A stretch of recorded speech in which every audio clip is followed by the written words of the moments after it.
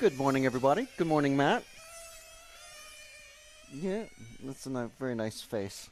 A face for radio. Good morning, everybody, from Gubbio, Italy. Welcome to the EFRA... sorry, not large.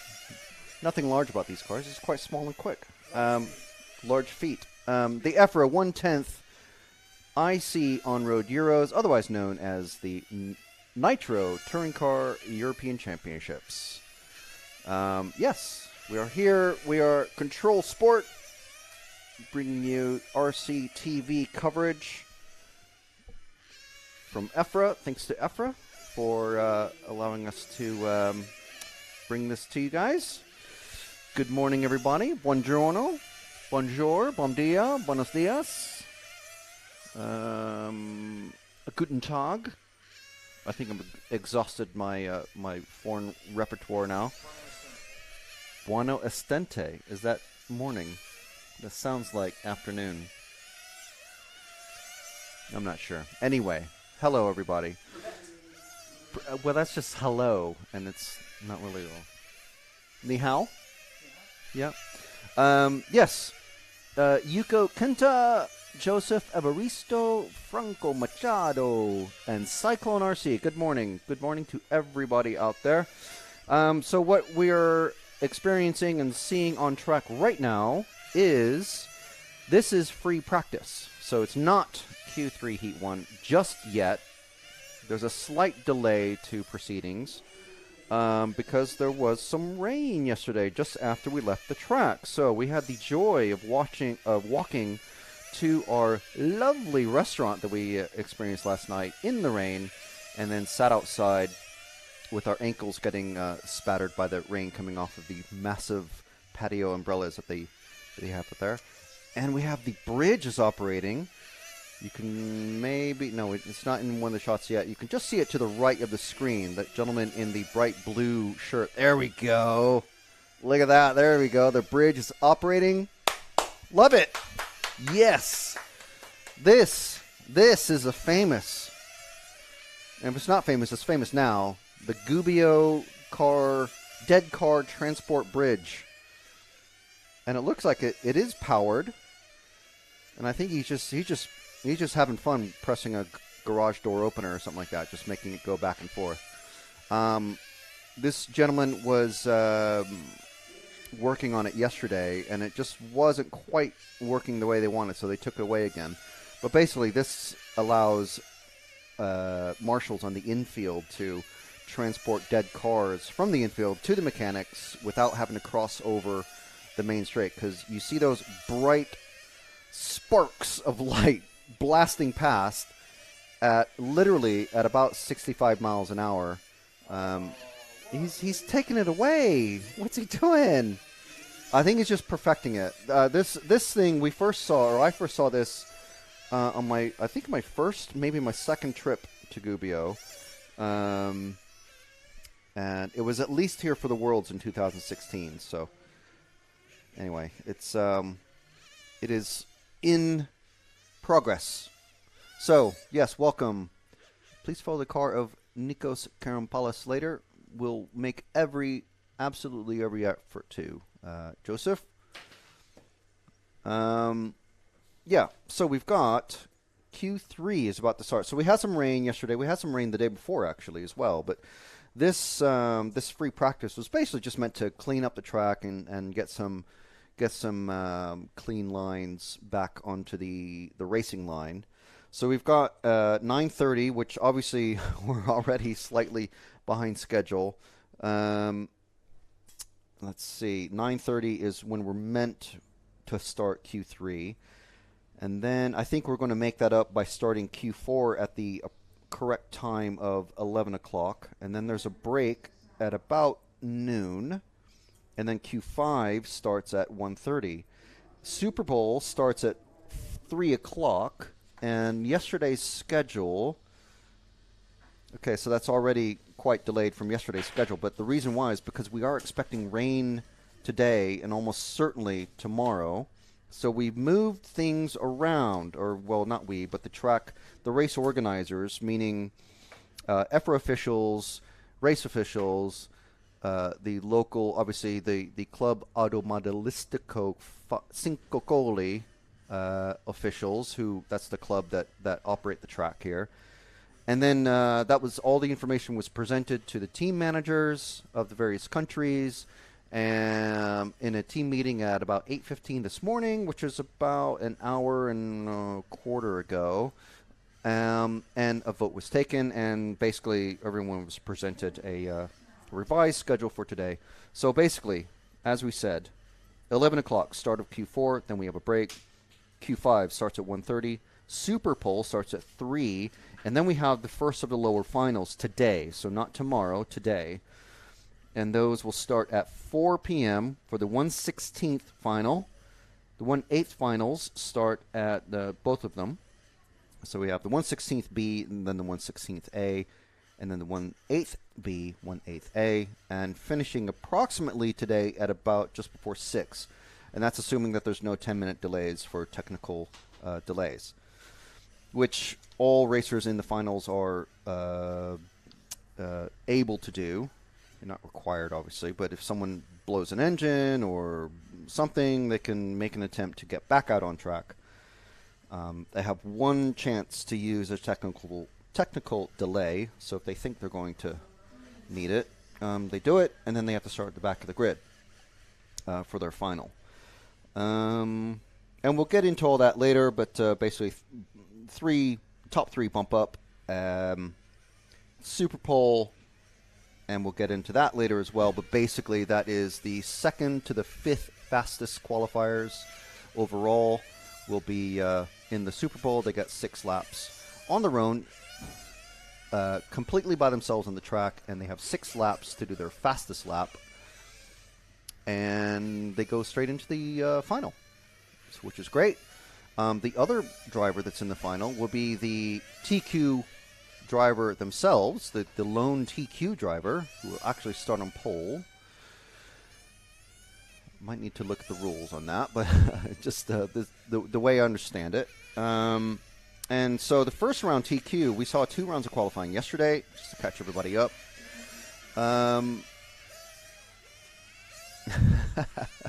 Joseph Evaristo, he's like, oh, if you're going to follow Nikos, well, why don't you follow these 6 other guys as well? We're going to make every attempt to, like I said. Anyway, where was I at? The first round TQ was Dominic Greiner.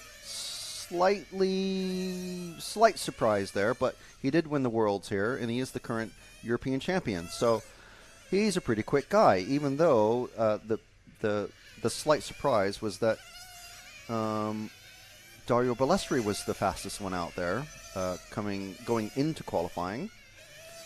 So Dominic Greiner took the first round TQ. The overnight TQ, however, was Dario Balestri. So he, in the second round of qualifying, he beat Greiner's TQ time by a second.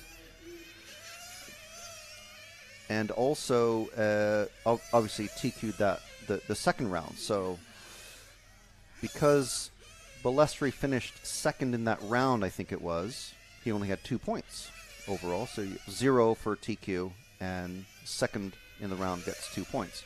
Greiner finished third in the second round, so he has a 0 and a 3. So literally just 1 point behind, just due to the fact that his second round qualifying run was just very slightly slower than his first. So it's super, super close. Okay, so just to catch up with the chat before the Q3 Heat 1 starts, please follow LSU Agostinelli. We will. Daniele Agostinelli, they're not related, by the way. Matteo Menichetti and Filippo Ferrali. Grazie mille. We will do our very best. Yes, that is an extremely slick way to transport cars across the track. I believe there are going to be...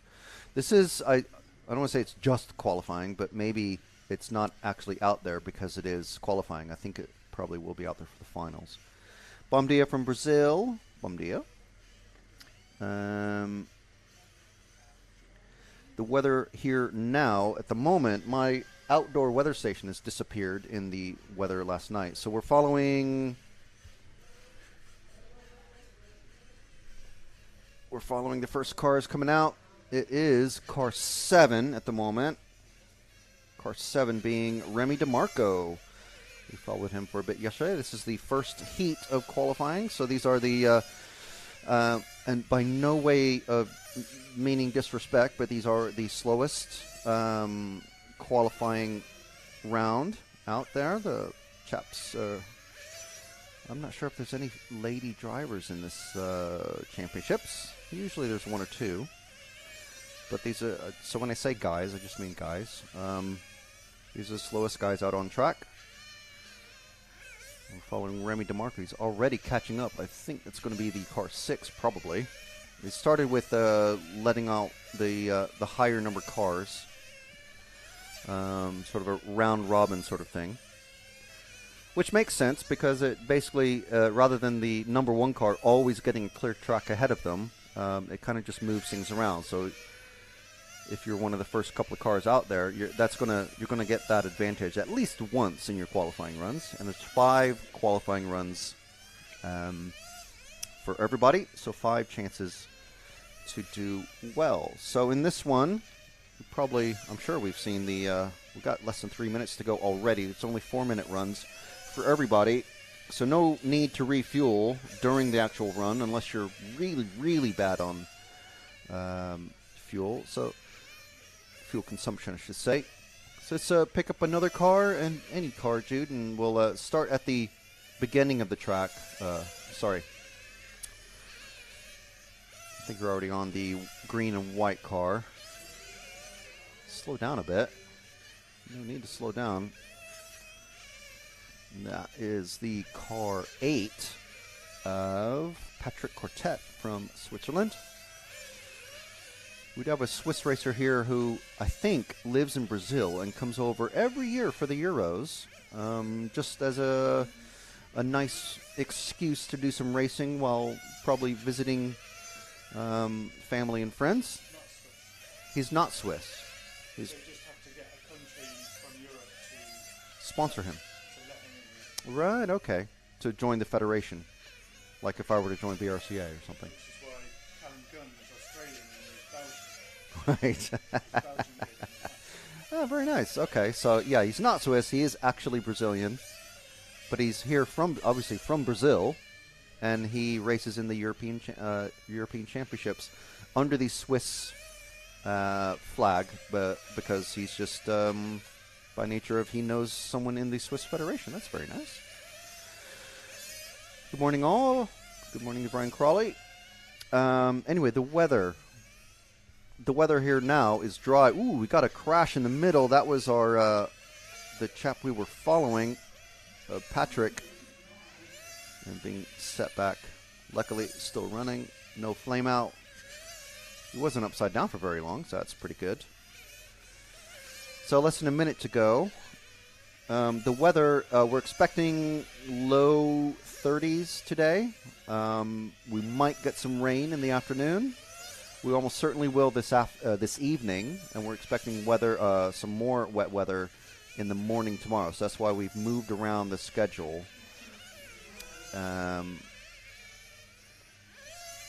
For today and tomorrow. Ooh, not a great line there. So let's pick up another car just for these last couple of laps. These guys are doing like high 16s, mid 17s. Okay, so it's a white and pink car. The one in the middle who's just passed that white car. So it's number 5 who's just passed the number 9. So that was we're with Labros. Just Labros, and passing Robert Harley from the UK. Nice contingent of British racers here. I'm sure enjoying the absolutely lovely medieval Italian town of Gubbio, where we are at the moment. Utterly gorgeous town to walk. Ooh, little slide there. It's not the fastest way around the track, but it is quite stylish. And there's the finish line. There we are. You can see the heavily protected number 2 marshal post. And there's our finishing order. for everybody. So Neri taking that one. Labros finishing second. Teddy Vandal. Then we have DeMarco Domani, not Domanin, but Francesco, his brother. Francesco is one of our youth racers, meaning under 16. Or is it up to 16? I'm not sure. But Francesco, his brother, having a fabulous time in the top heat. So got a pair of brothers in this one. The Agostinellis are not related. It's apparently just a really common name, a bit like Smith in English, or Baker, or something like that. Yeah. So I think we're all caught up.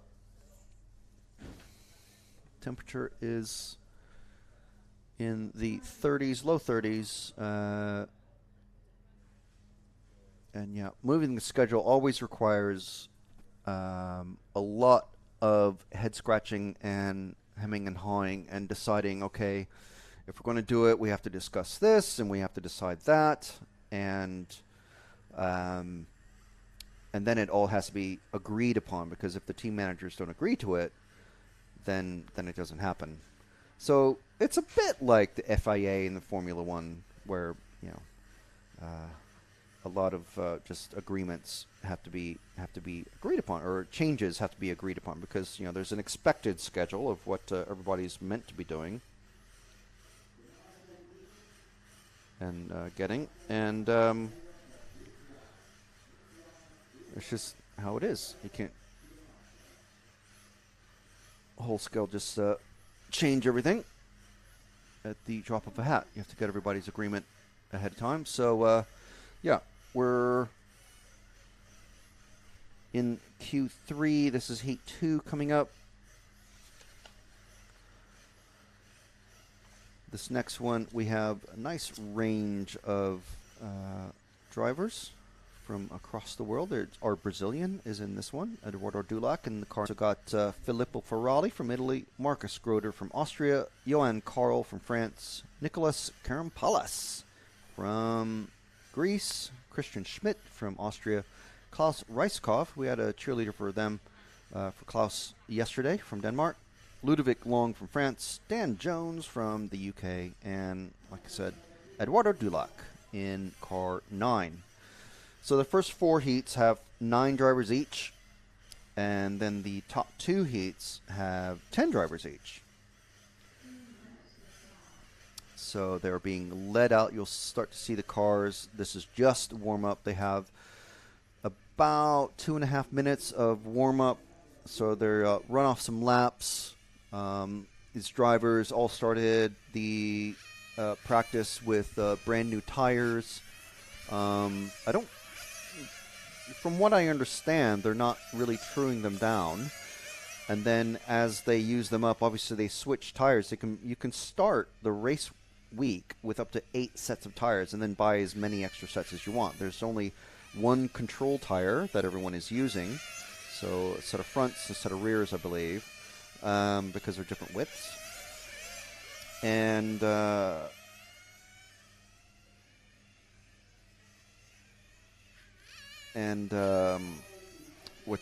they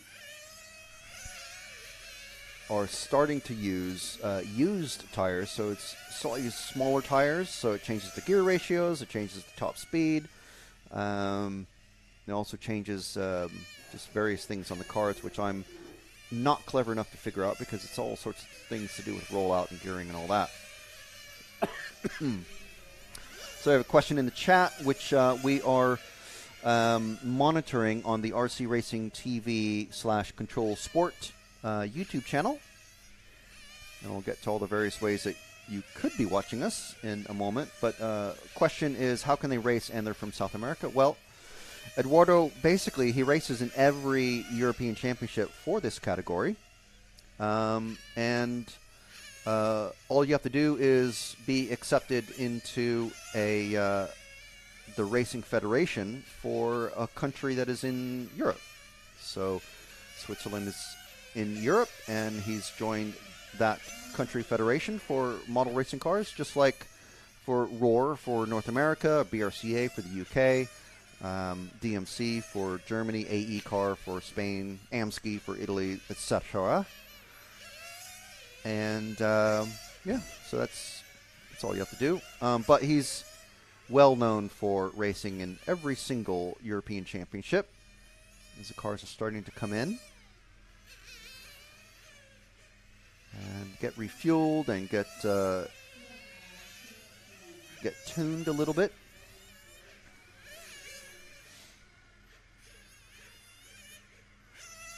Yeah, Franco, who asked the question about being from South America and racing in Europe, in the European Championships. So yeah, we had there was in Nitro Buggy racing for EFRA. There used to be a young girl from, I believe, from Sweden who raced under the Norwegian flag because the Swedish Model Racing Federation didn't allow her to join that because it was very closely tied with full-scale motorsports. So because she was so young, I mean, literally like 9 or 10 years old, she wasn't allowed to join the Swedish Federation, so she had to join the Norwegian Federation. I may be transposing, swapping accidentally the countries, but yeah, Malin Carlson, she used to race quite a lot and was actually sponsored by X-Ray. She was quite good, which you would be when you're a kid and all you do is race model cars. But yeah, she used to do that. For example, I'm American. I've joined the BRCA for 1 year, but I didn't actually race. But I could join it, and I'd be racing under the British flag in the European Championships. So let's see. Yeah, if you join FAMAR or FAMAR, that's obviously not in Europe. So you could join that and also join a European race model federation. Just find the car 4 of Nicholas. Let's see where he is at. He's just come around the hairpin now, Jude, in the white car, about to cross the finish line now, going down the straight. And into the first turn, there's Nicholas Karampalas. One of many, many, many, many requests that Joseph Evaristo has put in for us to follow. So it's a nice little focal point for us to start refining things, because we are going to start, as these qualifiers march on, these racers will be getting faster and faster, and we're going to be trying to follow all the fastest guys, of course, as many as we can. And Joseph had another question in the chat. Can you interview Jules or any of the top guys and ask him how he brakes in turn 3 if with engines or brakes or engine brake? Turn 3. It depends what you think by turn 3. So I'm going to... This actually is a perfect opportunity to run through the various sections of the track. So obviously that was turn 1. This is what I call the chicane. That might be your turn 3. This is what I call the inside chute. There's the teardrop and the hairpin, and then the finish line, which is also the sweeper onto the main straight, which he's on now, and then back into the first corner. So I imagine what you're saying is turn 3 is what I'm calling the chicane, which is right in front of the... There's a nice little awning there, nice patio section where the cafe is located. Nice little... this is actually just a perfectly situated track. Great food. Like, literally great food.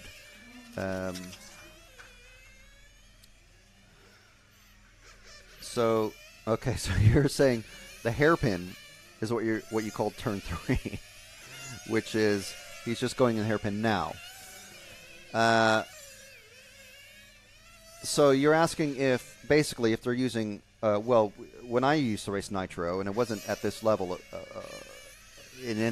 by any means, engine braking is what I'd call drag brake, potentially, or push brake, where you're actually pushing on the brake and using the brakes. I'm not sure. I think it would be using push brake. So anyway, he's coming around the hairpin now, and then around the hairpin, back down the main straight. He's following the white and green car. Bom dia, which is Brazilian for good morning for Eduardo in the last race. Okay, so we've done a lot of explanation there. Explanation. And the race is already finished. These cars, the track, the races, the qualifying heats go by so quickly. We're coming to this event after having done 2 consecutive large-scale events where the heats are 10 minutes long. So 4 minutes is so much shorter. But in actuality, in comparison to the size of the cars, I said so much shorter. 6 minutes. Yes, 6 minutes, yes. I'm sure everybody listening can do the basic maths. So thank you, Matt, our producer. You didn't turn that off? Yeah. I'm just making sure that I'm just stating a fact for the future of the rest of the day that you haven't turned it off. Turning it down. Oh, now you're turning it down because it's... Hold it.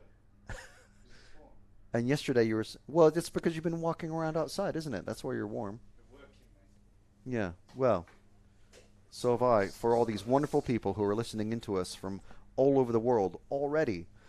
So if you can pop into the chat if you're able to. I know we have some listeners from the UK. I think we have some listeners from, at least one from the Caribbean.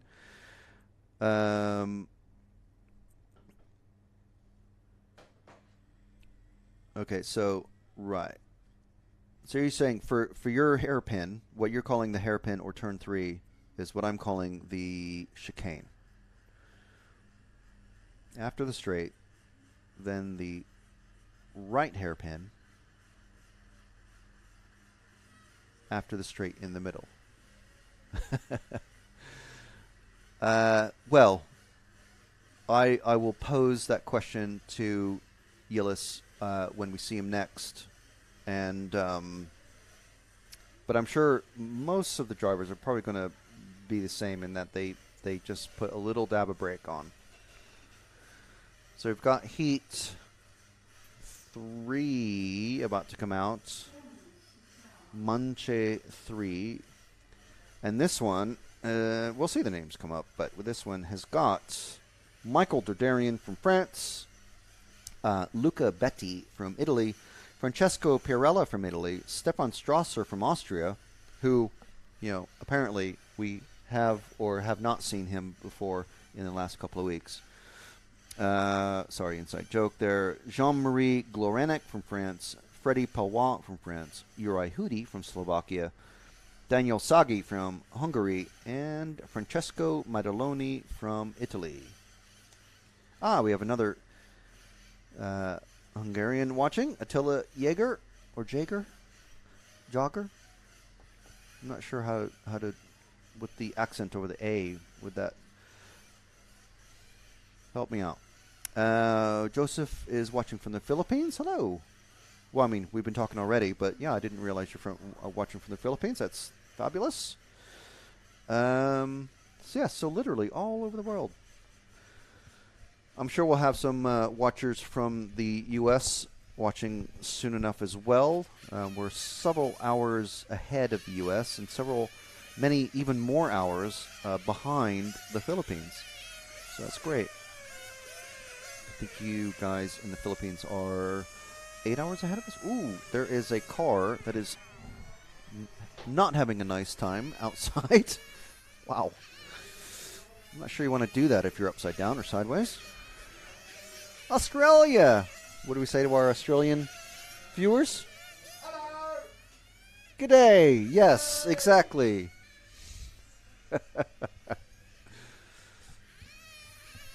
A long-standing unfunny joke from the RC Racing TV crew. We had, was it last week? Yes, it was last week in Austria where we had an Australian racing with us under the Belgian flag, Callan Gunn. Minnesota. I getcha. Even in July, late July, you got snow? I'd believe it, actually. 4 a.m. in Puerto Rico.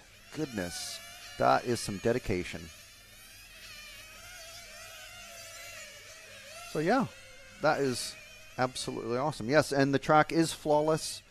I remember the first time I was here, the track surface was actually black, but I think it had just been resurfaced. So maybe they're doing some resurfacing just to, I don't know, just to make it look extra good. But it is already fantastic.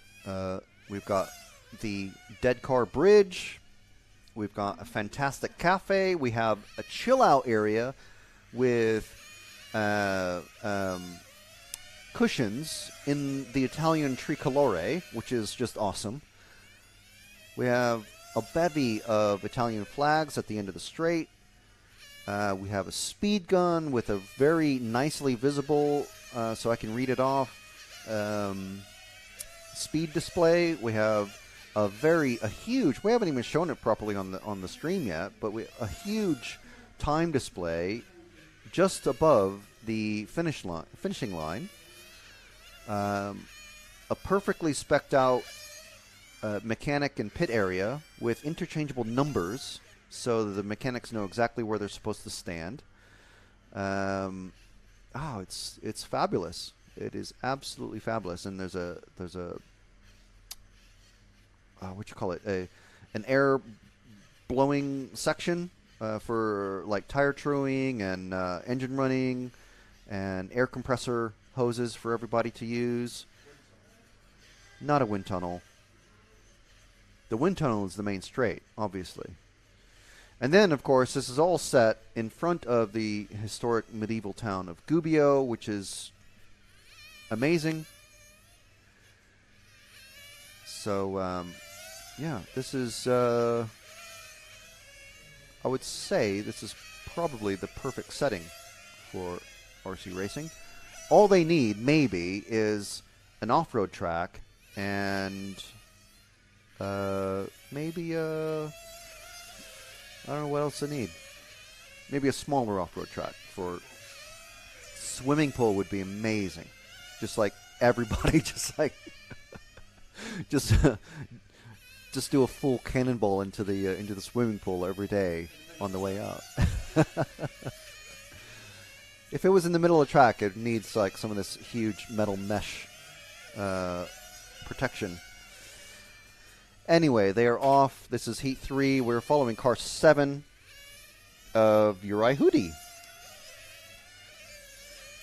Of the Hoodie Racing family. Out there representing, of course, the X-Ray brand. There's not a lot of X-Ray racers here. There's the usual bevy of X-Ray clad racers in the pits, but there's not as big. Bruno Coelho is a former world champion, I believe, in this category. He is not here. Sorry, no, he's a former European champion. He is not here. Neither is Alex Hagberg, another X-Ray racer, who won in Bangkok.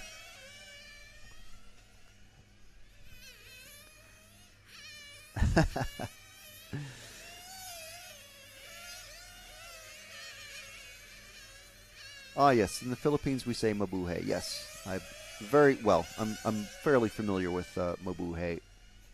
Whoa! Did we? I don't know if we caught that crash on camera, but that was pretty close. Yes, Joseph. Anyway, I'm half Filipino myself, so yes, familiar with the mabuhay and the Damani kid, Filippo, who Yillis is quite familiar with now. Very, very quick, and he should be one to watch for the future.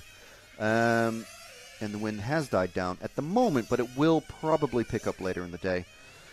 But the question of the hour, the question of the heat, is if you had to create a boy band of the racers there, who would you pick and why? Well, number one would be Dario Balestri, I think. He would be the older guy who's maybe had a bit of trouble in the past, but it's not really mentioned. You know. Oh, yeah. He used to be jacked, didn't he? What's this face from Matt? Francesco Tironi, I think, would be another good one. Griner, yeah.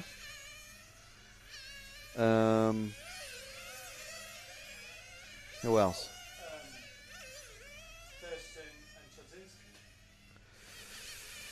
Steph Chod and Alex Thurston. Yeah. I mean, they're right in that age group, isn't it? So yeah, I mean, there's 4 or 5. But yeah, that's pretty good. Good question. I think Question of the Heat is a good one. So who are these two? Oh, and another one. Into the blue barrier. Upside down. Upside down. Sorry, Major League film reference. Probably way too old of a film for anyone to catch. But yeah, that is an unfortunate crash. However, the car itself is probably fine, even if it has maybe flamed out because it was upside down. But the blue barriers on the edge of the track there, and at the in the first corner, in this section. No, sorry, not that section, but in this section. First of all, you have the hedges, which will catch cars or slow them down at least. And then you have the blue barriers on the edge of the track there. Those are actually rubber sheets that are suspended from chains. So they basically act as very, very helpful Tech Pro style barriers like you see in Formula One, full size. And they do a lot of work to absorb the crash, most potential crash damage that the cars might get. So although we are seeing plenty of crashes, and we'll probably see a lot more in the finals, unless the cars are actually impacting into other cars that are stationary, hitting them full speed at anywhere from 40 to 70 miles an hour, there's not a lot of damage that's happening to the cars. The most damage that we've seen, and actually this came from Steph Chodzinski's, or Chodders, as he's known to his mates. I think I'm probably the only one who calls him Steph Chod. But he had an engine blow in his first round of qualifying yesterday, and then he had an okay start for the second round, but because he misunderstood the starting procedure and he just took off down the pit lane, he had to do a stop and go in his second round of qualifying. So not great. And I just said, well, you got 2 throwouts. There's your throwouts, and all you have to do is TQ the next 3 runs. So there you go. Job done. The Frank McKinney School of Racing Knowledge. Just do more laps than everybody else. That's all you have to do. It's very simple. So in this run, Group 4, just about to go out on track for their warm-up laps. We have Thomas Guillon, Massimiliano Pau, it's France and Italy, respectively. Alexandre Cazaux from France. Vasilis Likaris from Greece. Daniele Agostinelli from Italy. Christoph Rohrmoser from Austria. Stefan Chodzinski from the UK. Gerhard Kandelhart from Austria. And Turco Bryce from France. And I'm sure I'm butchering poor Turco's name there.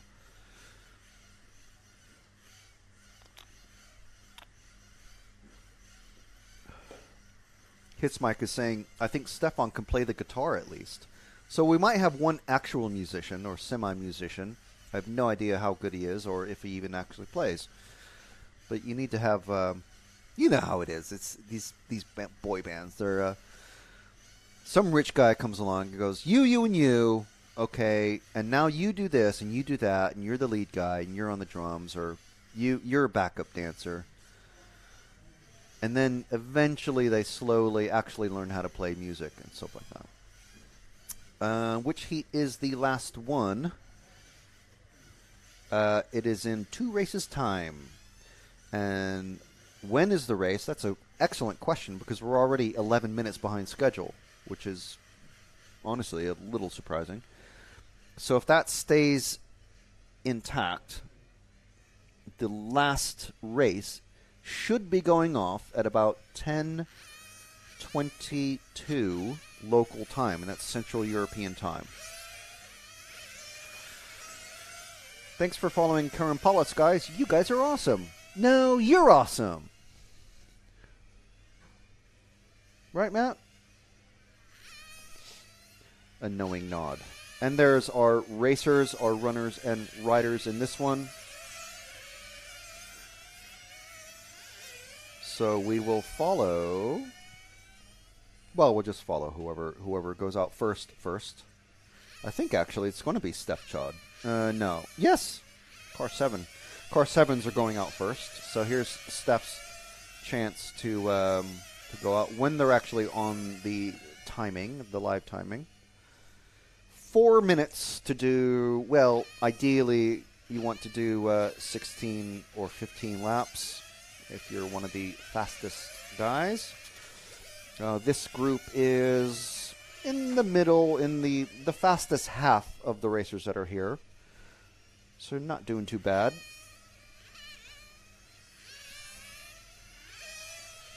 We're going to start seeing some European champions, well, former European champions, GP winners, ex-world champions. They start to appear in the next group, which is Group 5. So that's the next race, and that will be, those guys will be setting off in about 6 or 7 minutes' time.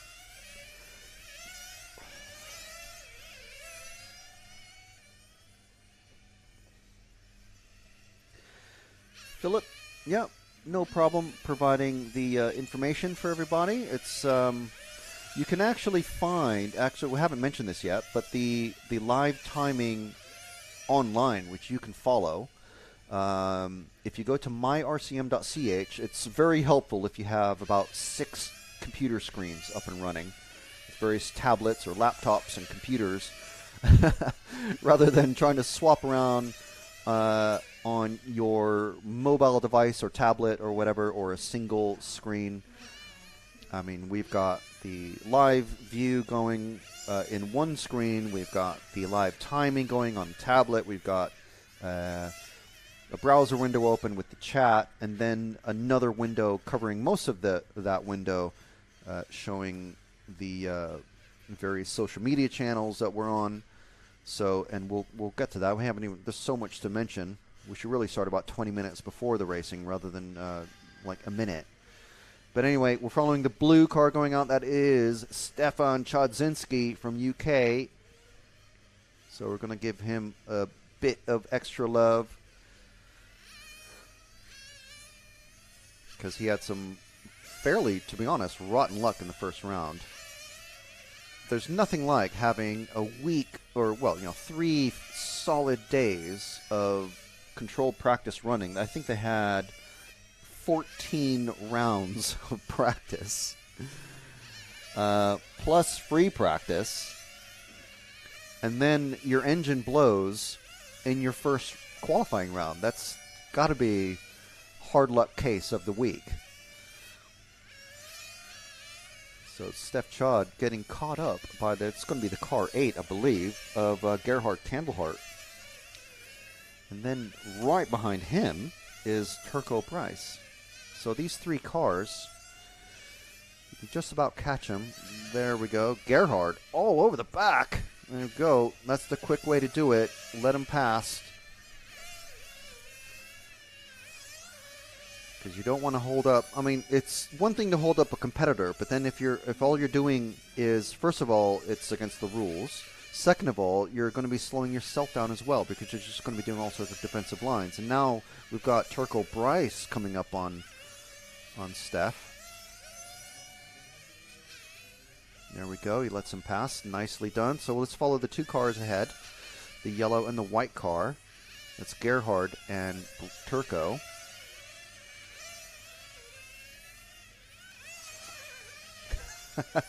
Philip saying, I need to do something around the house, but this is just great. Well, Yeah, that's motorsport in general, isn't it? There's always something that's might just be about to happen on track. But there's always something that needs to be done. But you know, put the stream. Go to YouTube. Find RC Racing TV on YouTube, and the race obviously will be the coverage will be on there. And just take your phone around with you. And if you've got noise distraction. Oh, very lucky there for Turco. Got sideways, and I think Steph was just about able to slow down. Well, he was, obviously, because he didn't. Oh, Turco goes off again. Sorry, that was off camera. But that was not great for Turco. Something is up with his car. Is he going to pull in and just give up on this qualifying run? I mean, he may as well, but he could end up doing some serious damage to his car. I think he just got up on two wheels there. That's not great. His car's, he slides again. I think that's your qualifying run done there, Turco, but he's going to soldier on. Let's leave Turco to it and just follow the two cars ahead. There we go. As Steph Chaud lets, Turco's misfortunes forced Gerhard to slow down as well as Steph. Let's follow, stick with the yellow car. I think he's, yes, he is winning this one. Let's find the car 4 of Vasilis. We do have a request to follow Vasilis. So he's the last of the 3 cars about to come across the finish line, going down the main straight and into the first corner. We're only going to be able to follow him for, I think Turco's now gone upside down at the end of the straight, so that's definitely his run done. I think we're on Vasilis now. The last of these 3 cars, I think he's got one more lap to do. Unless he goes very quick indeed. But I think these 2 cars, into the hedge goes Vasilis. That's the first time I've seen a car actually go into the hedge. Bad luck there, getting caught up in someone else's incident. And that is his last lap. So, not great. 24-second lap.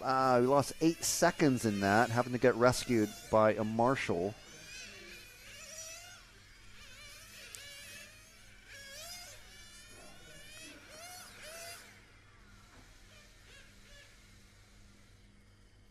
So, not great there. Anyway, Gerhard, who the yellow car that we were following, takes that one with 15 laps in 4 minutes and 11 seconds. So we're going to start to see quicker and quicker times pop through.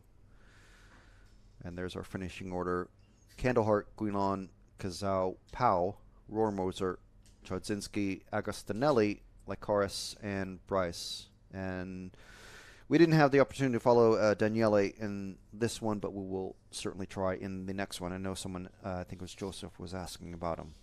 So the next group, Group 5, or Heat 5, coming out, we've got, as I said, we have 2 former European champions, actually 3 with Kalari. Kalari also holder of, I don't even know how many world championships he's won in 8th scale. Let's see. So hits Mike, yes, I think you're asking about Steph. Yeah, that's why we didn't see his car out yesterday. He blew his engine in round 1. Are there any rules of how many engines? No. Which, it's the European Championships, so bring as many highly tuned engines as you can. I was talking with Dominic Greiner yesterday. They do kind of note, the fuel consumption and torque characteristics, etc., of the various engines. So they'll know that, say, a high fuel consumption engine, they might use that for practice, or they might use it for to get started with. But once they start to get into qualifying and especially the finals, they'll be using the sort of the leaner running engines. So what happens if it blows? Like the commentator said happened to Stefan. If the engine blows, your run's done. That's it.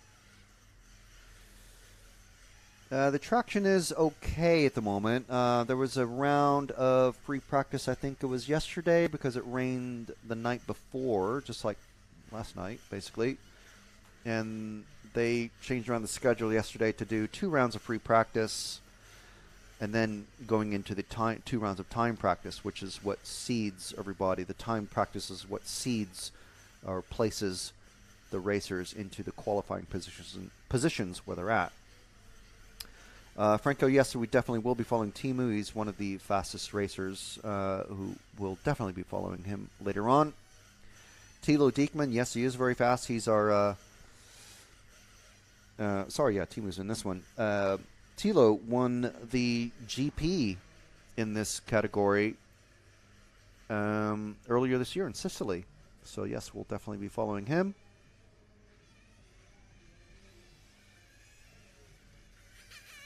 Yeah, if you're unfamiliar with 1/10 nitro engines, these are these small block engines. So they're 0.12 size. That's 0.12 inches. I can't remember what size. I think, is it 3.5 cc? I'm not sure. Yeah, because I think it's 3.5 and 4.6 for big block. I can't quite remember. But yeah, the conrods are about an inch long at best. And that's with the piston attached. So yeah, they are tiny. They're the perfect size for key rings, though. So if you have a used engine, you can always just pop out the conrod and piston and just use it as a key ring.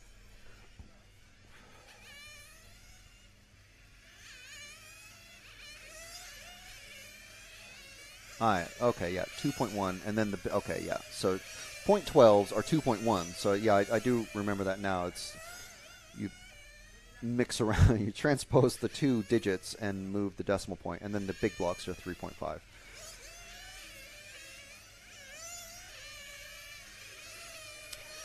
So, yeah, 1 minute left to go in the warm-up, which is happening right now. You can see the cars on track. So in this one, we've got Milan Holthius running an Infinity. We do have some chassis information for everybody for most of the racers coming up. Milan Holthius, he's pitting across from Timu, actually. He's running an Infinity from the Netherlands. Timu Leinu, former European champion in 2018 from Finland, running an Infinity. Alex Thurston from the UK, running a Capricorn. He's one of the few ELAC-tuned racers that are here. ELAC on Instagram, posting quite a bit from the race. Alessio Mazzeo, 2013 European champion from Italy, of course. He's running one of the few Serpents that I'm aware are here.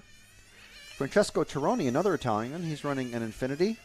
He's sitting right next to Lamberto. Thilo Diekman from Germany. As I said, won the GP in this category a few months back, running a Capricorn.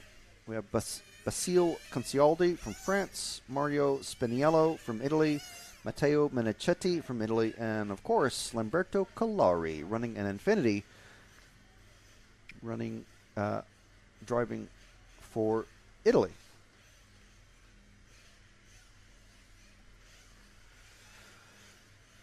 So, let's see, who should we start with? Let's start with car 8. So it'll be the second car out. The sort of, not the bright yellow car, but the sort of, I suppose, pale yellow car. It's just normal yellow, but compared to the bright yellow cars, it's quite dull in comparison, to be honest. But that second car there that's Mario Spiniello. We had a request to follow him. So we're following Mario for a bit. Mario also posting on Instagram from the event. So we have quite a few drivers to try and follow in this one, but we'll make it easy because the next car behind, if we just wait there, Jude, and the next car, that one, that is Matteo Menichetti. We had a request, I believe, from Joseph to follow. So that's Matteo Menichetti.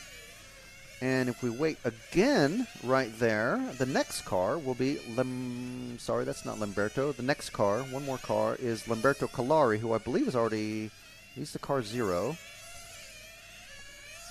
So I'm not sure if he's already let someone get past him.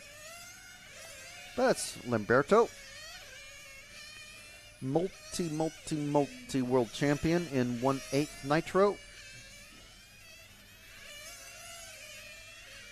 And pretty good score for the Infinity Racing team to have him racing for them. Nitro is a huge deal in Italian RC racing. I'm not sure who is catching. I think that's Timu. Yeah, that is Timu. So let's follow that orange car who's just passed Lamberto. That is Timu Lino, the lone Finnish racer.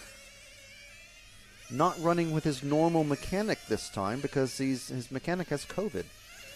So Timu's mechanic this week is also pitting for, who did he say? I think he's pitting for Yillis, who's in the next run.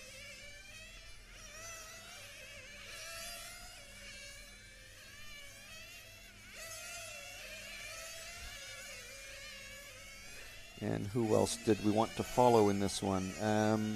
I don't think we followed. We have quite a lot in this one. So where's Timu at the moment? He's just coming out there.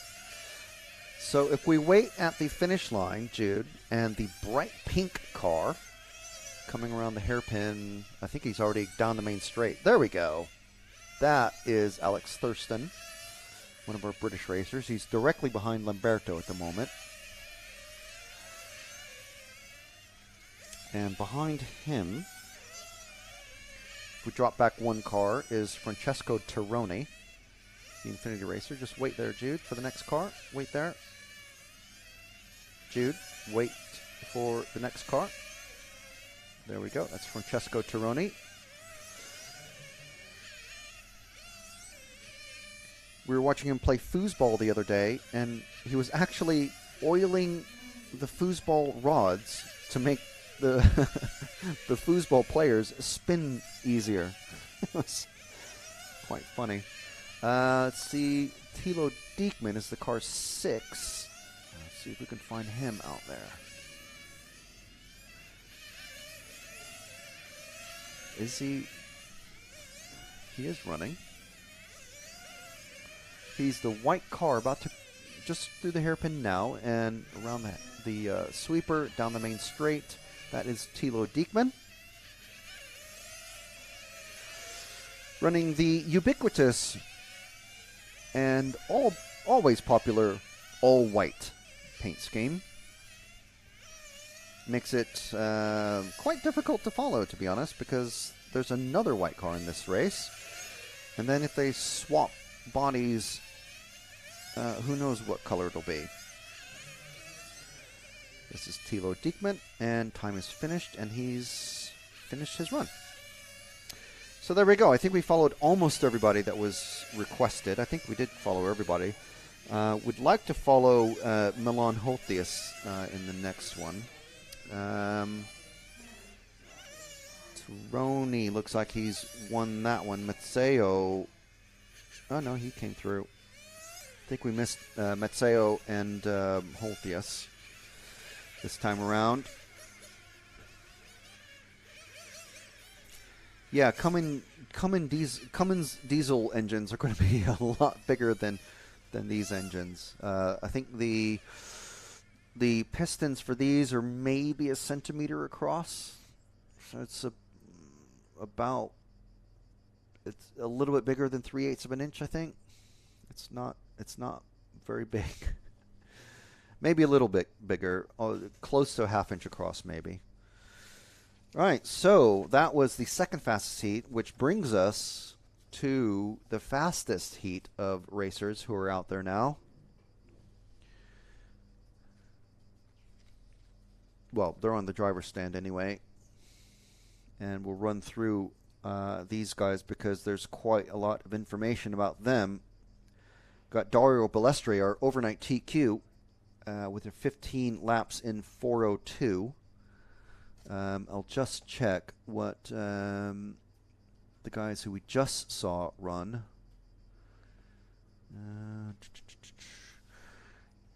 What they were able to do. Quali, heat. Quali. That was heat 5, quali 3. Tironi did, he just did a 15.405, and Holtius just did a 15.405. So not quite where they want to be. About 3 seconds off after 4 minutes of racing. So Balestri, overnight TQ, he is our double European champion in this class in 2006 and 7, running an Infinity. Obviously, he is Italian. Filippo Domani running an X-Ray. He's our youngest racer in the car 2. Had a fantastic battle with Yildiz Grosskamp yesterday in round 1. When this is all finished, or when we have a bit of a break, check out yesterday's round 1 heat 6 race. It was electrifying. And I say that because Yildiz Grosskamp, obviously, our electric touring car former world champion. He's running an Infinity, and he's racing from the Netherlands. Dominic Greiner, our world champion again. He won at this race. He at this track 6 years ago.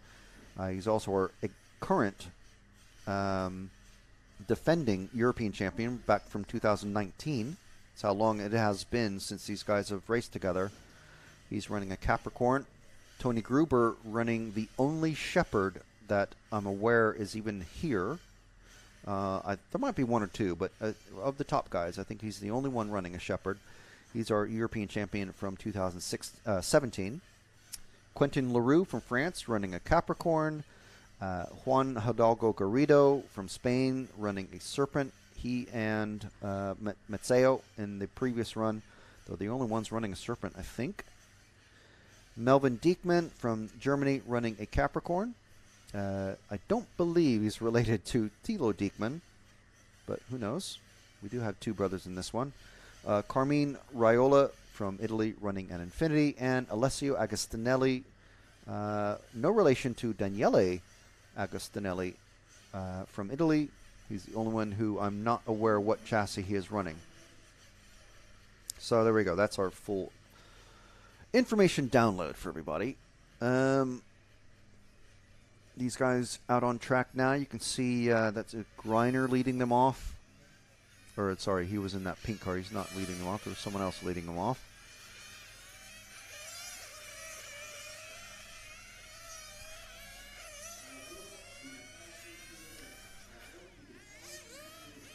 So, chat. Hello from San Diego, California. Hello. My experience with San Diego, went to a couple of Chargers games. Quite fun. It's either absolutely perfect weather or it's incredibly foggy. So hopefully it's perfect weather for you at the moment. 9 hours behind us at, 1:30 in the morning? Round 4 question. If you were stuck on a desert island, who would you choose to have with you? And why? And then one other just for comic value. Very good question. Who would we have with us? So, someone who's fun and someone who's, even more fun? Not sure.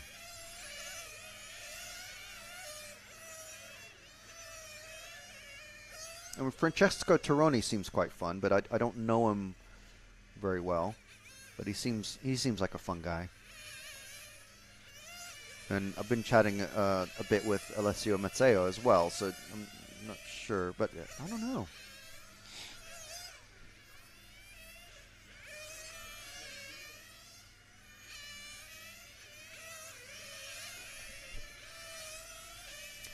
Nice hello from Italy is Mark.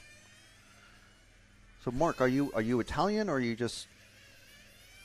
sort of an expat to Italy? But yes, buongiorno. They are using control tires. I'm not sure what brand of control tires. Probably Contact or Matrix or Hot Race or... Not sure. Enetti. That was my next... My fourth guess.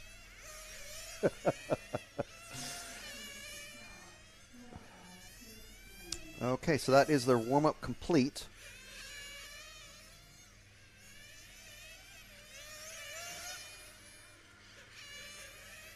So they have been brought into the pits. They're getting refueled. 2 mechanics are allowed in for each driver, but it looks like, at least for the qualifying, they're not doing any actual in-race refueling. They just have one mechanic doing the fueling and doing any tweaking that's needed. And Eduardo from EMSCI, the Italian Model Car Federation, is setting them off. So starting, I believe, with Juan Hidalgo Garrido. So let's stick with him for a couple of laps. Car 7. We have not followed him at all. Not a lot of Spanish racers in this one. So just the Uno. Just the Uno. Just the one racer from Spain. Yes, okay. I'm only completing that joke just for the benefit of Matt. Right, so that is this is Juan, who we are following. So if we drop back one car to the bright yellow, orangey red, and white, that is Melvin Diekman, who is actually our cover photo for the holding screen. You get a nice, much closer view of him on the holding screen for this event. It's Melvin Diekman. That's a Capricorn. So we have a slight change in order. So if we drop back one car for a lap or so, the green car, that is Alessio Agostinelli. And we'll just stick with him just for a moment longer, because directly behind him is the number 1 car of Dario Balestri, who is chased very... Well, he's not too close, but he's getting close. Oh, that was close. That was almost a danger moment for Dario, because Agostinelli let him pass. So we're following, I should have said, sorry, we're following, let's stick with the yellow car. I think we've been following. I'm sorry, Jude. But, yeah, definitely the yellow car of Balestri, our overnight TQ, on pace at the moment for a 15 laps in 4:02, which is literally on pace with his race time yesterday. And Agostinelli, again, letting Greiner pass, but very, very close. Oh, no, sorry, that's Domanin. Oh, Domanin goes into the barrier at the start of the straight. We missed that, and he's off at the end of the straight. He's been rescued already. He is out, so that's Domanin's run finished. That's going to be one of his throwouts. I thought it was Greiner behind Dario. We didn't get it. Happened off camera, sorry. But that is... something of note for sure. I got him mixed up with, I got the orange car of Domani, Filippo Domani, our youngest, highest youth racer. So we have just a minute left. Sorry, we've been following Dario Balestri. Let's wait there, Jude, and drop back 2 cars, and we'll pick up behind the green car. We have a multicolored car of Yillis Grosskamp. There we are. That's Yillis, former world champ in electric. He had a enthralling race with Dominic. Oh, that's very close there, but we'll save that one for later. So Yillis just ahead of that green car of Alessio Agostinelli. Right behind Agostinelli is Dominic Greiner, the current European champion. So let's drop back and follow the pink car as he gets past Agostinelli. Greiner trying to catch Gillis. I think Grosskamp had a little bit more trouble getting past Agostinelli than Greiner did, and he's definitely much, much closer to Grosskamp now. These guys are not racing necessarily for position. They're on their different clocks. Time is completed now, and Greiner's carrying on, but his time is done. So Greiner taking that one, 15:4:02. So matching Dario's best time, but Dario on 2 points with that one, and Greiner on 0.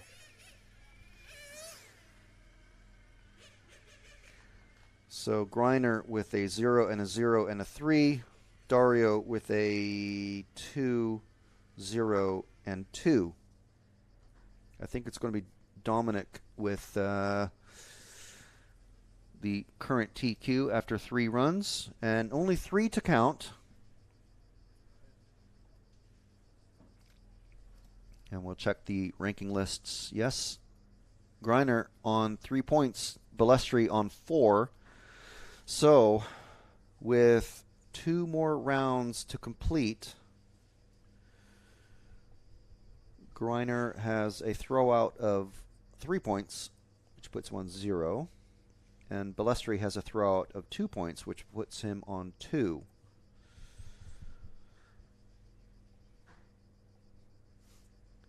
So there's a slight change around. So just need to mention that if you do want to look at all of these ranking results in the schedule and all that, you can check that out on myrcm.ch. We'll put the links and information in the EFRA Facebook posts that informed everybody about the live stream happening. But since we forgot to do it for the last couple of runs, just have a little word from EFRA.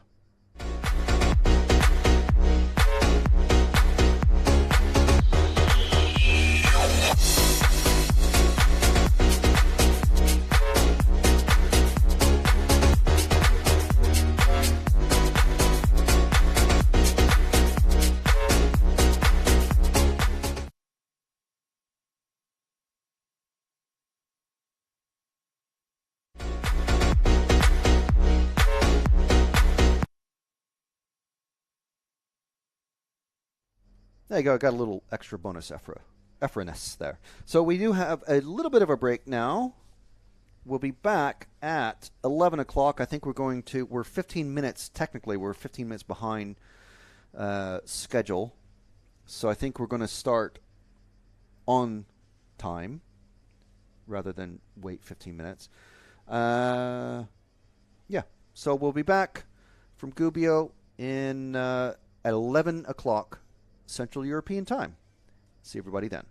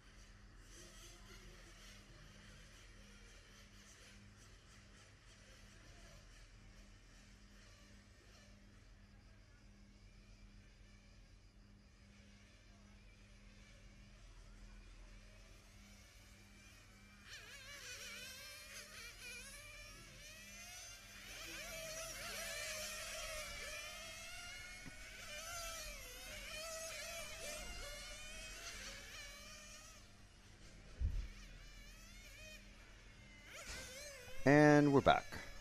Hello, everyone. We're starting... yes. So, as I thought, we're catching up on our time delay. There's not a lot of racers here this week, so there's been lots of breaks built into the schedule, and things have been where they do fall away from the published schedule. Able to catch up fairly easily. So this is Group 1, once again, out on track. So we'll try to follow any requests that come through. If you have any, please feel free to shout up.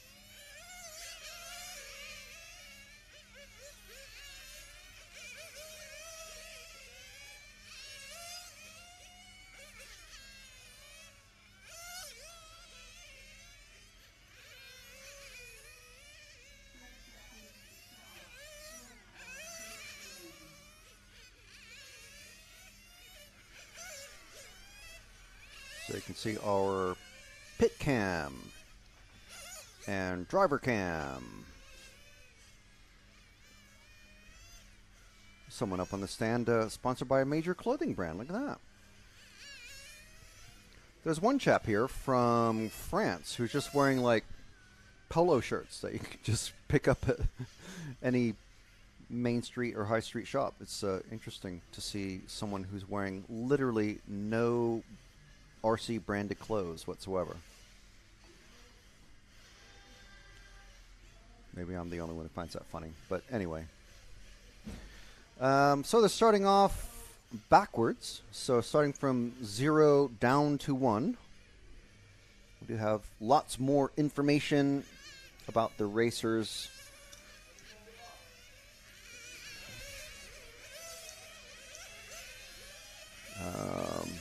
As far as like brand breakdowns and that sort of thing.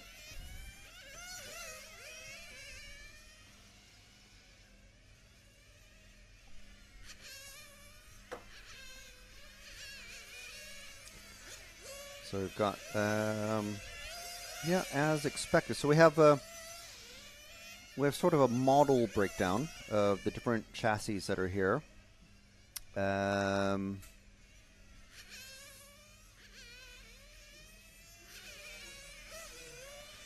And at the moment, we're just going to follow whoever our, well, we're just chatting. So we've got various models mentioned here. Serpent, Capricorn, X-Ray, Shepherd, Infinity, and Mugen. So it's quite interesting, actually, because there's very few sponsor drivers here running Serpent. But Serpent is, I suppose, just because it has been around for such a long time. Especially, I mean, maybe Mugen. Mugen started doing Nitro on road, like these types of cars. At about the dawn of this class. But Mugen has the lowest number of racers here, and so do Affinity, are just ahead of them. But there's more Serpents than anything else. There's almost a third of the cars here are Serpent. A little bit less are Capricorn, and a little bit less than that are X-Ray, and then a few Shepherd, and hardly any Infinity. But the Infinity team. The team guys are occupy quite a lot of the top 2 heats. So that's interesting. As far as engines, most of the engines, well, not most. It's close. It's just over a quarter of the engines are OS, and just over a fifth are ONE or ONE, and then 20% are GAIMAR or GEMAR. I'm not sure how to pronounce that one. And then it drops down to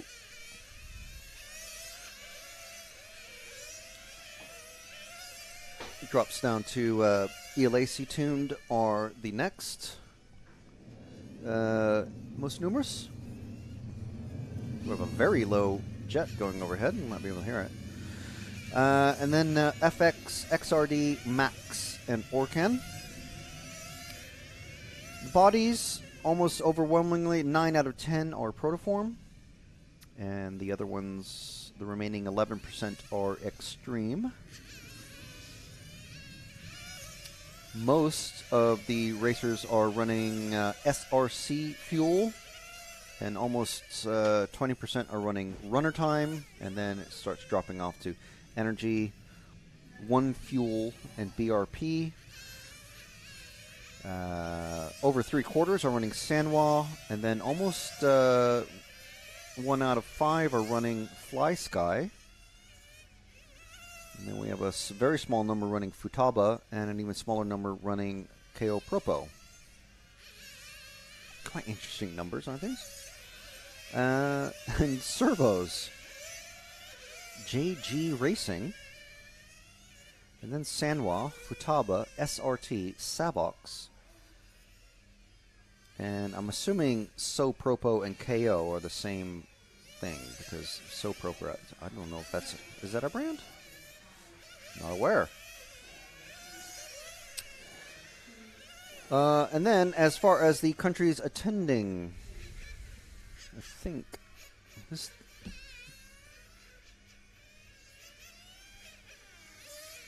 I don't know that these are in order. The charts aren't in color, so it's very difficult to tell. Actually,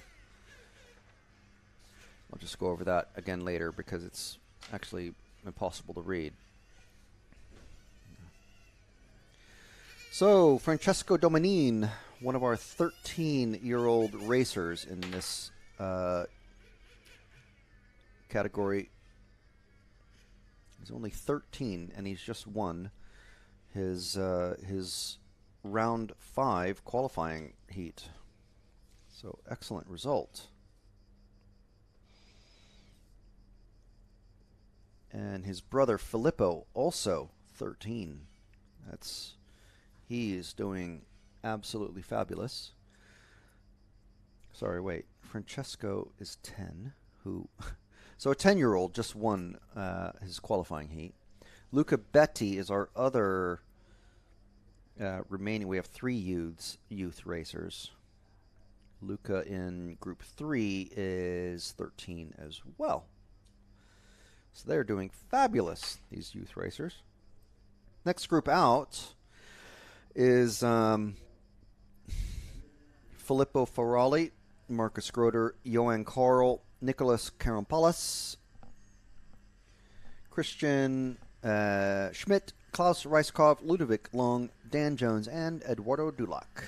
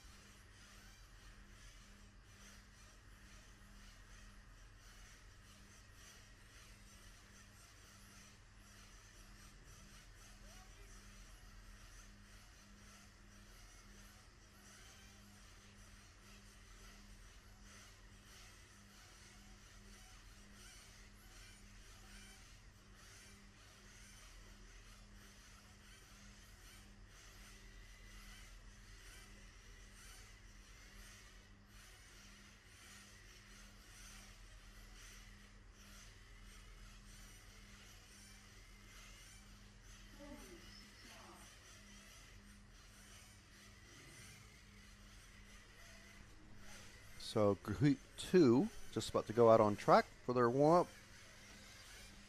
This round not running exactly on schedule. Once again, we're already 2 minutes behind already. But again, not a big deal because after this round we have a bit of a lunch break. And then our final round of qualifying starts at 1:30. So we have a bit over an hour of lunch break. The fifth and final round will finish at about 2:30, depending on the length of any delays. And then about half an hour after that, at 3, we're scheduled to start our Superpole, which is going to be the second, third, fourth, and fifth fastest qualifiers who will be out on track, all on their lonesome, and try to, well, basically whoever gets the fastest lap out of 6 laps, 6 attempts, I should say, they're going to go into the final. And then the lower finals will start at 4 o'clock is the scheduled start time. And they should finish around 6. So we'll have the 1/16th final. There's 2 1/16th finals, the B and the A. And then the 1/8 finals will follow after that. So from the 1/16th finals, 3 racers from each of those will bump up into the 1/8 finals. And then the top 3 racers from those will bump up into tomorrow's 1/4 finals. So it starts to get quite hectic at the end of today. And at the moment, we've got Dominic Greiner on the overall TQ, but we have 2 more rounds of running, one of which is happening right now. Heat 2 is... no, sorry, they're just doing their warm-up still. And then... Two more rounds of qualifying, so it's at the moment it's going to be between Greiner and Balestri. Balestri, obviously, as an Italian, quite familiar with this track. Greiner won his World Championship title at this track and is also the current European champion in this category. So it's it's going to be a big show between them, and the racing will be super tight. A couple of racers I'm personally not that familiar with, Quentin LaRue and Carmine Raiola, popping up into 4th and 5th, and we've also got Juan Hidalgo Garrido, Milan Holthius in 7th, and of course I've skipped over Yillis Grosskamp. He's sitting in 3rd at the moment. And then Timu Lino in 8th position. This is after 3 rounds of qualifying. Tony Gruber, and then we've got Melvin Diekman, our cover photo provider for the. Well, he's a car in our holding screen image.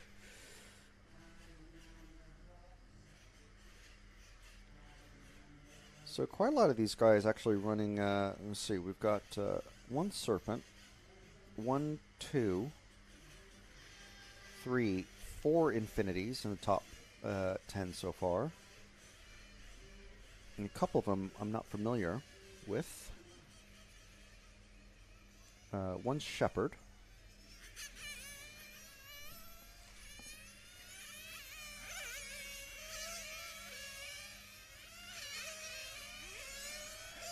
So we're following, let's see who we're following here.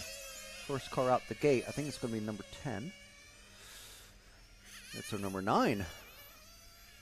What's happened? Oh yeah, sorry, we only have 9 in this group. So Heat 2 is we're with our Brazilian racer, Eduardo Dulac. Oh, someone goes huge into the berries at the end. Didn't get it on camera, but actually hit the X-ray banner above the blue protective crass absorbing banner. You can see the marshals at the end of the straight. They need to get out of the way as well because they're right in the firing line. As Eduardo goes around the hairpin, around the sweeper to start another lap. And he's actually leading at the moment after 3 laps completed. Nicholas Karampalis pops up in there. Carl pops up in there. Groder as well.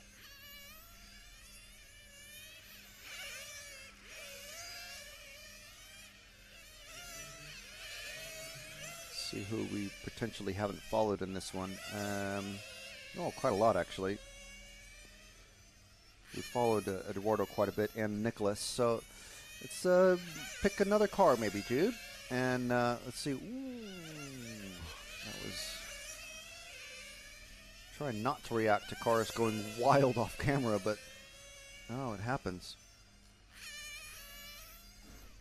There's actually a nice little pass there by the... Jeez, this is too fast. How many white cars do we have? I think we have 1, 2, 3, 4, and then we have another that's mostly white with tinges of green. So it's basically 5 white cars in this one. Let's drop back to the group of 3 cars that are coming down the straight now. Oh my goodness. This blue and white car absolutely getting sideways everywhere.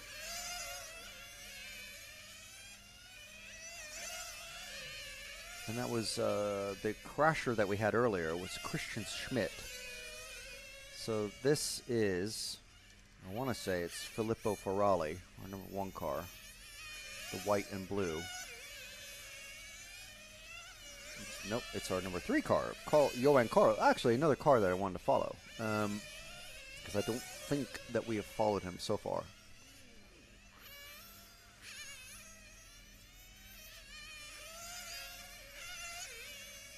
Okay, so a little love for Johan Carl. So let's drop back to the number 1 and 2 that are just behind, and basically two white cars, one with a black wing and one with a green wing. So not the greatest differentiator, but just enough for these guys, I suppose.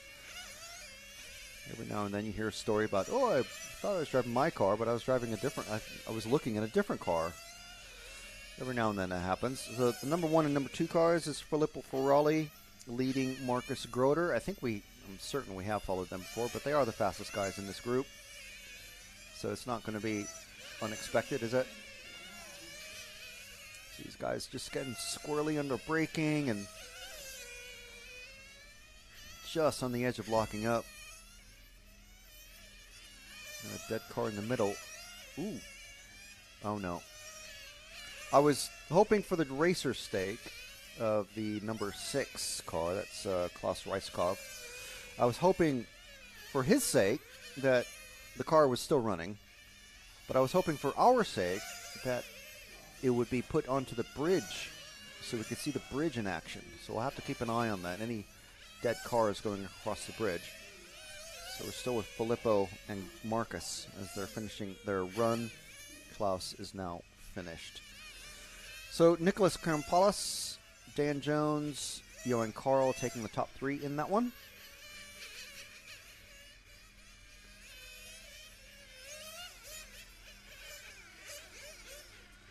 The marshals are coming in. You hear the cars just running on bubbles of fuel as they come through. Just really high, just running, sounding really rough going into the pit lane. But they do need to have some fuel left so that the fuel can be inspected, because they are checking the fuel. Make sure that everybody's running the basically legal fuel.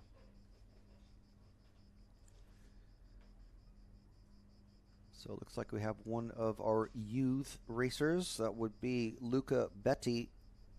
He's up on the driver's stand already. He's in the car 2.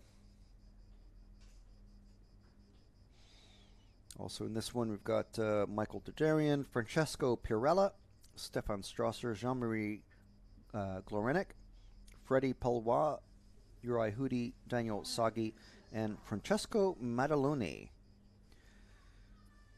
So when we start, the first car out will be Francesco. and then Daniel behind him. So we'll make sure to follow those two guys just to give everybody, try and spread all the Control RC Racing TV love across the entire grid in this one. There's some racers that we definitely know, we've talked to and chatted with, and obviously the famous guys, quote unquote, we do follow quite a bit, but we want to make sure, because you never know when these racers are maybe they're watching live in the pits right now on their mobile phones and watch back their race and just see if they were on camera a bit, or maybe when they get home, or their families, friends, loved ones, club members, mates, people they know. It's like, here's my race from when I was in Italy last week and taking a week off work. This is what I was doing, boss. It's always a good one.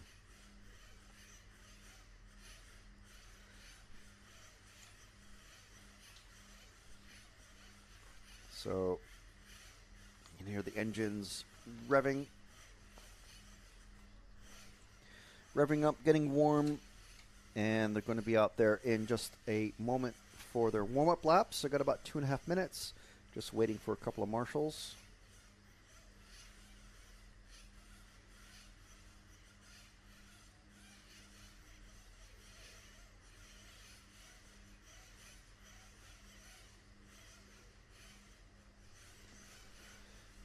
I think we've got all the marshals. And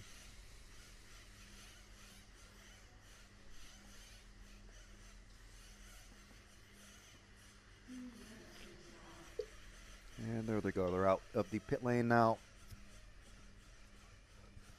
and headed out on track for, it's about to be close to 3 minutes now before the actual time starts.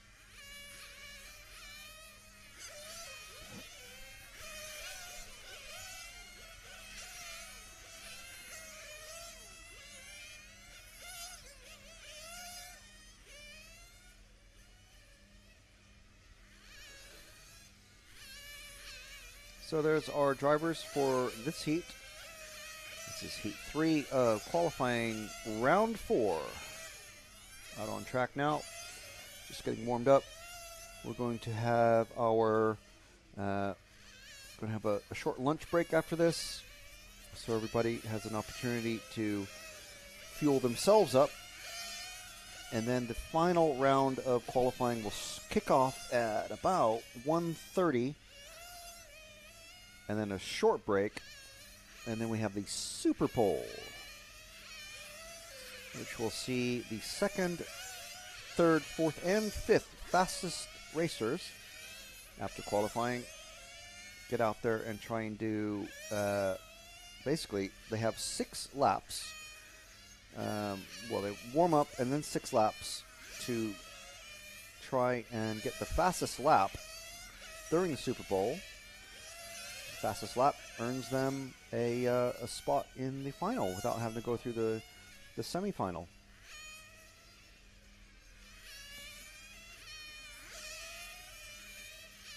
So we've got about 1.25 minutes before the timing starts, but they will be called in.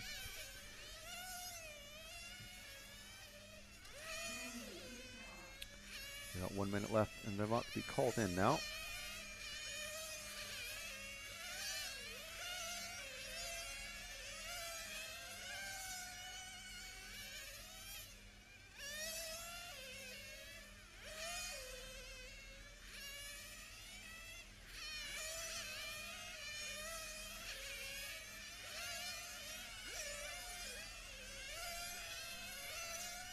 So you can start to hear cars going into the pit lane.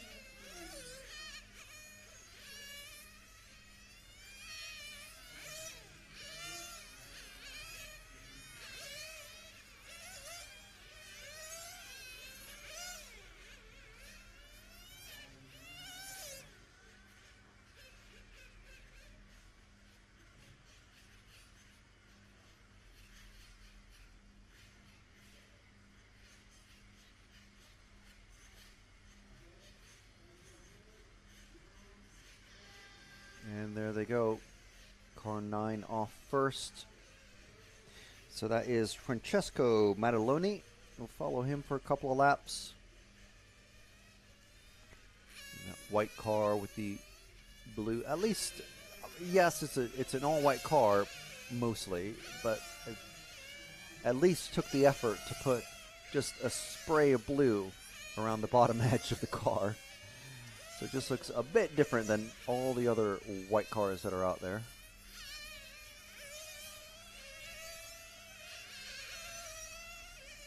There's Francesco doing 103.8 kilometers an hour down the straight. Another car behind him, I think it's car 7 of Uri, doing 106. Blimey. There's Francesco Maddaloni doing 103.5, so fairly consistent high speeds down the straight. Goes, ooh, gets sideways in that inner chute.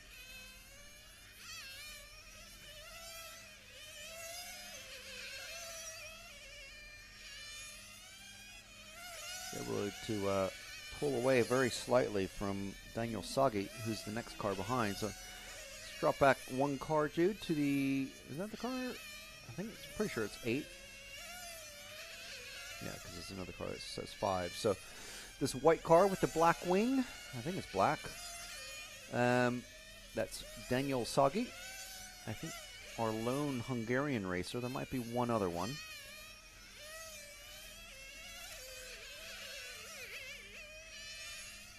Actually, if you want to see all the racers and the countries that they are representing and or associated with, in the case of Eduardo Dulac, who's from Brazil but racing under the Swiss flag, you can check out the EFRA Facebook page, actually. And there's a photo album with action and still photos from across the pits and the racing action earlier this week. So that has been updated. Actually, need to add some photos to it as we speak. And you can feel free to check those out. Some nice photos, if I say so myself. There's also very nice photos on the club website, which you can find. The easiest way to find it, actually, is to search for, just put in the number 5 and then Colli, C-O-L-L-I, and then put a space, and then so 5 space Colli space, and then just start typing auto, and you should come up with Club Automobilistico Cinque Colli, which is the name of the club that we are at. And they have their own photos that are on there, and absolutely some really good photos on there, I must say. Action and otherwise. So there's some really good stills that you can check out on Facebook. So EFRA Facebook page is RC Motorsport Europe, and then the club website Automodelistico Cinque Colli.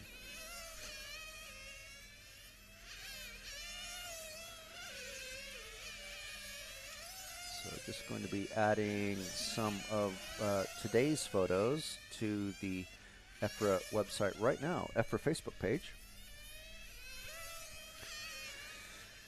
Racers from up and down the grid and across the pits.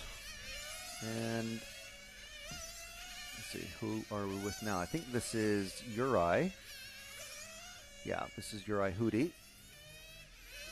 Mr. Hudi of Hudi Tools fame. Oh, if we drop back to the next pair of cars, these guys are very close together. There we go. These two, the white and the yellow. I think that's 6 and 5, or is it 3 and 4? Of course. That's Francesco Perella and the yellow car, of course. Our friend Stefan Strasser.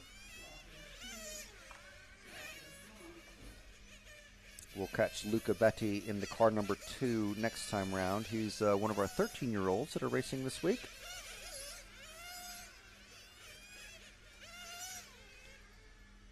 Pretty quick, these little kids now. Or youth racers, I should say.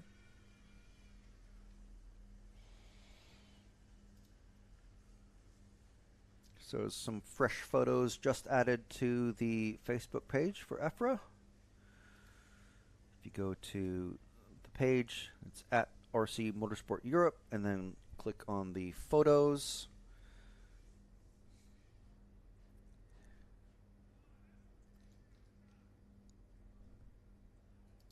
And you can find it there. Just added there, yeah. 45 new photos just added.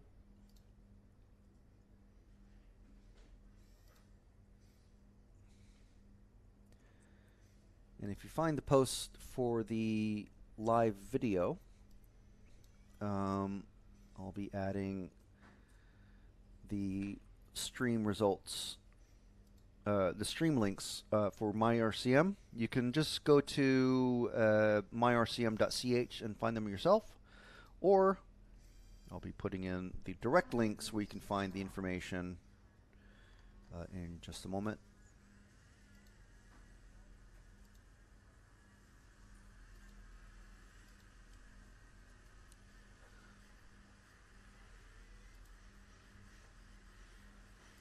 So that has been added to the live stream post on on the EFRA Facebook page just now. Of course, we are streaming not just to EFRA Facebook, but also to the EFRA YouTube channel. So hello and welcome to everybody watching on those spots.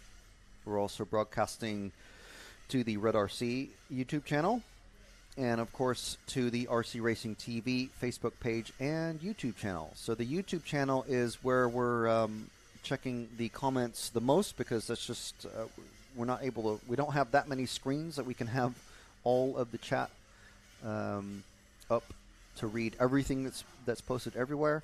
So we can only reply or read off comments that are put in the RC Racing TV YouTube channel.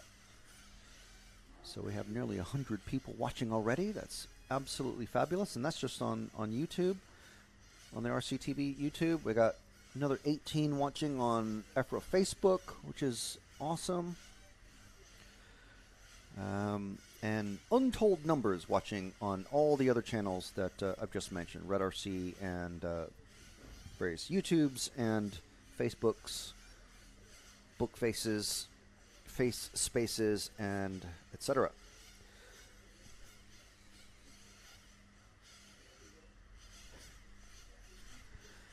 So Group 4 is just about to get out on track for their warm-up session.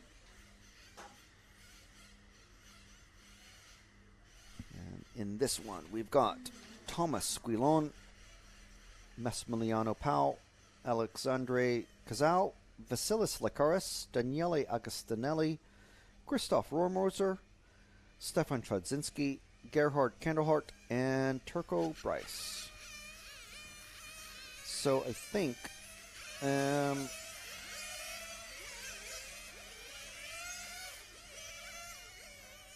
if we follow, coming out of the pits, the first car, if we follow Christoph Rohrmoser in the car number 6, if we follow him first, when they're actually out doing their timed qualifying run, which isn't quite yet. And then we'll follow, we'll drop down to the car 5 of Agostinelli. We followed Vasilis, but I don't think we followed cars 3, 2, and 1 that much. But basically, we'll follow first car 6 and 5 first, and then see what is developing out there on track. So, Guten Tag to Germany. Got, is that Janik Nemizlo? I'm sure I've got your name wrong, but sorry, I apologize. But, Guten Tag, hello, bonjour, Gesundheit.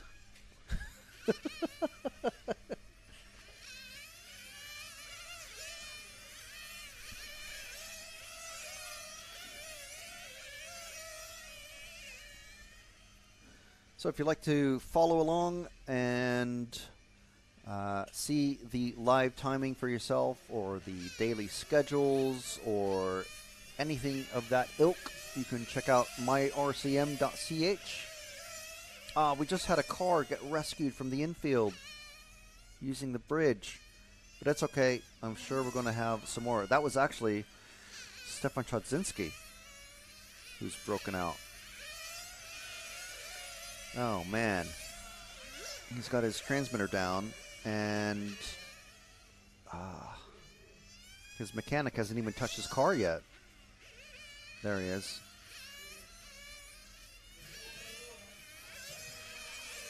Not another bad run for Steph.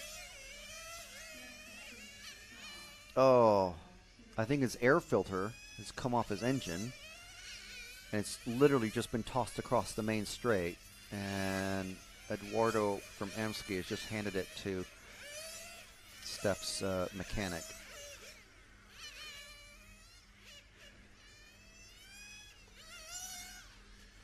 You're a what? You're a sheep.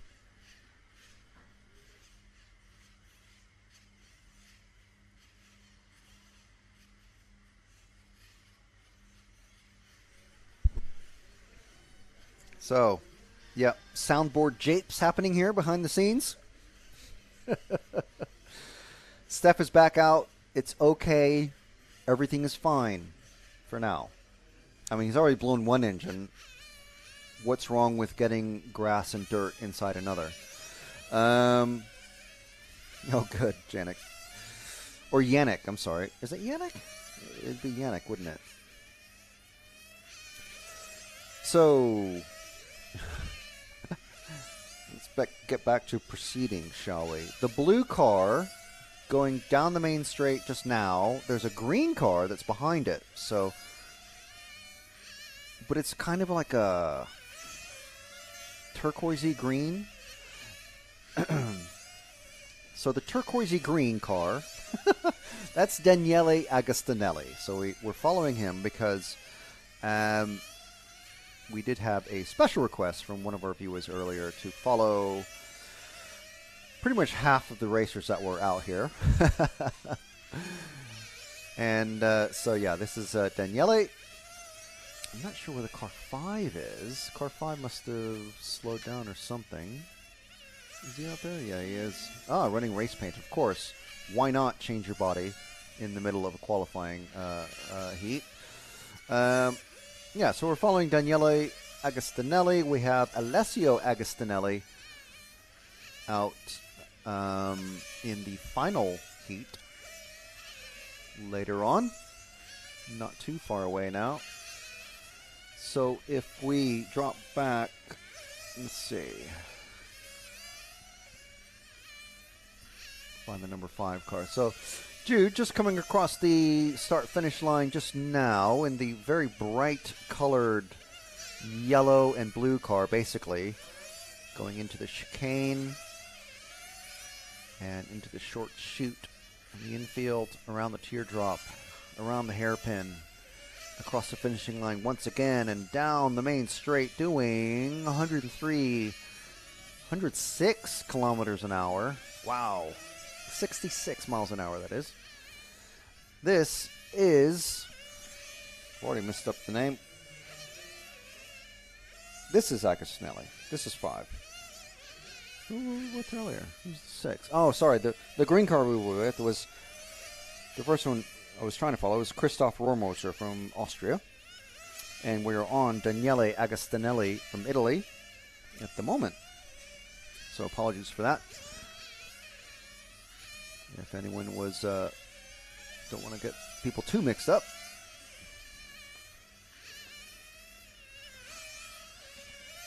We followed Lycaris in the last run, so we're trying to follow some other folks now. We've followed him a couple times already, so apologies, but we haven't followed any of some of these guys. We haven't followed them at all, so we're trying to catch up with things.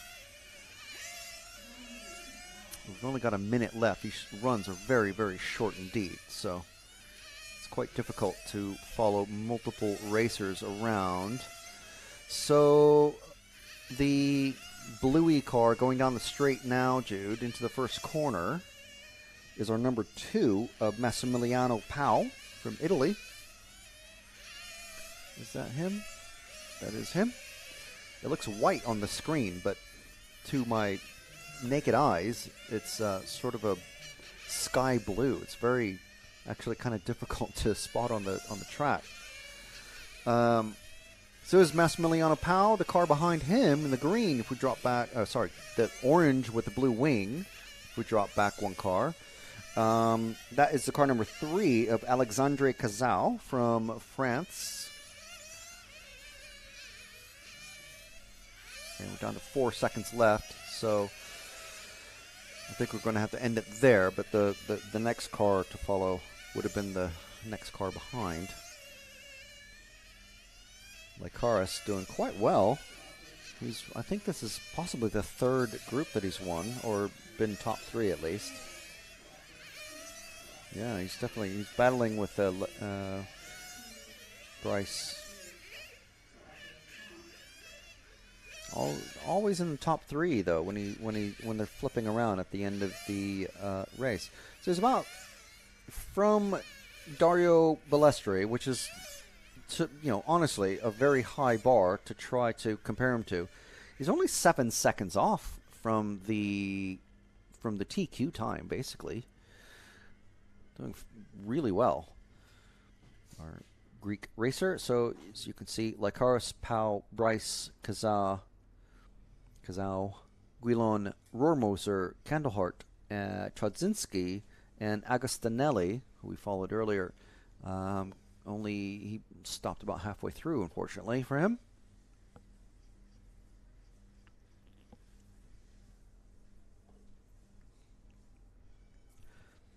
So the next group out, that was Group 4.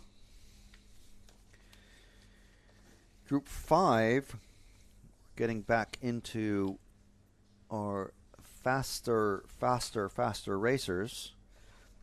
Next group out is Milan Holthius, Timu Linu, Alex Thurston, Alessio Mazzeo, Francesco Tironi, Tilo Diekman, Basile Concialdi, Mario Spiniello, Matteo Menichetti, and Lamberto Collari. So we got quite busy in the last qualifying round in Q3 for this Group 5. Now it's Q4. We followed almost everybody last time around, but we did miss out following Mazzeo in the car 4 and car 1 of Milan Holthius. I don't think we followed car 7. I know we followed Tironi, Diekman, Collari, Menichetti, Spiniello, and Linu, and Thurston even for a bit. So we were very, very busy in the last round. But we'll start with car 7 once we get going and time has started.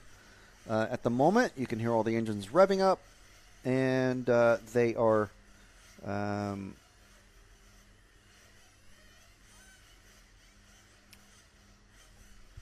they're just about to start their warm-up when the flag at the end of the pit lane is lifted.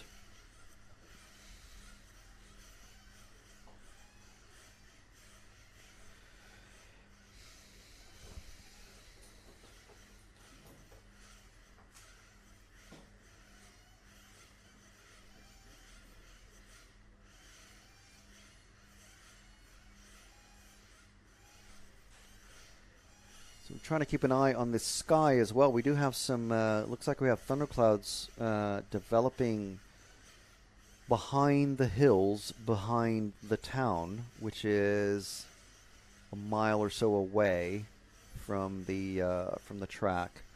However, that is the wind, the clouds, the rain clouds, I should say, that do affect us. They come from the opposite direction. So just having a look at them that way, they don't seem to be seeing any, not yet. So we have swapped around the schedule a couple of times already because of the rain, and even this morning, as recently as this morning, we've moved around the schedule. So I'm going to see if I can find the car 7 of Concialdi, just so we can follow him. I don't believe we followed him. Well, we haven't followed him today yet. I know that for sure. So the car 7 is the very bright yellow. So we'll keep that one in mind. Bright yellow with the orange stripe at the bottom of the car. This is just warm up. So no worries at all for these guys. Oh, and he's got Matseo just in front of him. So another car that we're going to be following.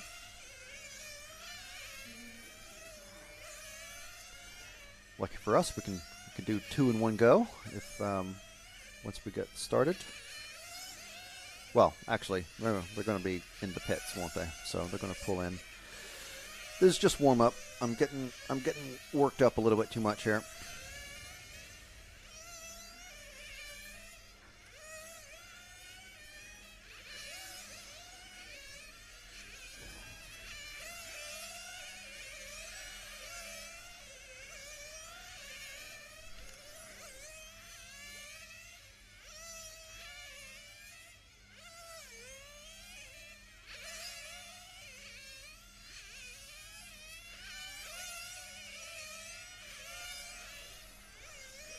We got about half a minute before they start coming into the pits to get refueled and last bit of engine tweaking.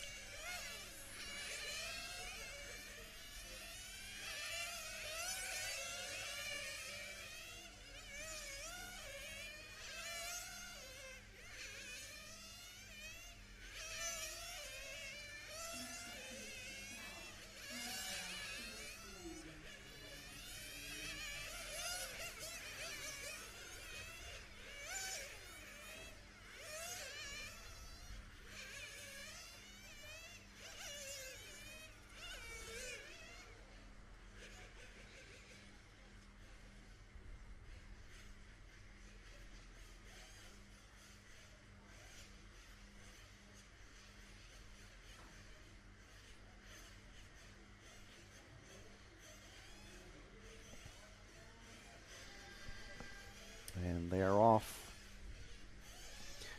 So find that bright yellow with the orange stripe underneath, just going through the chicane and into the short chute around the teardrop and around the hairpin across the start line. Start the first lap. This is Basile Concialdi from France.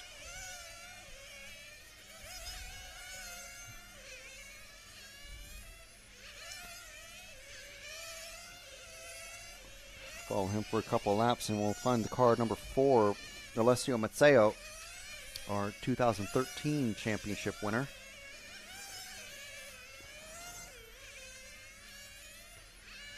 He'll be in the white car, about to go around the teardrop now.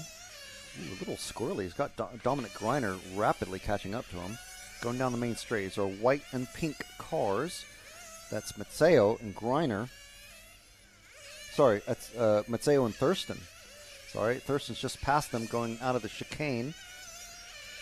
Stick with these two guys and see what Thurston, how quickly Thurston may be able to pull away. As who's that just gone into the pits? I can't see the number. Someone's having a bad run if they are going into the pits during a 4-minute race.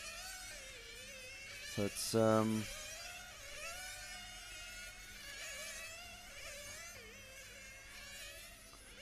looks like they're even, are they doing a tire change? It's not good.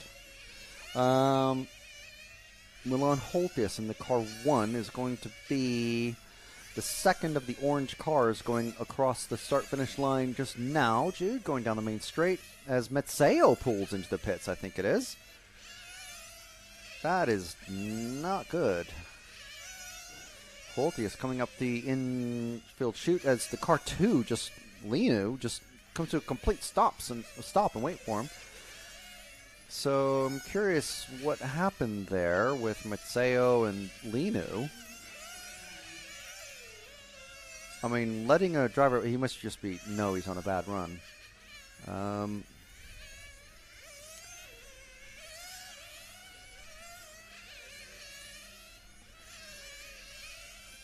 Are we on the first of the orange cars or the second? We need to be on the first of the orange cars, Jude. There we go. I think that's him. Hang on.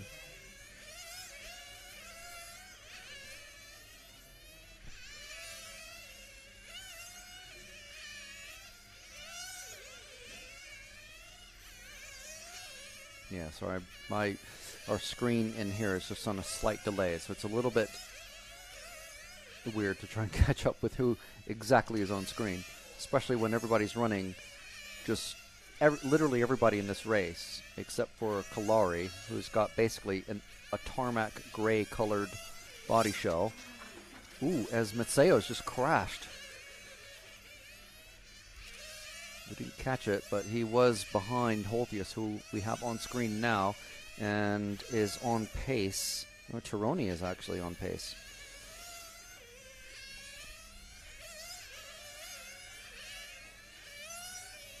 Tironi in the 5. Where's he at?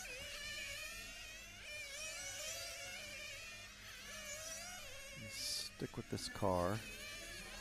It's only 30 seconds left already. It's very quick. Tironi is in the seafoam green car, just coming across the finish line now. He's got a white car right behind him. I think that is Matseo. Tironi going into the chicane in front of the cafe, into the infield chute,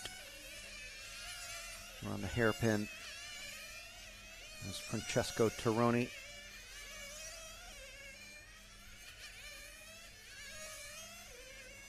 Alex Thurston now popping up into the lead, who's just a couple cars behind Tironi. We'll stick with Tironi for the rest of this run, which is finished now.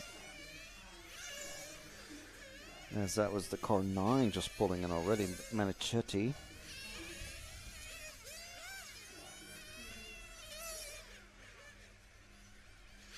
So here we go, our finishing order, Thurston, Tironi, Holthius. And then Kalari with a good run. Spiniello, Concialdi, Diekman, Linu, and Matseo. Matseo, like I said, pulled into the pits. Manichetti as well. He stopped very early on and then came out, and maybe it was he that was getting worked on in the pits basically for a few laps and lost a lot of time. So the next one is our top group. Second to last attempt to get into TQ position. So we've got Balestri with a second, a first, and a second. And then Greiner with 2 firsts and a 3. So TQ for each round gets earns 0 points, 0 being good. Second place in the round earns 2 points, and then third place gets 3 points, and so on. So yesterday, Greiner had a 0, Dario had a 2. So Greiner was the first round TQ. Dario TQ'd the second round, so he got a 0, but Greiner finished third, so he had 3 points. So Dario was technically overnight TQ, which is an early indication. Sometimes it doesn't mean a whole lot. Sometimes it does.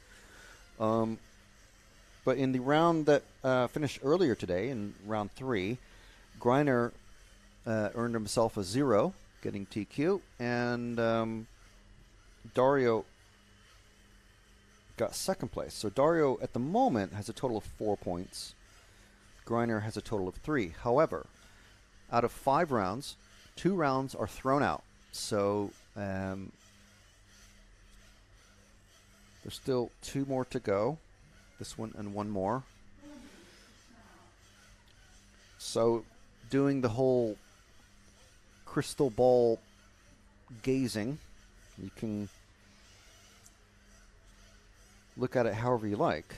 Balestri has a 2, 0, and a 2. Greiner has a 0, 3, and 0. So if you throw out Greiner's 3, he's got 2 zeros, so a total of 0.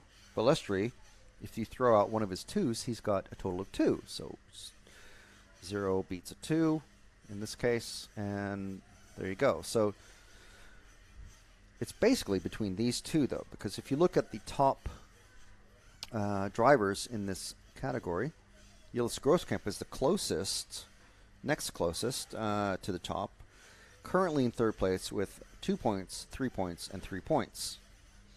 So if you throw out one of those 3s, that's 5. So he's 1 point behind Dario. Sorry, if you throw out his 3 points behind Dario. Anyway, like I said, it's a lot of crystal ball gazing. And at the moment, for the next 6 minutes, it's all just, you know, wavy finger discussion points. But this round is going to start really sorting things out. Obviously, the whole goal for everybody is to TQ and just have 0 points and just make it very easy. My patented racing method is just win. That's, you know, just win. There you go. Get his. Whoa! Huge crash for the very spinny number 2.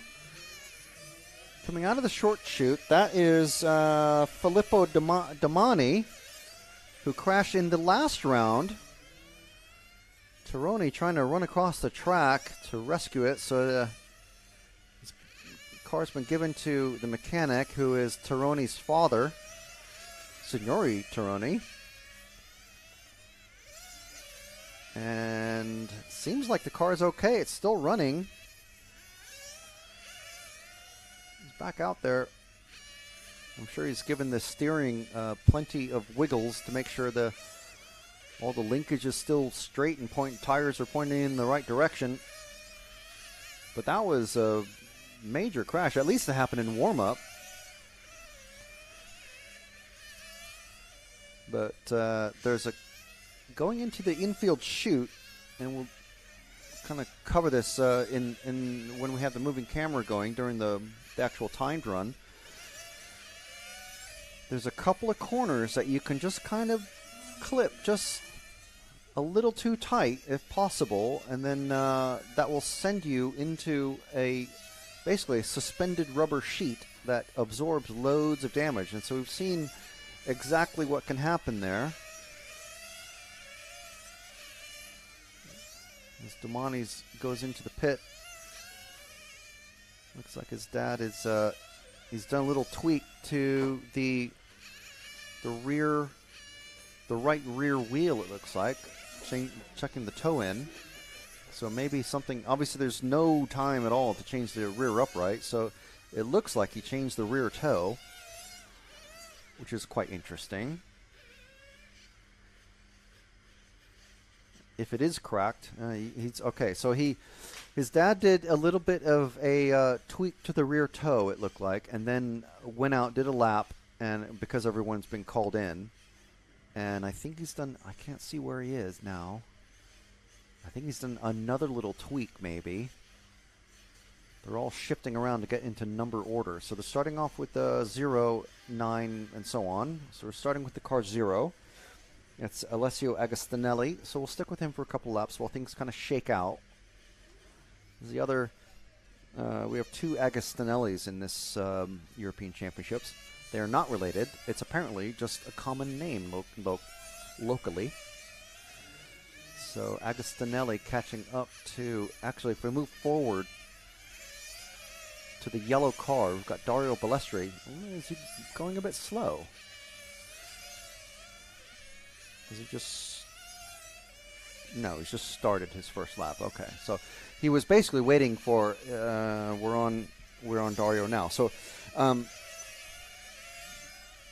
he was basically waiting for Agostinelli to catch up to him and then shut off so that Agostinelli wasn't hindered, to give him maximum distance to Domani, who is the next car ahead. So Agostinelli crashes behind. So let's move up one car to the orange car. Just going through the chicane just now. That's Filippo Domani. 13 years old, this kid is. In car number 2. He had an amazing battle. I mean, not that they should be having a battle at all in qualifying, but he had a great run with Yillis Grosskamp yesterday in round 1. So make sure and watch that back later on. Not right now, obviously. This is the fastest group of racers in qualifying here in Gubbio for the EFRA 1/10 IC on-road Euros. We're watching Filippo Domani. He races down. He had a massive crash in the last round going into the first corner. The marshals just immediately took it off the track. He's cutting that inside line really tight, but he is catching up to Yillis. Yillis, I think, caught the, watching Yillis now, so it's just ahead of Domani. You can see him flashing into the bottom of the screen. Now there's Yillis, and then there's Domani.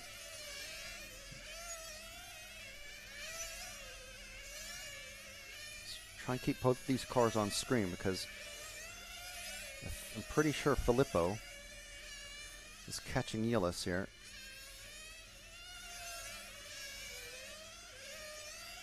Raiola shooting up to the top. Diekman and Greiner now. So he's still shaking out quite a bit, the top half of this group. Balestri only up into second that time, so I think Greiner's looking pretty strong now, but Raiola also jumping up in there. There's usually, as these qualifiers go on, there's only a minute left in this one, so we're nearly through as Balestri is edging past a white car. Can't tell who it is just yet. Passing the number 5 of Gruber. There he is. Going into the first turn. Balestri still, he is not popping up in the top spot. So Greiner looking strong. Car 9, where is he at? Let's go back to the next car across the start-finish line. Sorry, Jude. Down the main straight and into the first turn. This car all alone by himself. That is the car 9 of Carmine Raiola. A possibly surprise candidate for the top spot in this group. As Greiner's slightly held up. I can't see who that green car is ahead of him. Greiner's just a couple cars behind Raiola, who we're watching now. And then we've got Diekman just behind.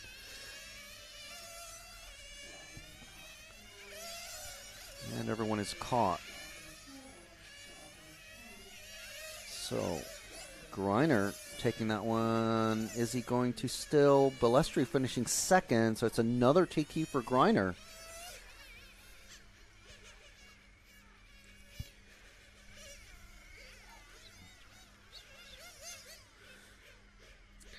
So, Balestri with 3 seconds and a first.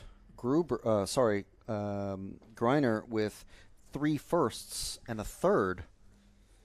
And there's our finishing order. 15:402, definitely TQ time. No one getting close to 16 laps. I mean, they're close, but not quite getting 16. Domani, very strong. So let's see how that affects the overall order at the moment. Remember, there's still one more round to go of qualifying today. Greiner sitting on 0 with that 3, his third place, as his first throwout. Balestri, I don't think he's going to be able to come back and take TQ, so he's probably going to be ending up in Superpole. Yeah, I think Greiner's got TQ. Because no matter where he finishes in the 5th run, he can finish 58th if you wanted, and it would still be a throwout. Balestri, there's no way he can take TQ off of Griner, so that sets it. Griner's our TQ, and it looks like we're going to have Balestri, Groskamp, Domani, and not sure who else. We're going to have 4 racers total in our Superpole, which kicks off at 3 o'clock local time. That's Central European time.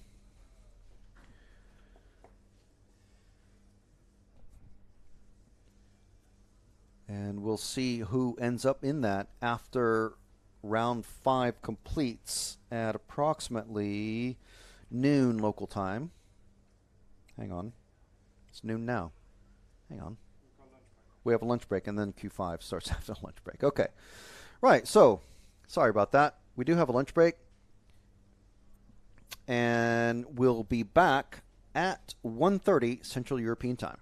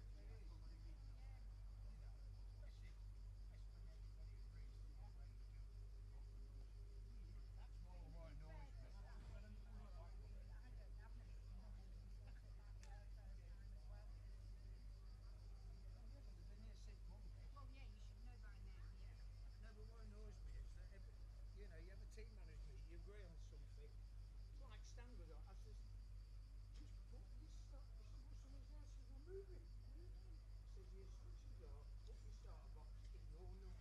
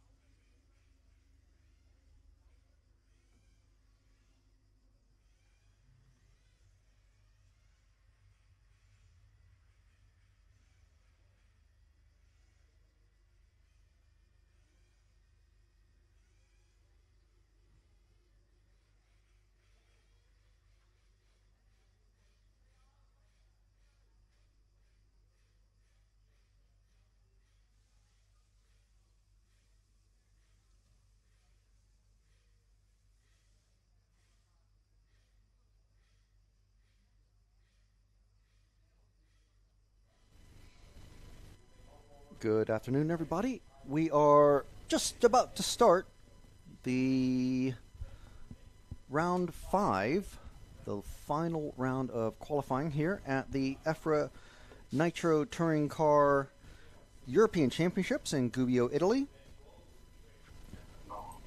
And we'll be... I can hear myself.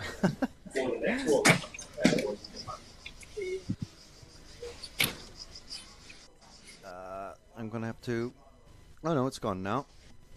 All right, so we're just trying out something, little technical wizardry, so I might sound a little bit confused, slightly. Ooh, we've got the Hello. thing back. Hello. Who's this?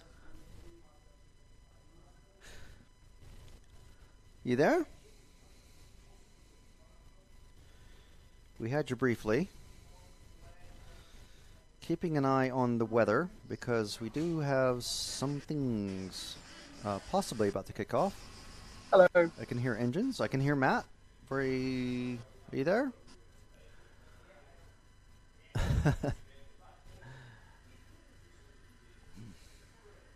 Is he there?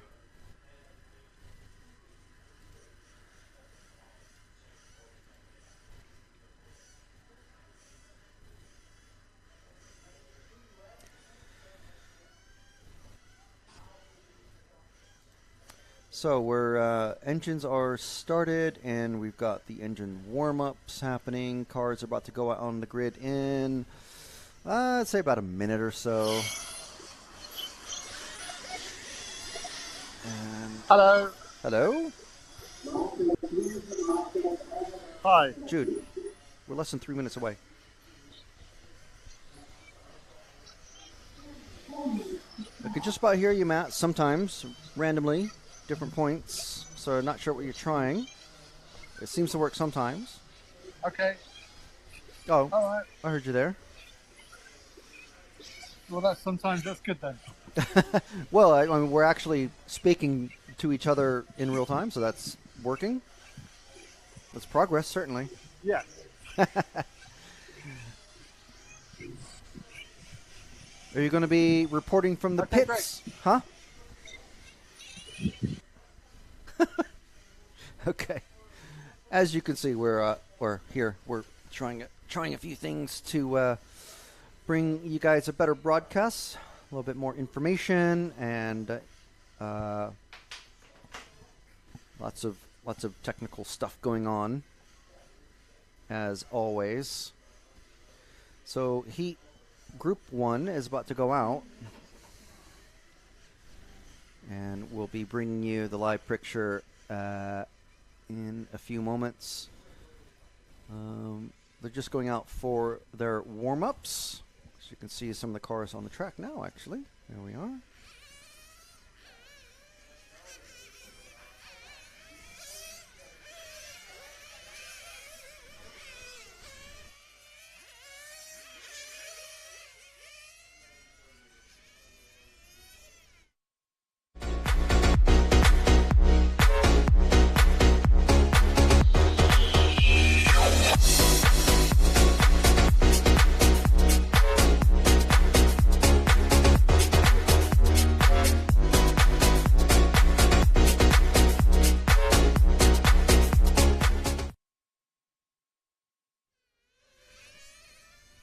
Okay, and we're back. 2 minutes to go before the timing starts.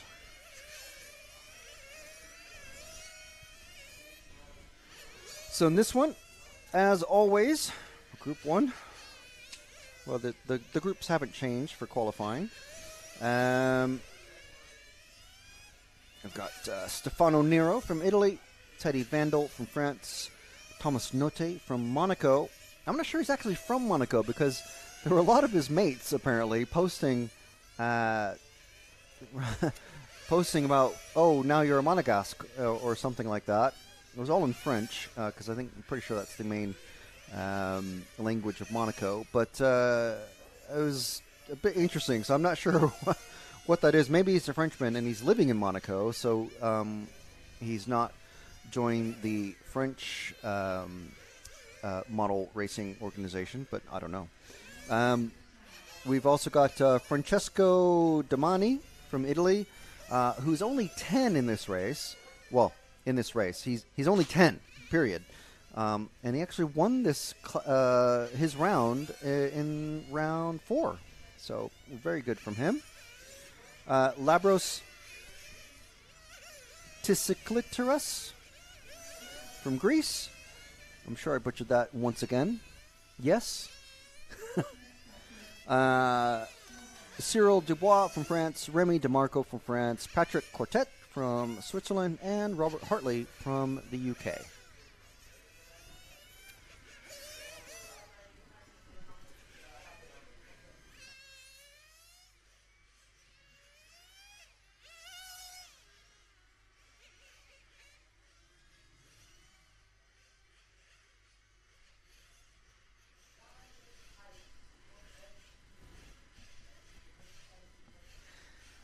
And they have been gathered in the pits by Eduardo.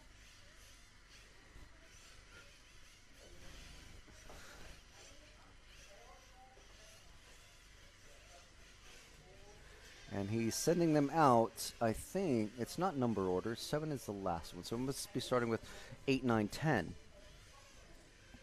So we're just sticking with the lead cars.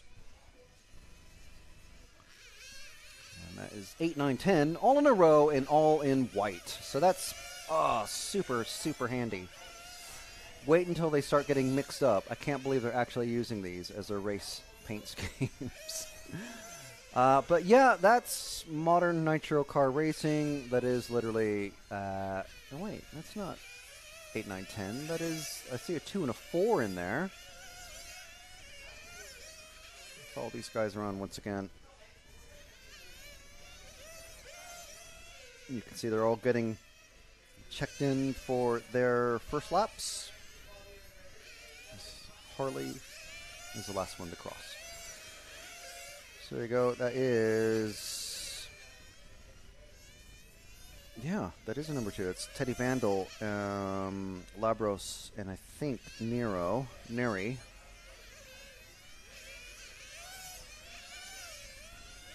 Down the main straight once again. I'm starting to get spread out a bit, so we'll see where these guys start to get filter through.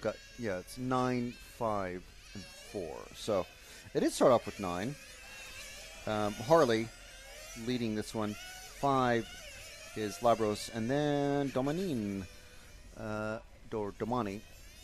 For some reason, there's an extra N at the end of the Francesco and Filippo's name. It was not great. Harley getting caught up in a huge accident in the infield. I'm very sure we didn't catch it on camera, but are all the cars still running? No one going into the pits or getting rescued, so that's pretty good, to be honest. As they're coming around the sweeper, going down the main straight once again.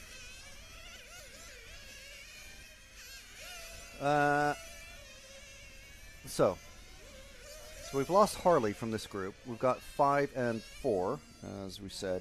It's Labros and Domani. How about this, Jude? Pick a car that isn't white.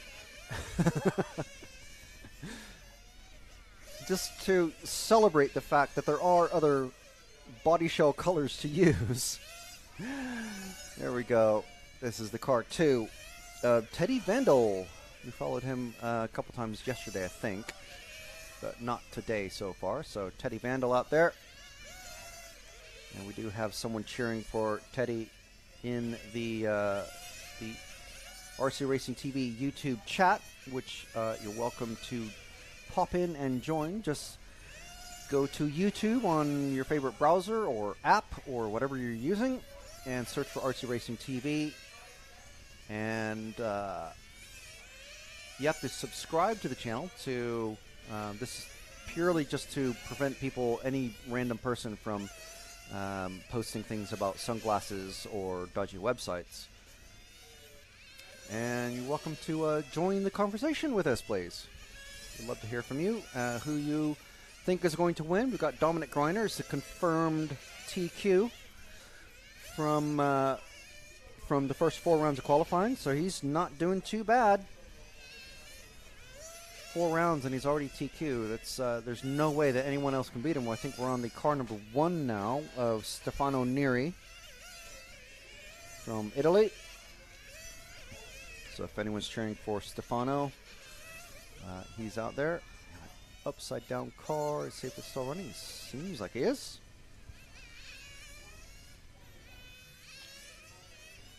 So just to catch everybody up with the schedule for the rest of the day, this is round 5 of qualifying. This is the final round of qualifying. So as I said, there's no more chances for anyone to take TQ.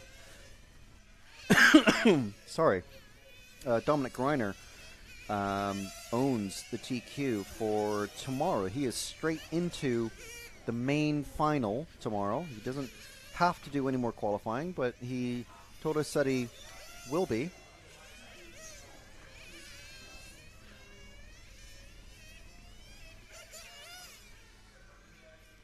Oh, go to the bridge, Jude. Go to the bridge. Go to the bridge. There we go. Balestri saving himself the effort of carrying that car across the main straight and putting the car on the bridge. So that is our dead car bridge, as I'm calling. I'm not sure.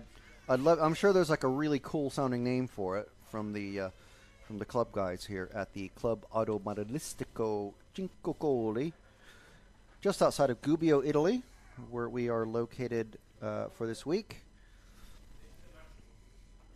So we're going to try something else.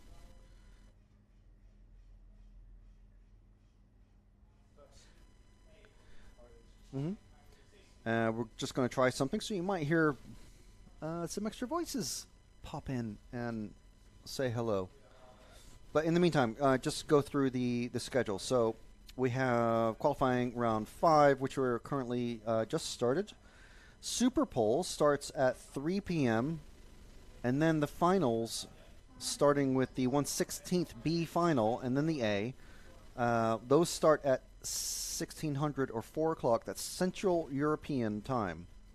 So Raskin, yeah, you've asked at exactly the right time. Superpole starts at 3 p.m. local time. That's Central European time, or GMT plus 2.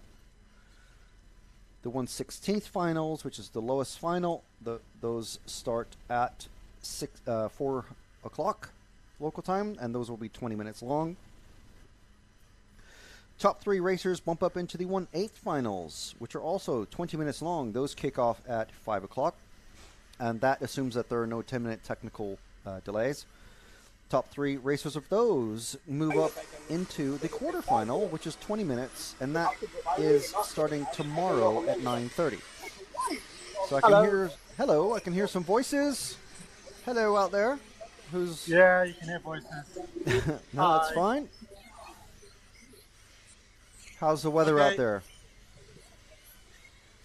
It's really warm. Is it molto caldo? Molto Scorchio. Del Scorchio as or El Scorchio as the Brits like to call it.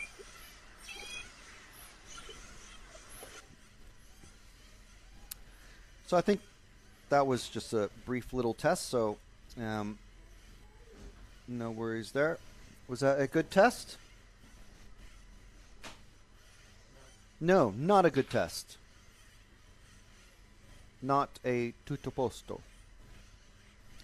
Right, so, however, those times that I just read off to you are dependent on the rain, which is why, if you were with us yesterday, the finals were not running today, as of yesterday, but then as of this morning, they are running today. So we will see what we can do about that. I mean, obviously we can't stop the rain or the weather, but it's about working around the weather. Make sure everybody is able to get out there and get all their finals and their qualifying rounds in. So, I think that's everything that we're caught up on.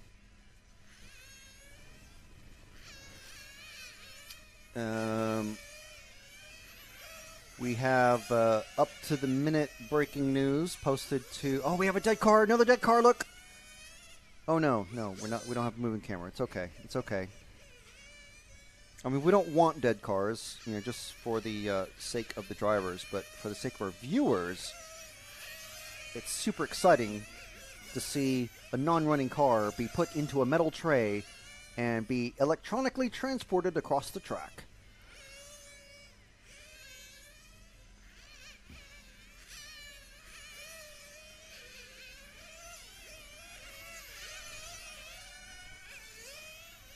So,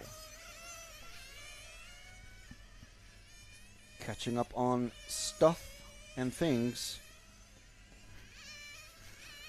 So we've just finished our lunch break a little while ago. We're on to Heat 2 now of Round 5 of qualifying.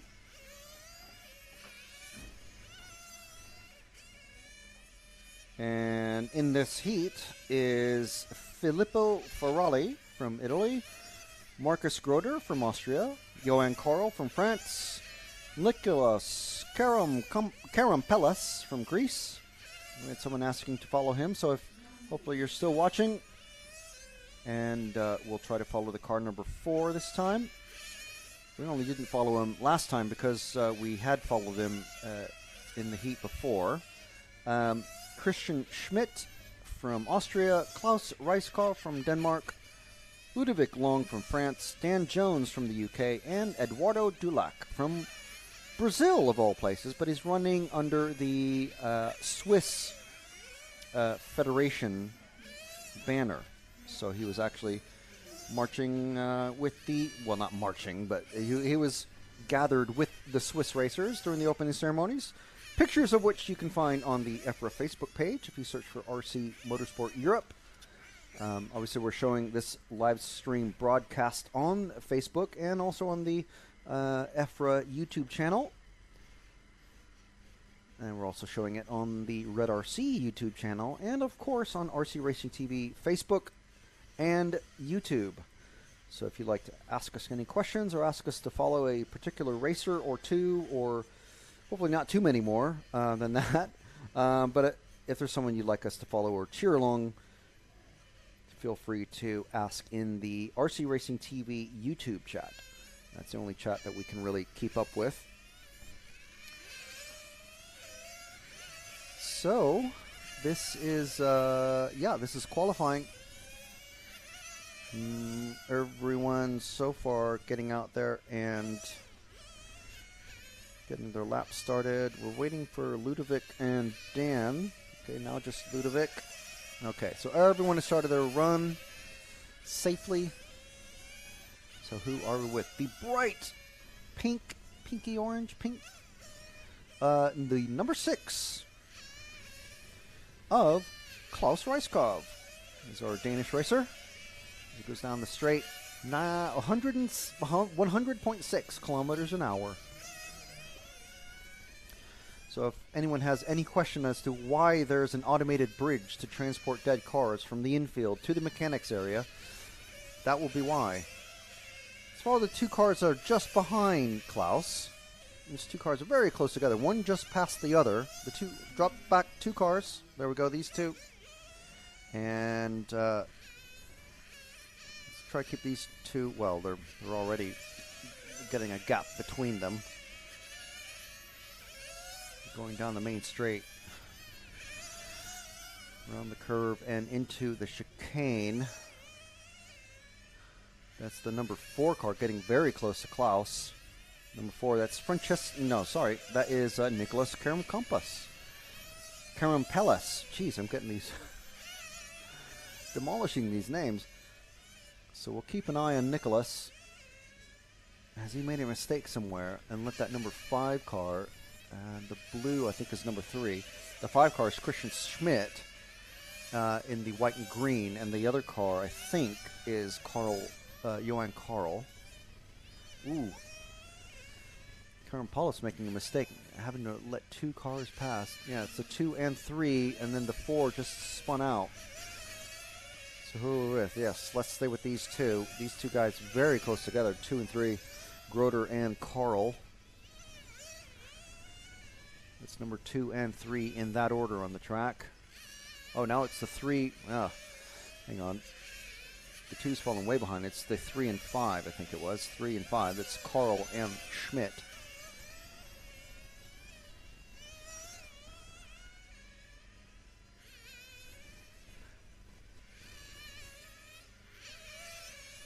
And this is the 5 and the 1, so it's Schmid and Ferrari.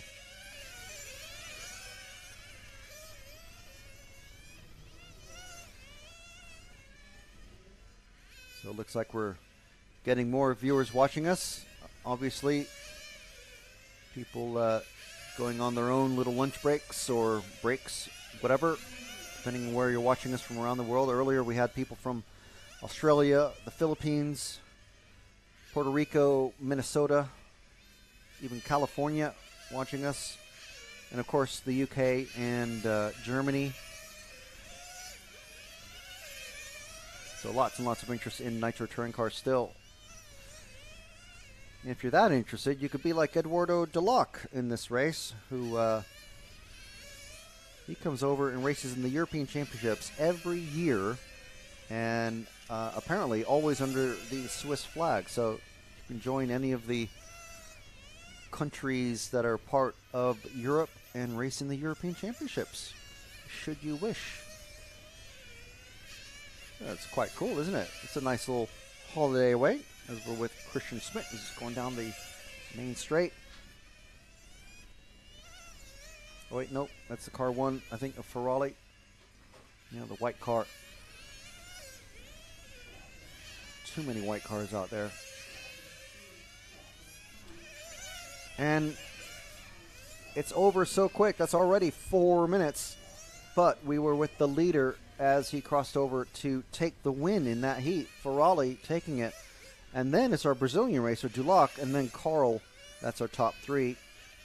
Then Long, Reiskov, Groder, Schmid, Karampalas, Dan Jones, unfortunately, only getting in 12 laps. He must have stopped somewhere along the way. So Ferrari getting 14 laps in 4:02. That's pretty much exactly 1 lap off the pace of TQ racer Dominic Greiner. Hello from the Dominican Republic. Another DR RC fan.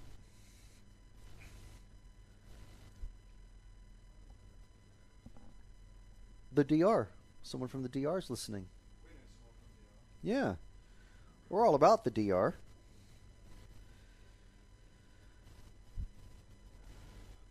So the next race, drivers already out there on the track. Well, not on the track, sorry. Up on the rostrum.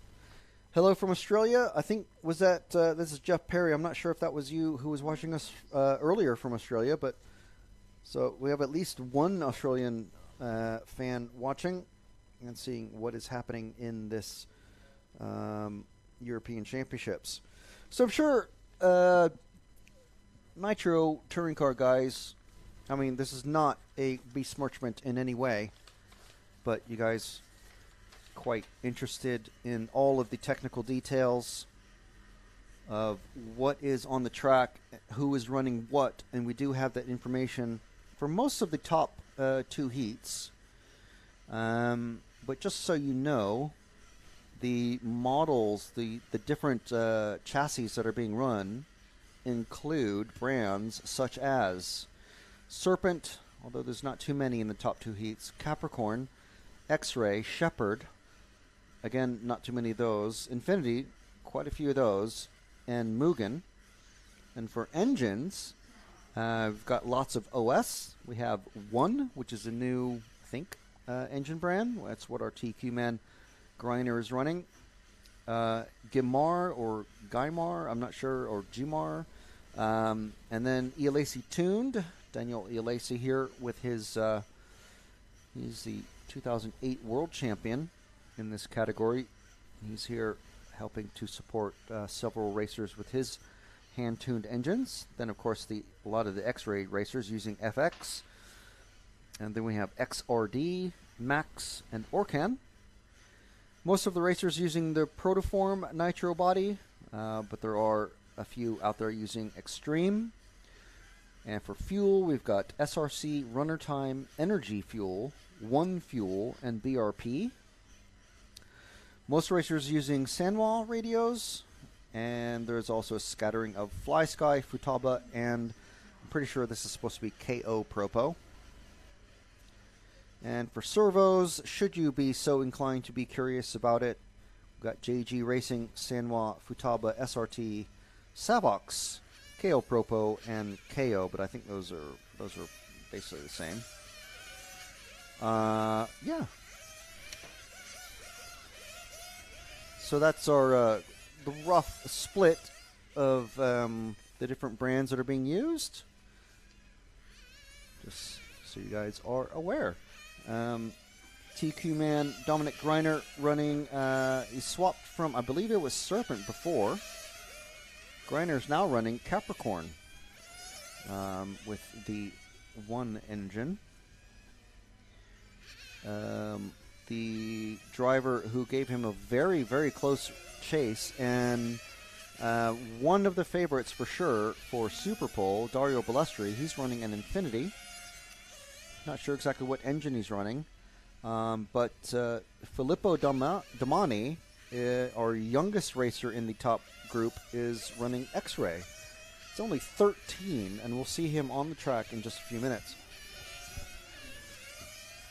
So in this race, we've got Michael Derderian from France, Luca Betti, who's only just 13. We have 3 definite youth racers in this one.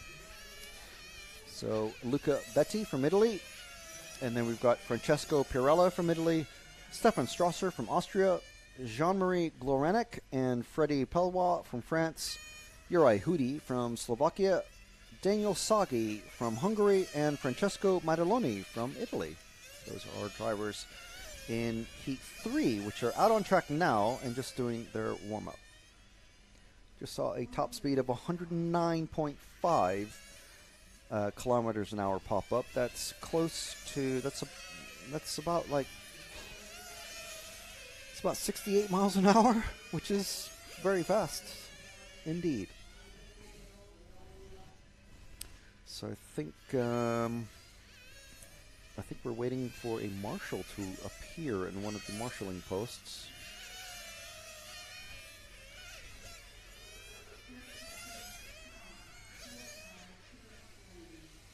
As the drivers are being called into the pits to get refueled and maybe a little tuning tweaking.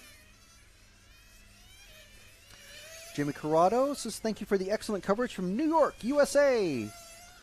You're welcome, guys. A few hours behind us, so I think just about time to wake up, I suppose.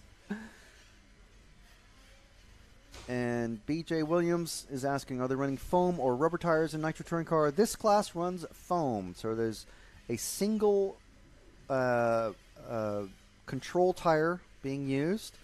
Drivers were able to, when they registered for the race, as the drivers are coming out, so we'll let them get settled in. We'll answer this question.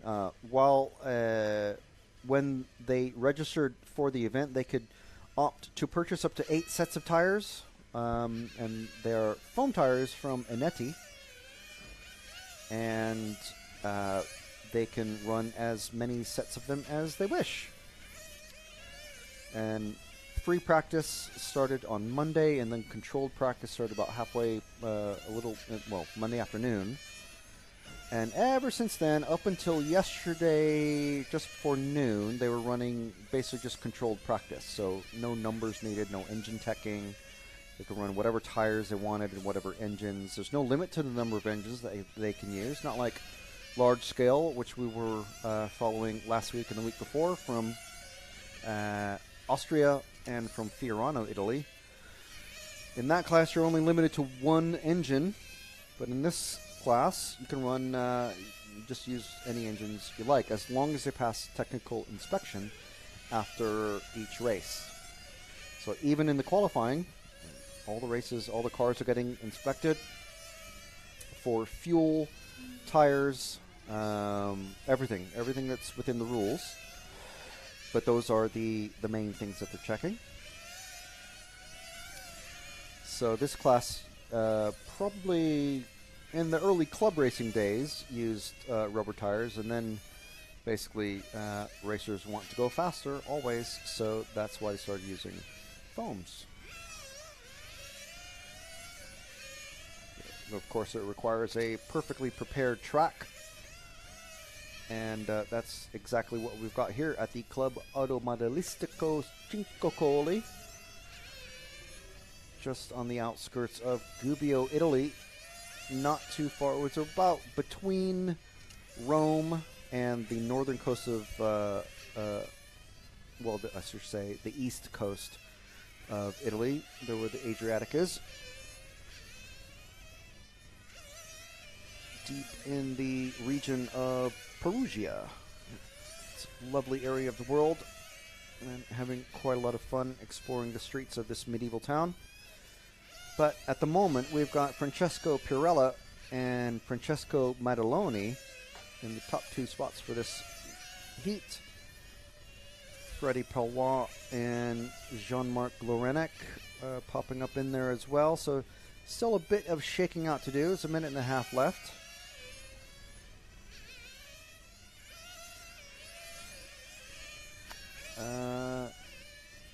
Wondering what tire wear is like. I've never actually raced this class. I don't know what fast or slow tire wear is like, but the racers, Dominic was actually telling us yesterday that the qualifying is where they really start to play around with the different sizes of tires that they might want to use, especially because the first turn is very, very fast. You're going into that turn at over 60 miles an hour in most cases.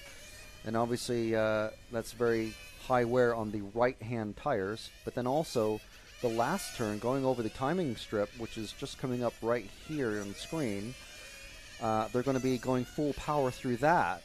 And that will also be chewing up the right-hand tire. So they're going to be playing around a bit, potentially with larger tires on the right side, or all sorts of tricks, and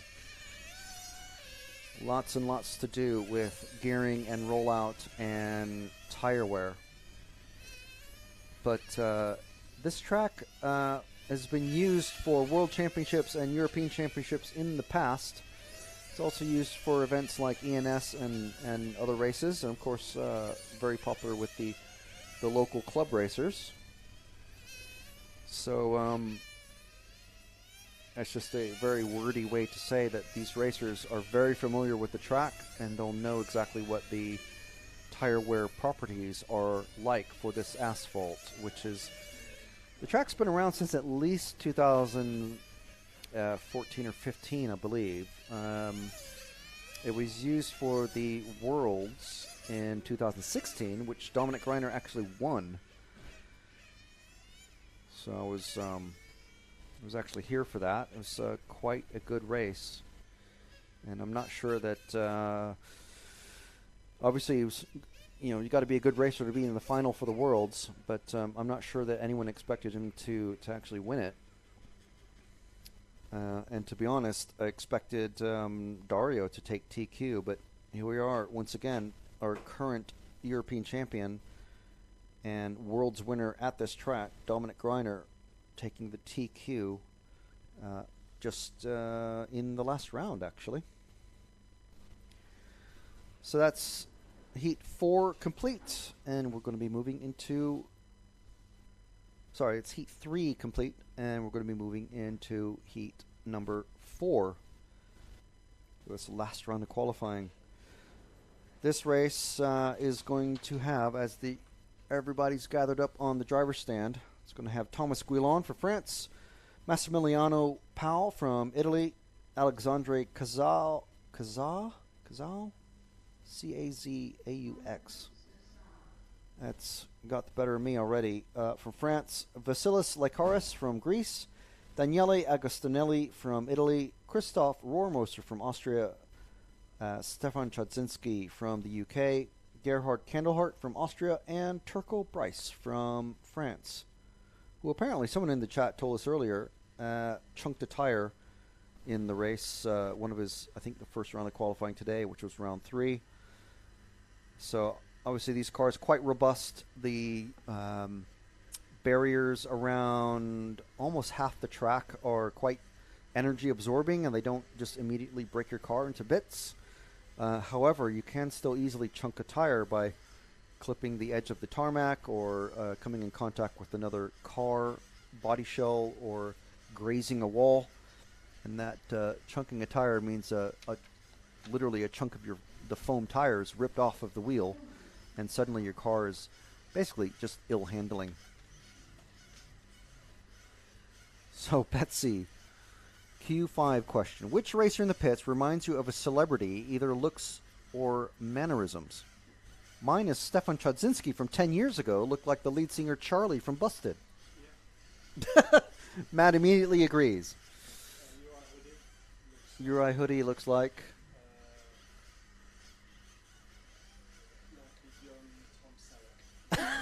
young Tom Selleck. So, what is Tom Selleck now?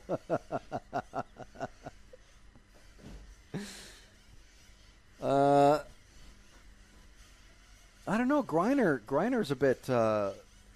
He's a bit of a, he's a bit Hollywoodish now, isn't he?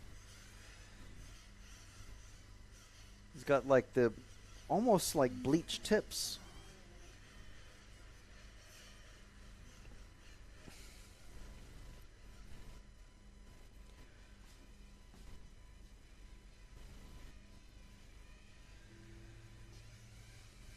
So this next group is already out on track for warm-up.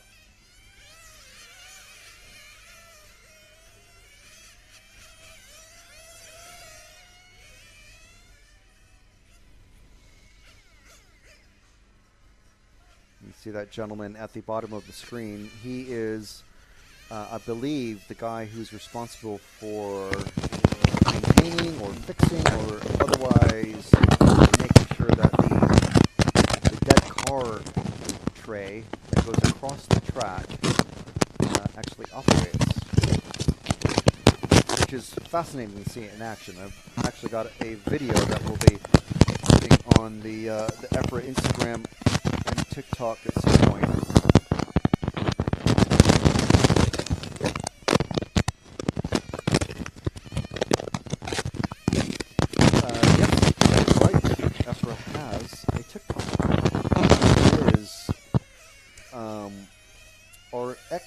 At RCXme, and Instagram is EFRA.ws. Of course, the Facebook is RC Motorsport Europe. So the person who asked the question is saying that Hootie looks like Uri looks like Brains from Thunderbirds, which I've never actually seen it, so I'll have to go with that.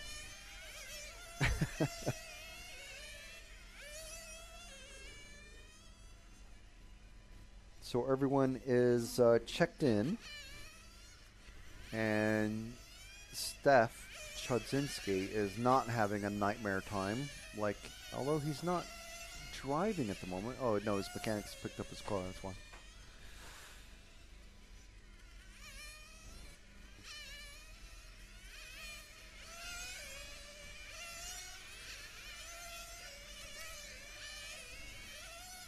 So I do seem to mention him every time, but he has had a. We know him fairly well here in the control tower, and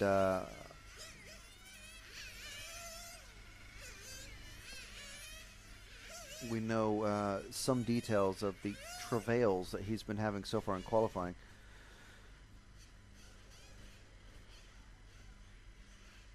His first round yesterday, his engine actually blew up on track. Second round, he set off before he was meant to and had to do a stop and go.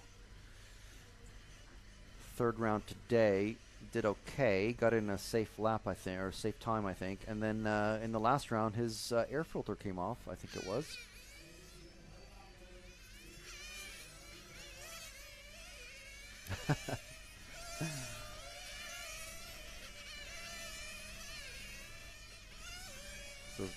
someone in the chat is starting a sweepstakes on Steph breaking out. So I'm hoping not, because this is kind of a long way to come to just break out of your qualifying.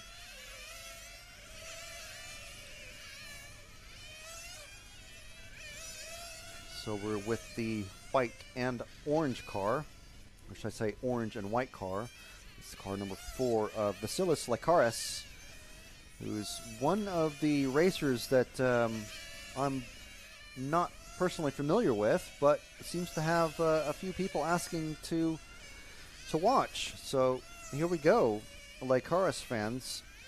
There's Vasilis going around the hairpin over the finish line. There's 2 lines there. Down the main straight. In the first turn into the chicane. And through the short chute, around the teardrop, around the hairpin to finish a lap. That is a lap of the Club Automobilistico Cinquecoli track.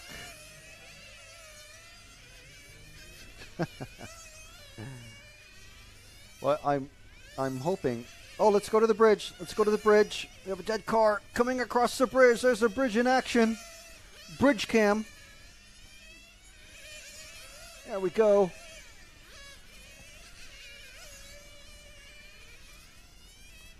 That is the bridge in action.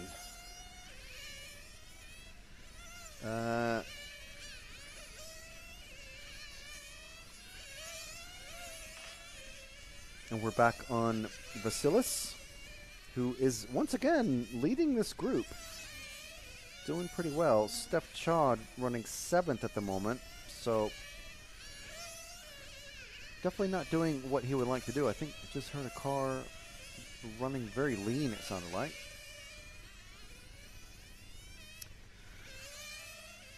So if we wait there, Jude, wait there at the start of the straight and catch the blue car of Steph Chod as he's coming around the teardrop down the hairpin and around the, there he is. He's just leading. I didn't catch the white car, or it's not even white. It's this sort of tarmac gray color. Very difficult to spot. This number 2 car. This is Massimiliano Pau chasing Steph Chodzinski. Steph at the moment getting a nice little gap away from him.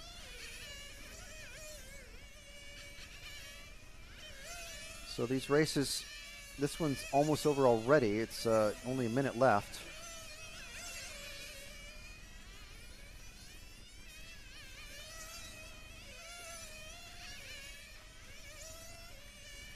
It's very difficult to follow more than 3 or 4 cars because the lap is so short and the cars go so fast. Yeah, we're on Steph now. This is his car, the blue car with the black wing. That is Steph Chod.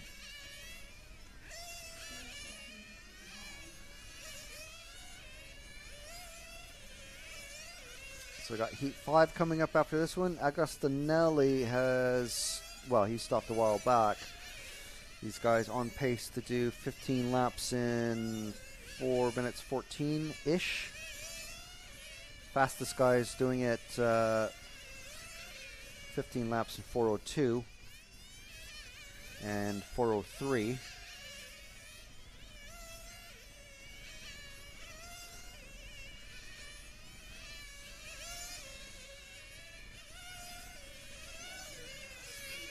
So that is everyone finished now.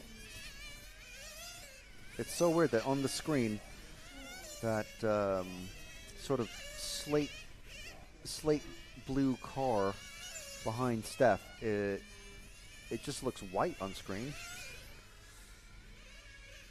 Kind of a middling gray sort of color.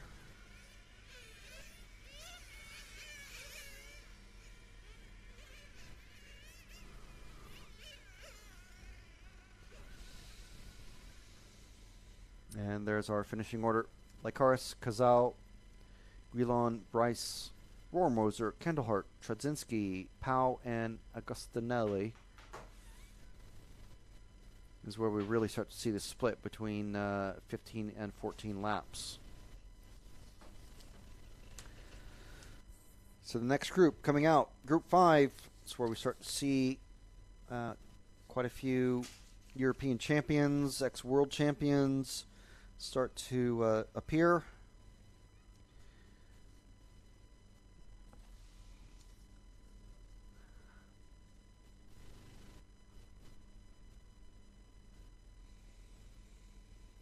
And they're already on the rostrum.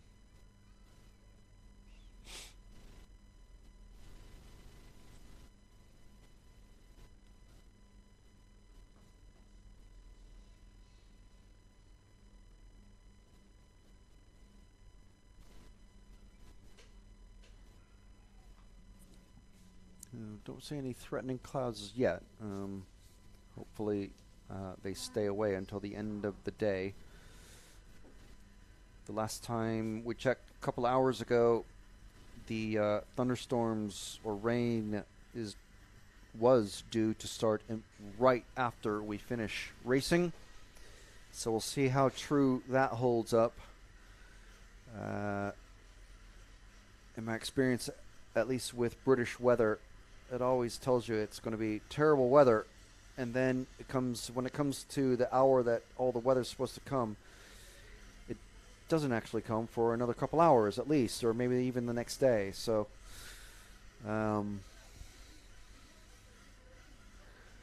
it's a bit different here because we're in a low valley.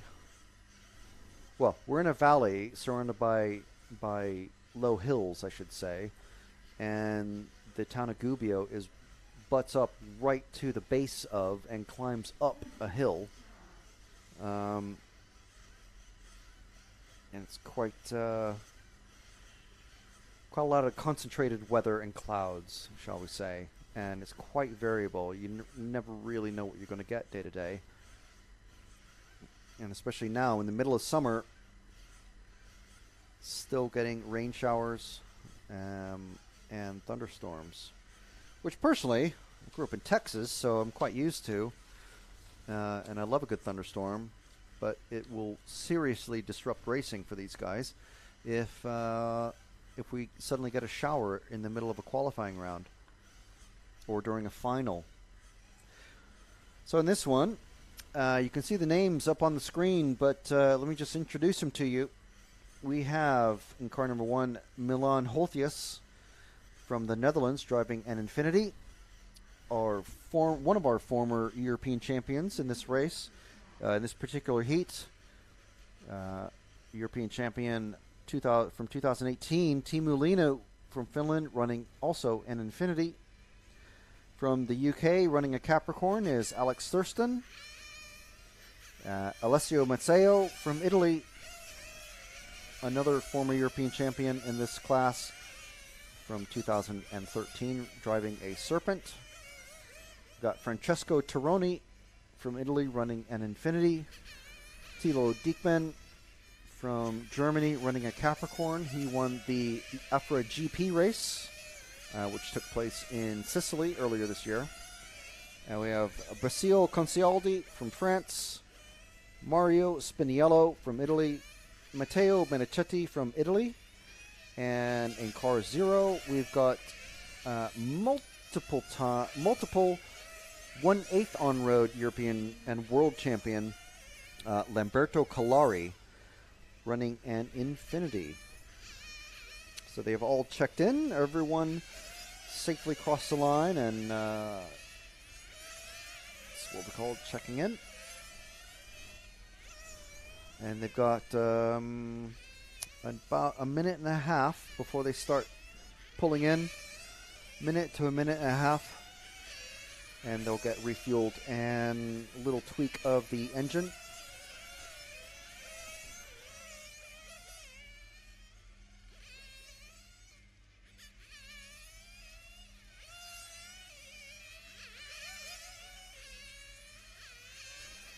That's why it's quite important to do some warm-up laps.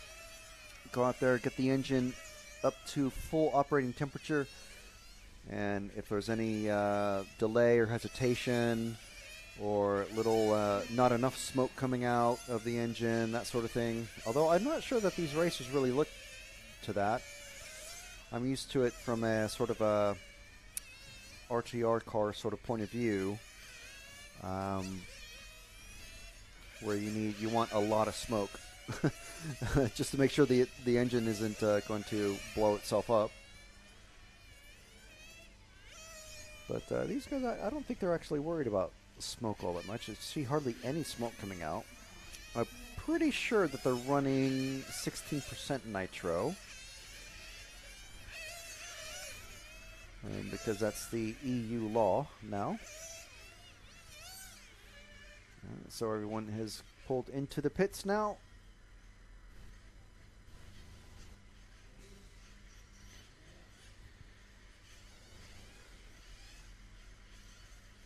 And we're going to be starting with, oh, I see. They are going backwards, but sort of backwards. 1, 2, 3, 4, 5, 6. So it's 6, 5, 4, 3, 2, 1, and then 10, 9, 8, 7. So it's a bit weird. It's kind of backwards counting release. So they basically start the cars off with different in different orders, so that everyone has an opportunity to run, because there's 5 rounds of qualifying, just to make sure that they have an opportunity to run, if not at the start of the group of cars going out, at least in the top 2 or 3. So yeah, it's just the round robin starting order basically. We've already got someone with a ooh, we missed that off camera, but whoever just had a stop and go went directly into the wall after clipping a corner, and now they are broken. So that was a stop and go penalty, I think, for Timu, because he's only crossed the line once.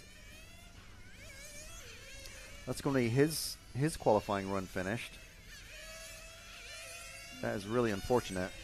There's Timu's car there. Yeah, car 2. So you have to start off in order, and if you don't, you get called in for a stop and go. If you don't stop for your stop and go, you were disqualified. So he came in for a stop and go and was released, came right out in the front of, I think it was his teammate. It was either Taroni or Kalari. And in order to stay out of the way, clipped a corner and went into the blue barrier at the... Oh! Come on, who's that? That's a dead car at the start of the straight. That's the car 9, I think, of Matteo Menichetti. That was an interesting crash. I haven't seen someone there crash there yet. I think it was Menichetti. Is this orange car just coming around? Yeah, car 9, Menichetti. So just behind, let's follow Greiner, who's the pink car just behind Menichetti. Oh, Greiner's gone on the grass.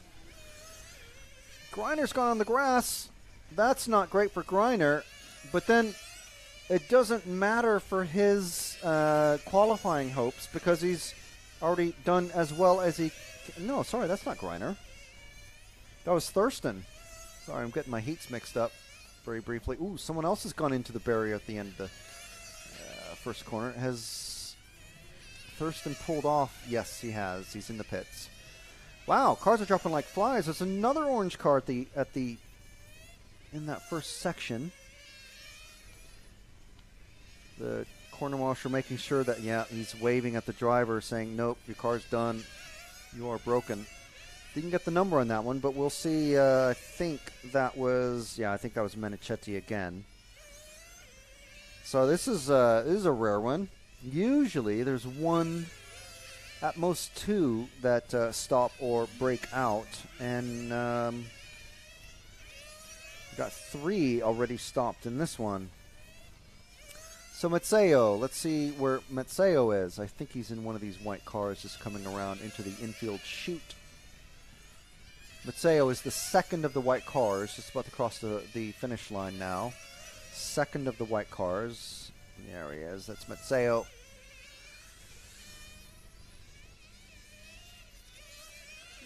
There's Alessio. And he's right behind the car 4 of, sorry, Matseo is the lead car. Number 6 is Thilo Diekman, who is no slouch himself. So these two very close on pace. Neither of them, Thilo went a bit wide there. Going down the straight now, doing 198 kilometers an hour, respectively. And Diekman now, getting very wide there.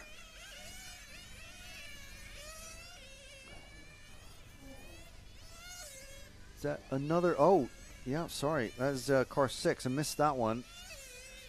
Diekman also out. Jeez. But, let's see. No. Yeah, he's missed getting his last lap. So, instead of 14 laps in probably 4 minutes, 10 seconds or so, it's 14 laps. So, that's another throwout for him. So, it's 4 cars not finishing. Tironi taking the lead in that one. Holtius, then Matseo, Spiniello, Calari, and Concialdi. The rest of them not finishing for various reasons.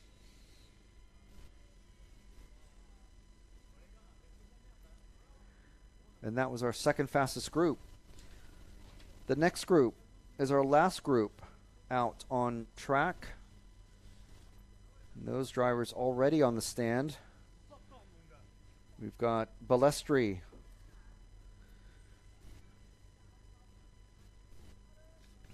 Someone in the chat going, let's go Grandpa Concialdi.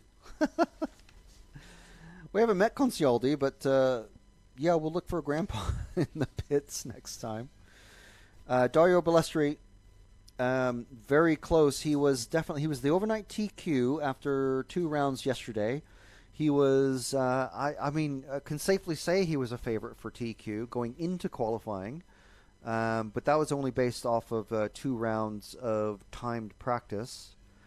Obviously, he'll be familiar with the track, but Dominic Greiner taking it for Germany and for his new car and engine sponsor. I'm sure they'll all be very happy. But Balestri getting second, and then TQ, and then second again in the last round. He is our former European champion in this class, 2006 and 7. Again, he's from Italy, running an Infinity car. In the number 2 car, we've got Filippo Domani, one of our youngest racers here. Actually, one of the youngest people on track, or around the track. Only Luca Betti is younger, and only his brother Francesco is younger. Francesco is 10, Filippo is 13, and he is from Italy running an X-Ray, and his father Fabian is the mechanic for both of them. Jillis Grosskamp from the Netherlands, our former world champion in electric touring car. He's running an Infinity. He's looking strong as well, but again, no one can take away TQ from Dominic Greiner, who is in our car 4. He has 3 first-place finishes and 1 third-place finish, and he told us that he's going to use this next round that he's about to go out in as basically a practice round. He's going to put in a spare engine and experiment with tire sizes and who knows what else out there for the track for the final tomorrow. He is directly into the final tomorrow. So he is a former world champion in this class. He won here in 2016, and he's our current European champion. He is racing out of Germany and driving a Capricorn. Tony Gruber, European champion from 2017, also from Germany, running a Shepherd. Quentin Leroux from France, running a Capricorn. Juan Hidalgo Garrido from Spain, running a Serpent. Melvin Diekman from Germany, running a Capricorn. Carmine Raioli from Italy, running an Infinity. And Alessio Agostinelli from Italy is our number 10 car. So all but 2 of them are already checked in as they're going out for their warm-up laps, and now we're just waiting for Melvin Diekman, and there he goes. And there are the drivers in this race. This is the last round of qualifying, and then we're going to have a little bit of a break, about half an hour. What time is it now? Maybe closer to 25 minutes or so. Superpole is going to start at 3 o'clock local time. That's in about 33 minutes. And that will be the drivers who are in the 2nd to 5th place qualifiers overall. They will basically do individual laps. They have 6 opportunities. They'll do 6 laps each, I should say.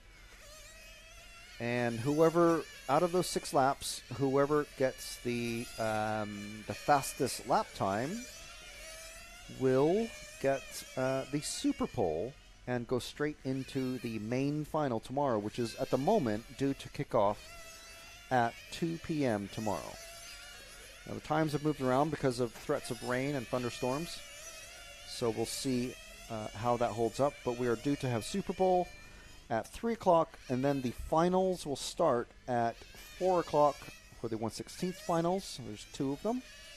They're 20 minutes each. The top 3 drivers will bump up into the 1/8 finals, which are then starting at 5 o'clock and 5:30. And again, those are 20 minutes each. And then hopefully our day is done, and we will have avoided all rain, because the rain is due to come in that 5 o'clock hour.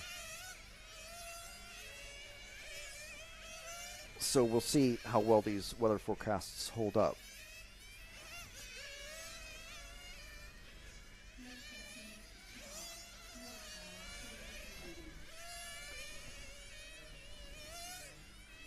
So the drivers have been called into the pits.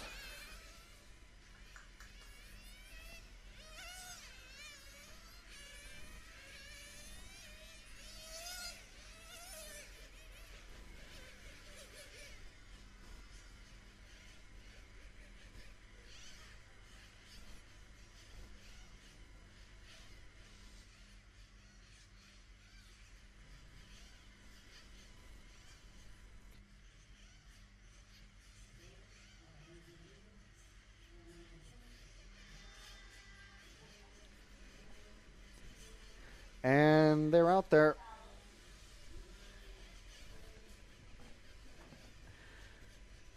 Let's see who we are following. This is the... Oh, is it the 6 car? I think it's the 6 car. It's got a huge gap behind him already. And then there is Greiner way behind. Yeah, it's the 6 car of Quentin LaRue. Let's drop back 1 car to car 4 of Greiner. There he goes. And he's got Yillis Grosskamp behind him. Ooh, Greiner goes over the curb. So Grosskamp catching up on just a bit. Oh, Greiner's let him pass. Okay. So the next car behind him.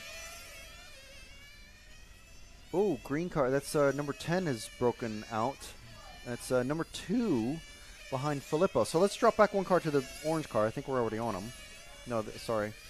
There we go. That's Filippo Domani. You talked to him earlier. Very quick racer. He is, I hate to say destined, but he is probably destined for very fast things in his RC racing career coming up. He's 109 kilometers an hour he just did down the main straight as we were watching him. He has got Dario. Oh! Into the wall goes Filippo.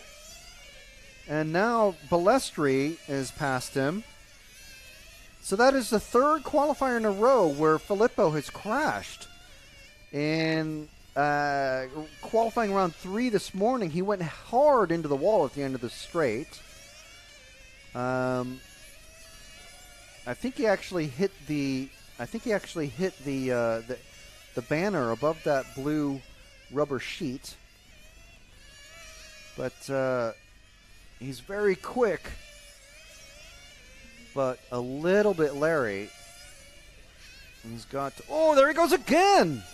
Now, very heavy in the wall, and he stopped. That is a broken car. There's no coming back from that one. And his dad, Fabian, has collected the car. That's the third time he's broken out of qualifying. So I don't think he's going to get into the Super Bowl shootout with that. In the last round, his dad, he did some sort of repair to the rear toe because he hit that pretty hard. And he was able to get back out there, but he had to go in twice. And he's going back out on track, but that's his qualifying done.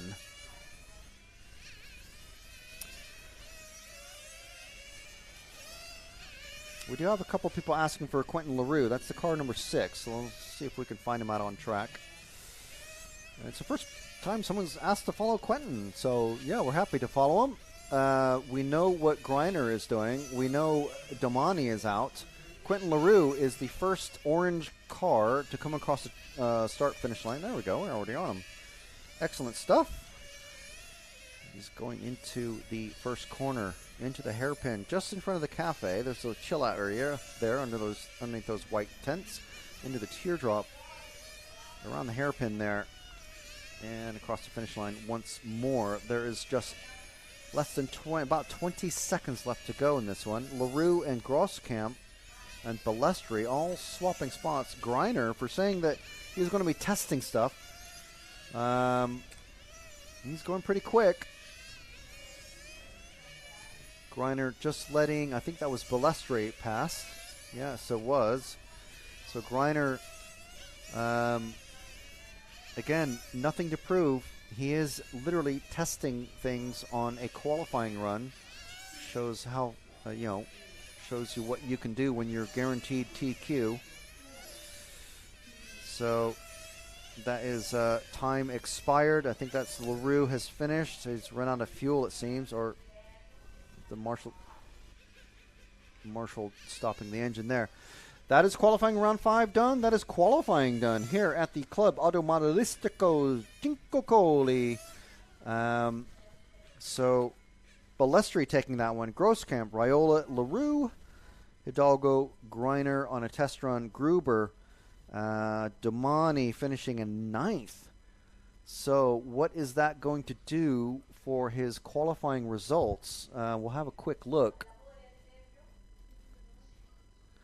We'll have a quick look and see what that means. So Greiner, obviously in the top group there. That means, Domani still, so he's finished on a 49th best out of everybody. And then 54. So Domani's still in the Superpole. So Greiner straight into the final. Balestri, Grosskamp, Domani, and Raiola are going into Superpole. That will be starting at 3 o'clock. So we'll take a little break until then. Let's see Giuseppe go across the track in his electric scooter. Right. So unfortunately, LaRue just missed out on that by 2 qualifying points. But we'll be back at 3 o'clock local time. That's Central European time. GMT +2.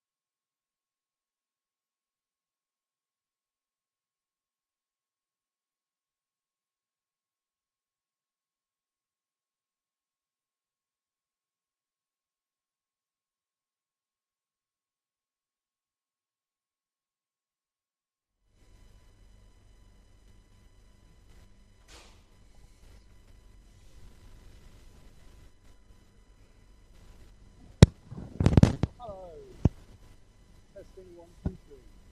Very low volume.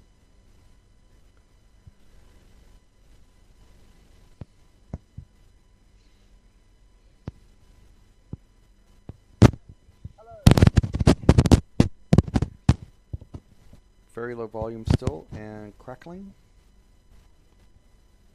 Maybe it's just rubbing on the mic.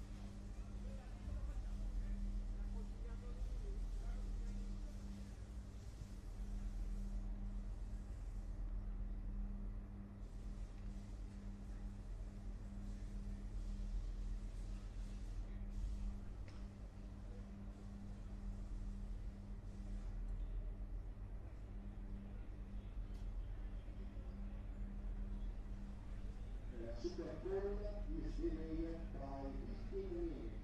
We will start with the Superpole procedure at 3 and 15. Superpole delayed, new time 3 and 15.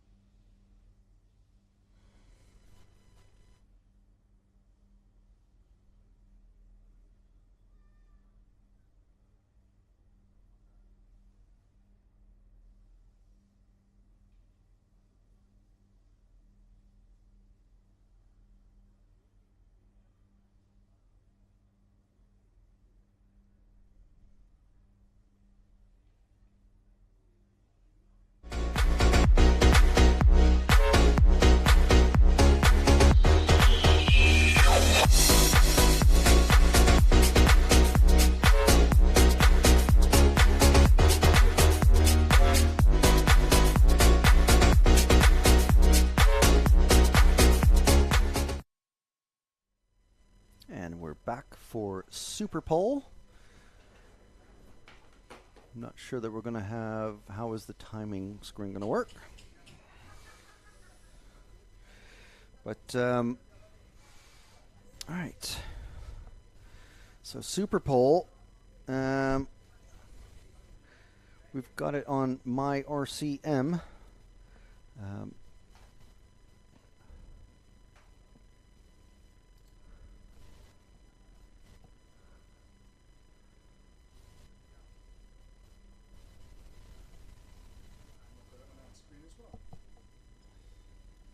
And magically, we have it on our screen.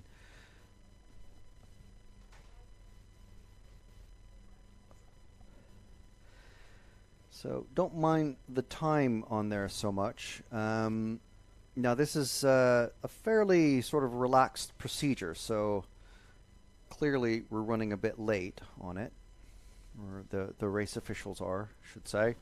But we've got, as you can see on the names there, Dario Balestri, Yilis Grosskamp, Filippo Domani, and Carmine Raiola. Those are the 4 participants in the Superpole.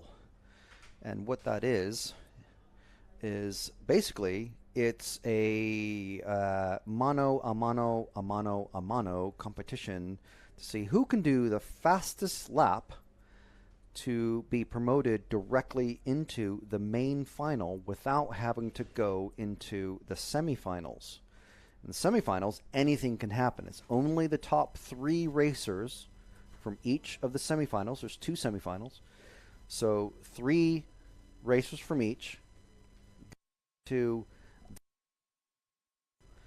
and then to fill out. So if you're doing the addition in your head, there's TQ, and then there's Superpole, so that's 2, and then 3 from each semifinal. That's 8 total.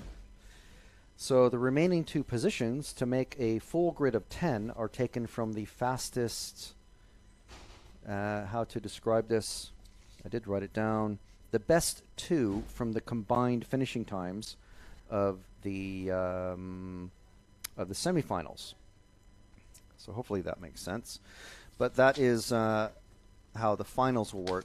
How Superpole will work is the 2nd, 3rd, 4th, and 5th fastest racers after qualifying, and those are the names on screen that we just mentioned, Balestri, Grosskamp, Domani, and Raiola. They will basically run one by one on the track completely alone, no other cars on track, and it's down to them who does the fastest single lap. So they'll have a couple of minutes of warm-up time. The mechanic will be out there with them. They can run super low fuel, just enough laps to get maybe 7 or 8 laps out of their car.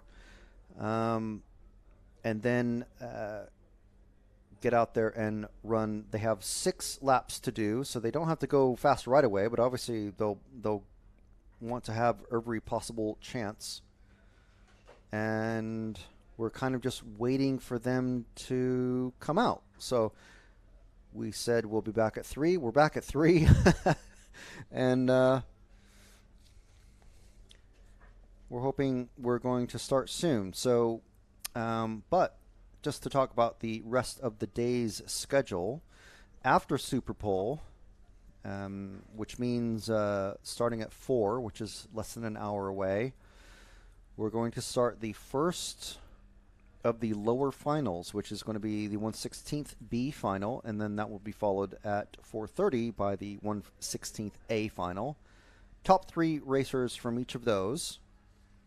Those are the 3 important spots, and the most important spot of those for us, from our perspective anyway, is the 3rd place, the battle for 3rd place. So the last of the podium spots in a normal race, because that is the final bump up position. And these races are going to be 20 minutes long, and which means they'll have refueling. And with about 4 minutes per tank, these guys are going to need about 4 stops during a race. So hopefully no one runs out of fuel or flames out, because that will kind of take away from the spectacle and the majesty of the racing machines that are going to be on track at those times. So we got the 1/16th B and A final. Top 3 from those will go into 1/8th B and A final, and those will start at 5 o'clock and 5:30 respectively. All these times are Central European time. And that will end the day. And hopefully we end before any rain comes, because if that happens during a final, I really don't know what's going to happen. We will have to see, because the schedule was already changed yesterday. It was changed again this morning. And hopefully we don't have any weather-related issues. So here is that chap in the blue shirt on screen there. Oh, look at that. It's working now again. Yes. We need a camera, like a camera on that as it's going. And you know how after like NASCAR races and World Rallycar races, they always stick a driver straight into the driver cockpit. It's like, tell us what happened. We need that for the on the car.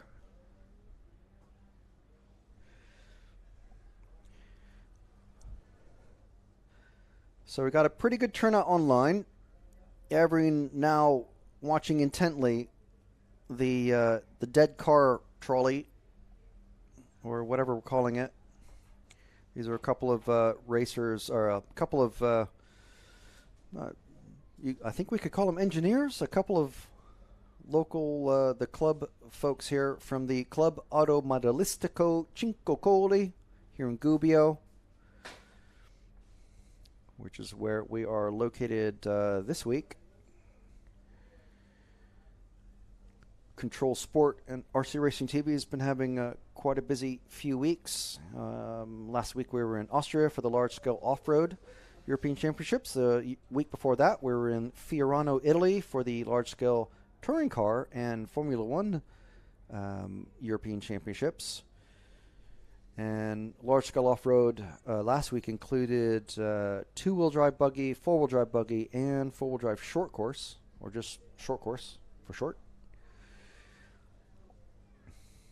And all good fun to watch these gigantic model car beasts blast around Fiorano, just miles away from the Ferrari factory in Maranello, and what was the other one? Maranello and Modena. Thanks, Matt. Oh, is this, I think that's Luca Betti that's walking around with an ice cream. Makes me want an ice cream. Ah, we have an announcement. I think that is someone calling for the Superpole participants. I'm not sure what order they're meant to go in. There is a specified order. I think it starts with the fifth fastest, which would be Carmine Raiola. But I am not exactly sure. I'll just check real quick. I do have the rule book somewhere here.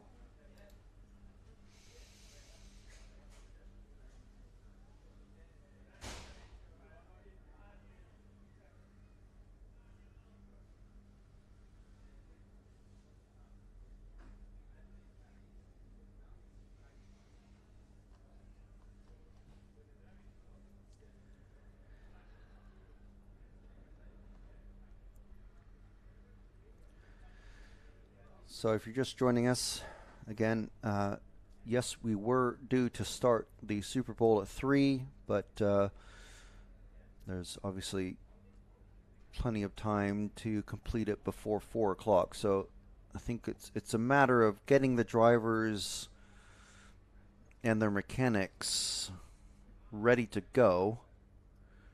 They're not really tied to a broadcast schedule or anything. And as long as things are finished before about 4 o'clock, which is when our first lower final will start with the 1/16 B. I do hear an engine, but there's no one in the pit lane.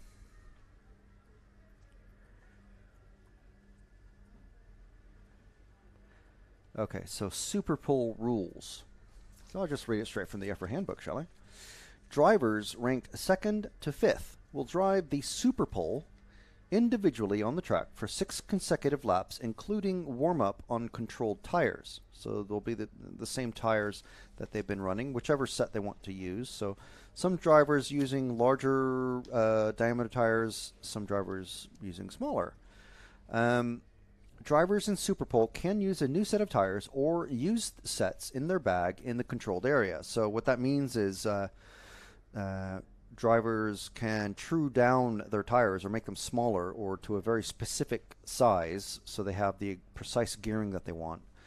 And they have to keep their tires in the control area, which is literally controlled. No one else can access that area except for the drivers and their mechanics. And the procedure for the Superpole is 5 minutes of warm-up for all participants together to clean the track, which I'm not sure is exactly necessary, but we have had some people walk along the track. You can see the AMC officials walking on the pit lane. We have Dario Balestri on the rostrum now.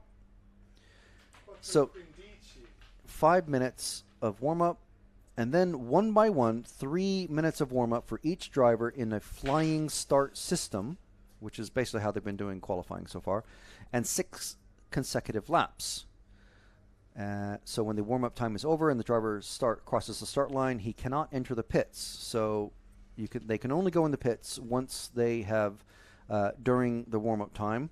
After that, if they go into the pits, that's their 6 laps completed, basically, according to the rules. The Superpole running order will be 5, 4, 3, and 2. So that means that Raiola should be starting off first. We see Balestri already on the rostrum. The driver that scores the fastest lap will also move up straight to the main final and take the second position on the starting grid. So Greiner, our German racer, is, well, one of our German racers, the top German racer, obviously, here. He's, by virtue of his 3 TQs, he's starting on pole position. And here we go, a fantastic view of our ambient mic, which you can see just as a tiny speck of pixels on this side of the huge display screen, which everyone can see. This is literally directly below some of our windows where we're sat at the moment. And so, oh yeah, and you could just see Matt waving above the 10th. And try it again. There we go. See, just above the on and on-road Euros, that's Matt giving everybody out there a little thumbs up. So yes, to the take us. Oh goodness, he wants me to take a screenshot now. Okay, all right, there we go. We've had a screenshot now. You've had your. There we go. So to the 134 people watching on RC Racing TV YouTube channel. There you go. That was Matt. Thank you very much. Ice cream. This must mean, because our cameraman has come in and literally brought us ice cream, this must mean that there must be an even further delay. Quattro Quindici. What does that even mean? 3:15, 3:15, which is now. So. Yeah, but so it's a bit late. Quattro Quindici. So, shall we just maybe turn down the sound on the mic?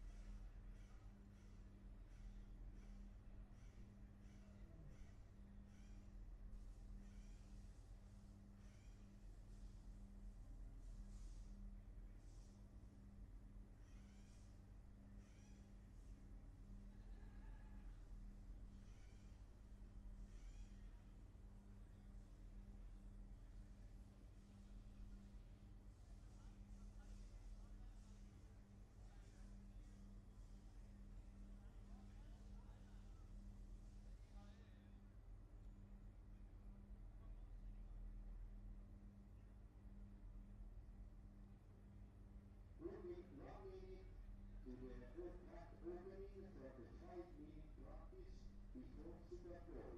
1 minute to start.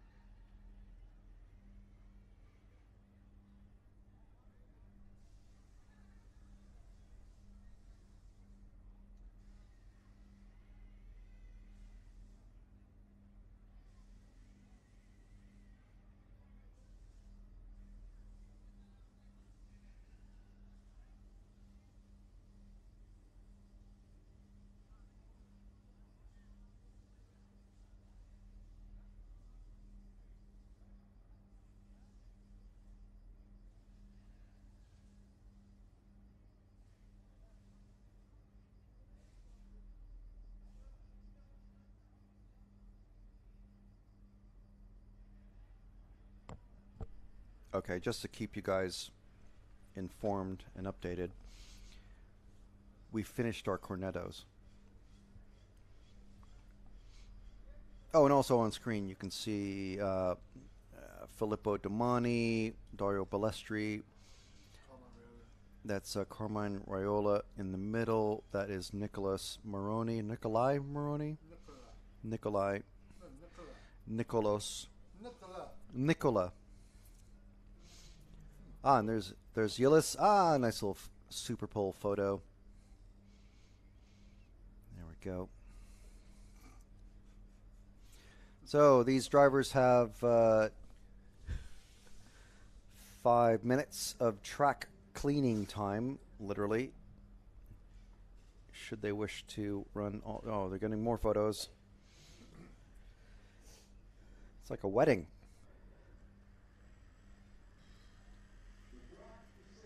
Track is open. So this is just warm up. Well, it's not even really warm up, it's literally track cleaning.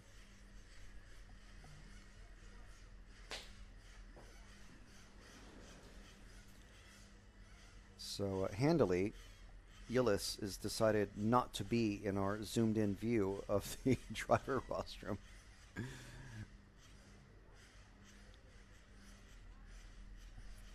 So these 4 drivers out there, we got 3 cars running. I mean, the track is open, so what are they doing? As I said, it's a very relaxed procedure. And this is, there's only one of them out there at the moment. And that is Filippo. Dario is out there in his bright yellow car. Yillis is now exiting pit lane, and there goes Carmine. Okay, so they're all out there now. Goody gumdrops. So we have a Superpole question, Matt. Yeah.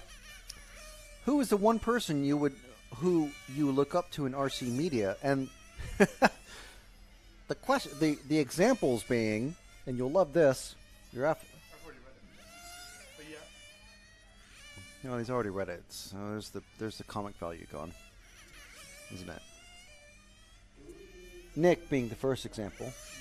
Scott, Megat, etc. But etc. Imagine Scotty Ernst. Unless there's a different Scott. Right. And would you want to be them? Would you want to be Nick? I'm happy being myself. You're happy being yourself, okay. I'll just repeat everything you say rather than you say it yourself.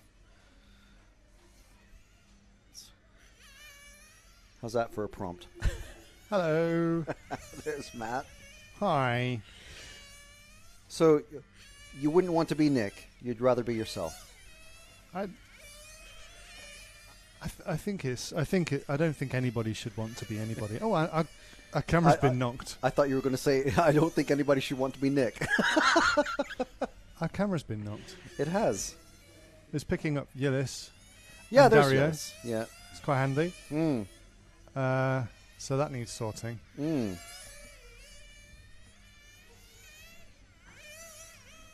We could do with the main camera moving, maybe. Yeah, we could do, yeah. Could do. Maybe, yeah. Well, I mean, this is just warm-up, so... Yeah, you're not missing anything. Yeah.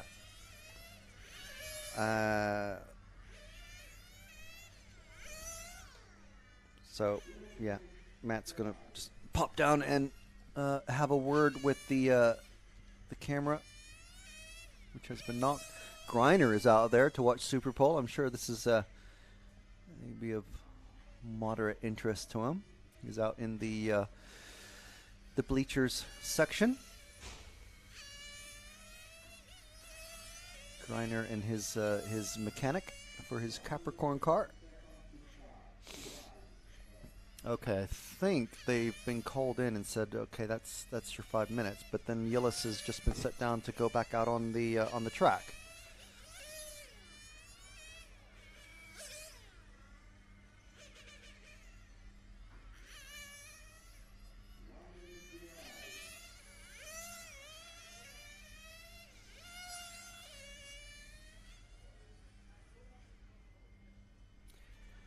But anyway, to answer the question, who do I look up to in RC media? I think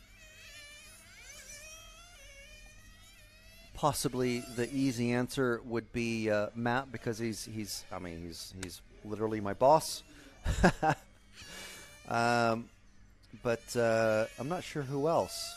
David Isherwood, he seems to be doing okay, but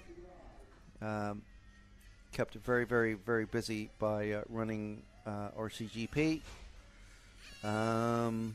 Would I want to be them? Oh, again, difficult to say.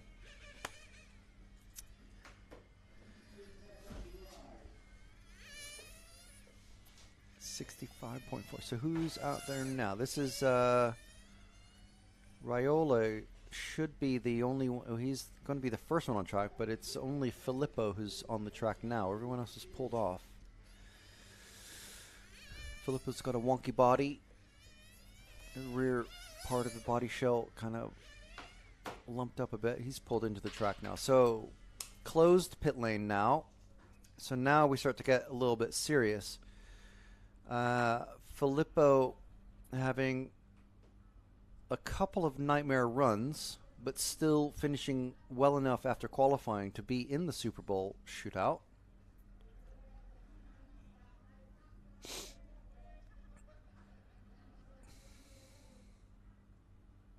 So the first driver out there, his mechanic is in the pits. It's Raiola.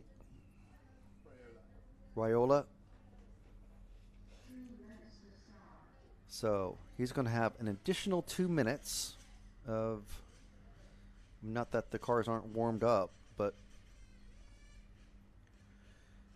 he gets 2 minutes all on his own.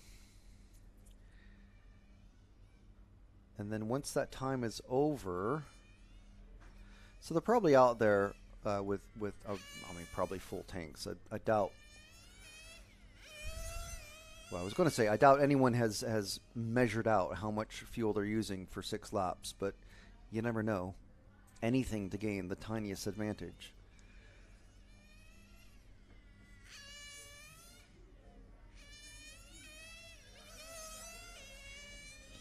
You hear the car whizzing past.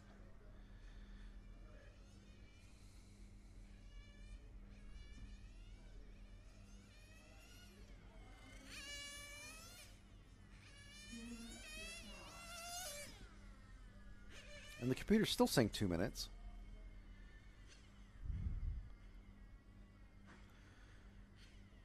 As Raiola's mechanic, you can see him there, just there in the bottom of the screen.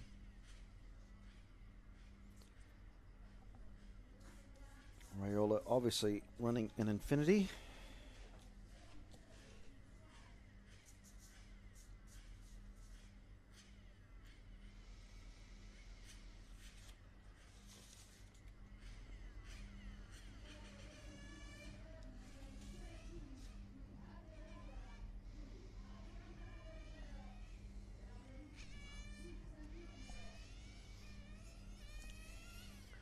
Someone's on the mic. I can't tell who it is or where they're standing.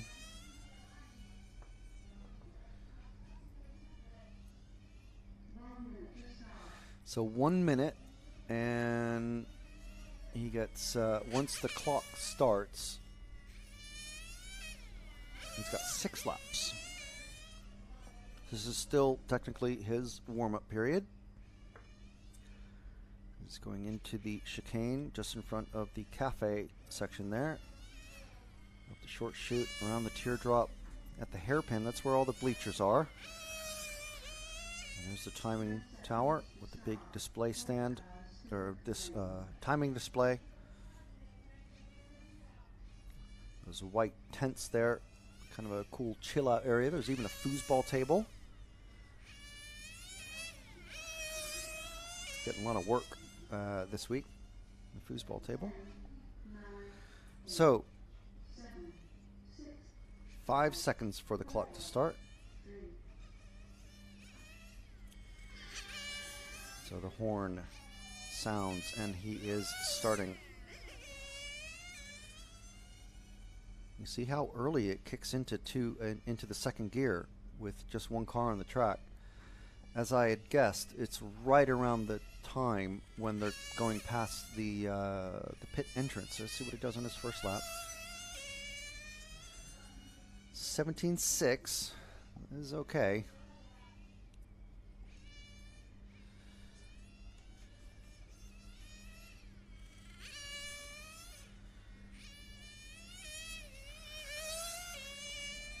$16.8 that time.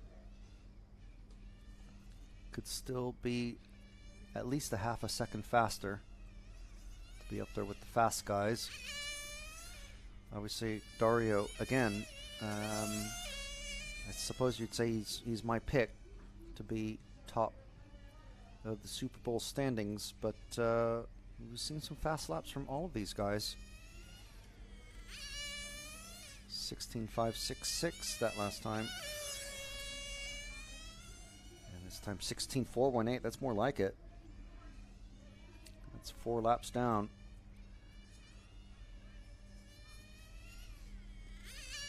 Around the teardrop into the hairpin, right in front of all the spectators watching. 16.477. May have reached his limit. So this will be his 6th and final timed lap. Ooh, slides. 16.612. Round of polite applause from the gathered spectators, which is basically the rest of the pit area that isn't in the mechanics area, the pit lane, I should say. A few people watching from the pit lane, if they're lucky enough to have a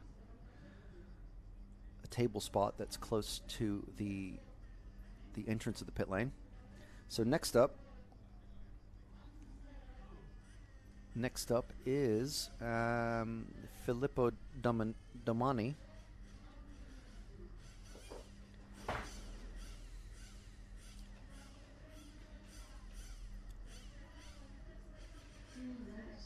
So now he's got 2 minutes to get out there and warm his engine back up, get used to things. Obviously, again, no one else out on track, so it's quite interesting actually. You can hear when when each individual car, because they're just out there by themselves, you can hear when they're actually shifting into second gear. Oh, he does like to slide through that inside chute.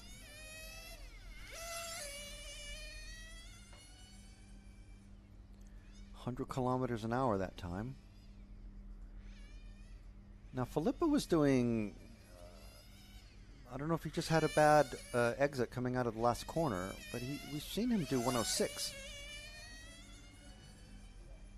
106.4 that time, yeah. So it must have been just kind of a shaky start to that last lap.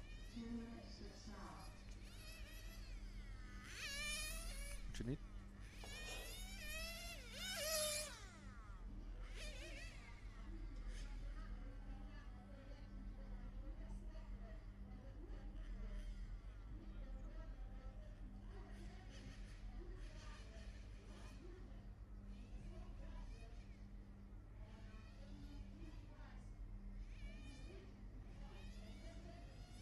Filippo's dad, Fabian, he's acting as mechanic. Fabian, a former 1/8 Nitro European champion. So obviously, as many dads like to do, brought his eldest son Filippo, who's out on track now, and Francesco, his younger son, who's 10 at the moment. So Filippo here is only 13. Brought them into the hobby fold, starting racing just a few years ago, and already racing at the top end of the European Championship level. So these older guys, and I say older guys by meaning like guys in their 20s and 30s, are watching with interest to see possible future star at work here. So Fabian giving a little tweak to the engine. Don't think he's refueled it.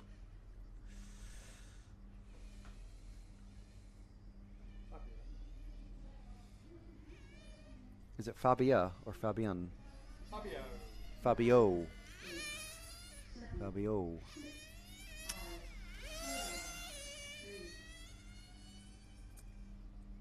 So time has not started on this lap. This is still a warm-up lap for Filippo. Around the teardrop, around the hairpin.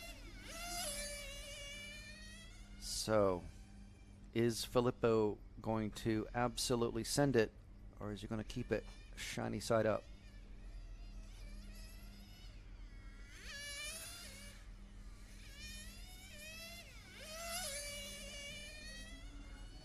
Down the straight, he did 106 last time, 103.2 kilometers an hour that time. First lap, 16.756.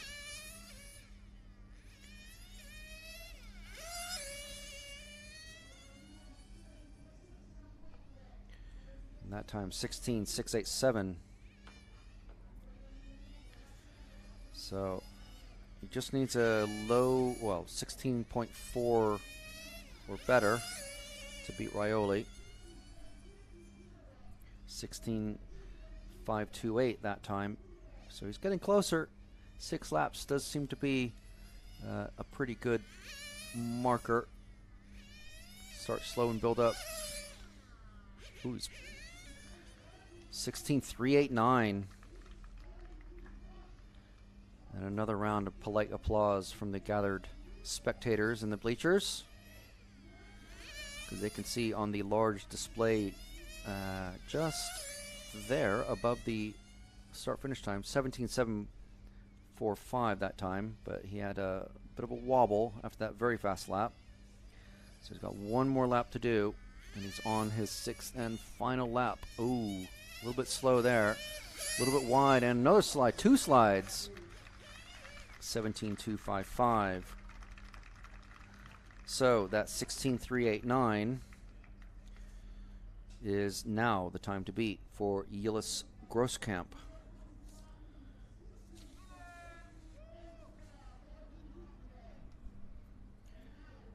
Domani running an X-Ray, Grosskamp and Raiola both running Infinities.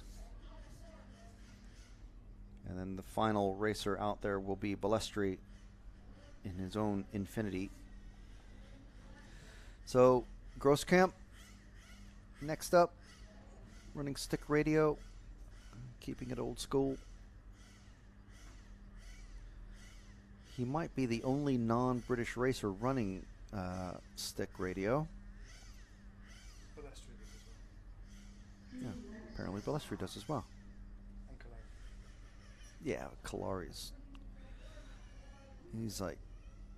He's old school.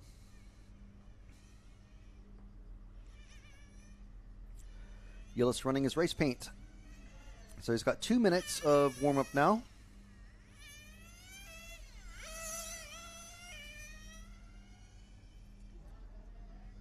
.95 that time. So it's just the first, well, engine's not warmed up properly yet, maybe.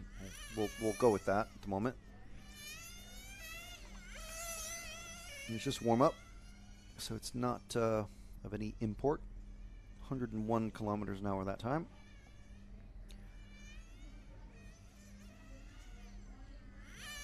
It's like you can hear and almost feel the engines as they're ooh, engine's cut. It's flamed out.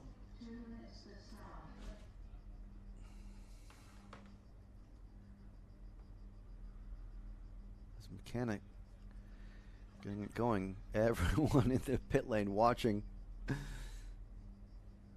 thinking in their minds, oh, what was that about? The drivers and the mechanics both have, they all have headsets. Back out there. So he's got about a little over a minute and a half left.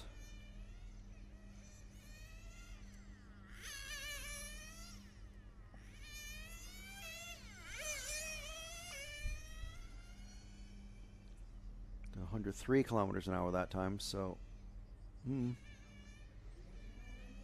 bit of a weird little flame out there.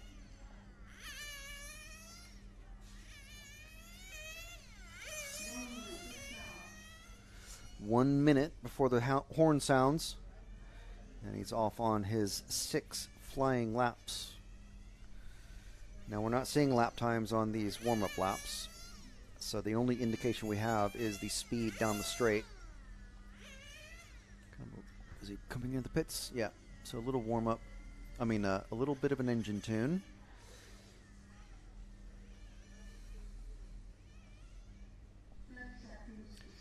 .30 seconds. So this lap and one more, and he'll be starting his 6 flying laps. It is a bit of a pressure cooker, isn't it? Because you have the entire stands that are going to be watching the finals, including the TQ. It's going to be this lap is his final warm-up lap. So he wants to get a nice, good start coming out. And time has started. So 104 kilometers an hour that time. 103.8. So yes, quite a pressure cooker sort of situation. The only car on track, everybody listening to it going, oh, what does that sound mean? What does that sound mean? Let's see what his first lap is. Haven't seen a time pop up. No time has popped up.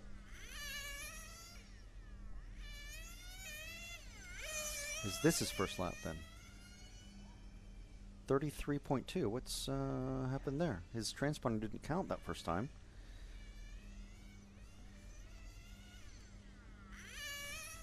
Okay. One to discuss afterwards, maybe? That time, 16.501.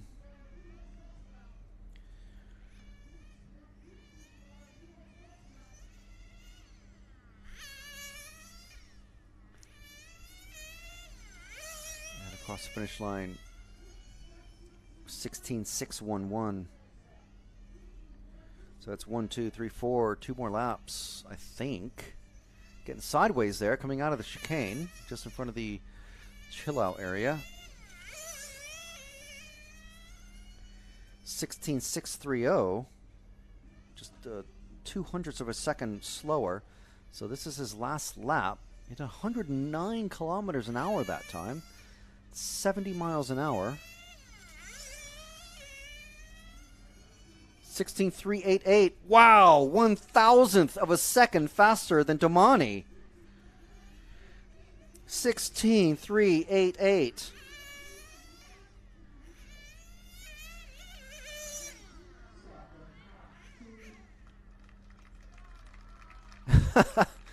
Slightly louder polite applause from the peanut gallery. Some funny reaction from his mechanic.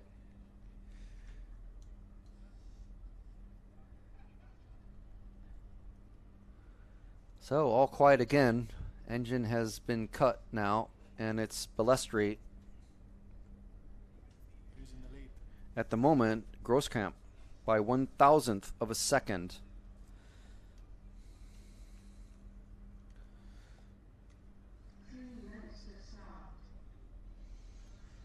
Not sure what happened those first 2 laps. He had a combined time of 16.220, but he came back, wrapped it up on the very last lap. There goes Dario out for 2 minutes of warm-up. I think they're giving him all about 2.5 minutes actually, but who's counting?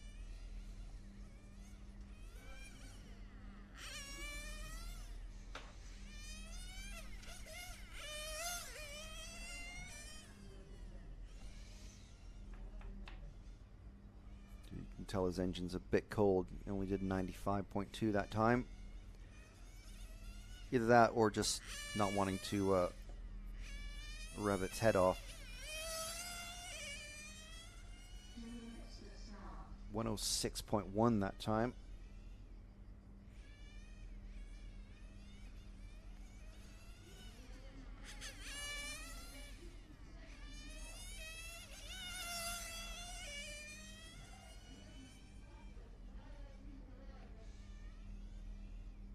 into the chicane, past the chill out area, around the teardrop, in front of the spectator bleachers, occupied by pretty much all of the rest of the racers. 109.0 kilometers that time.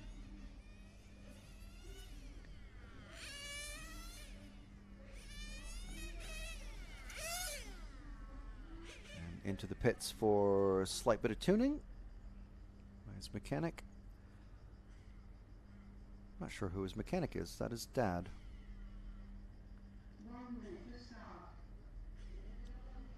1 minute.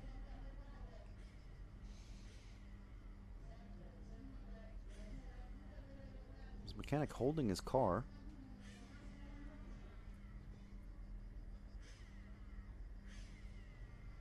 Is he just gonna wait out the rest of his warm-up time, or? There he's off.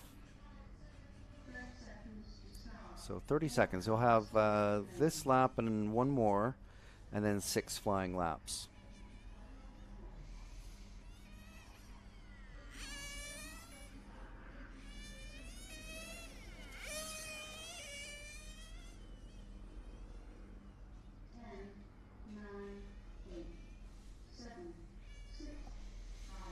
So 16.388 is his time to beat, and he's starting his lap now.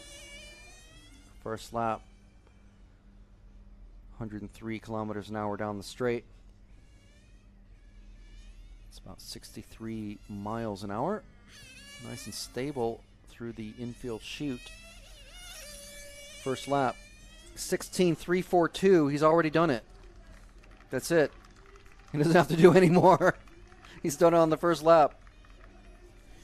The rest is just a display if he wants.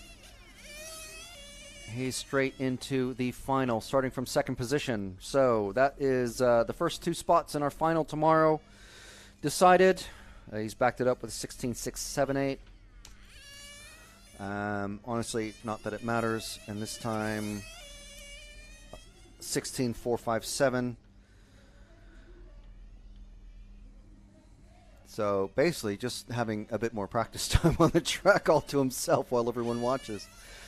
Right, so I'm hoping we're going to start on time with the 1/16th final at 4, but who knows? We're not sure exactly what is going to happen as far as time. We're just come back at 4 o'clock and see. But 1/16th final, B, starting at 4, we hope, and then at 4:30, this is all Central European time, the 1/16th final, A. Top 3 of those will be bumping up into the 1/8th final, B and A respectively, starting at 5 and 5:30. And then hopefully we will be avoiding the downpours that we are all expecting across the region. So that is Balestri starting from second position on the grid tomorrow for the finals. And Should we try and say hello to Nick? we're going to try some technical wizardry now, just to top that amazing display from Balestri, first lap Superpole success.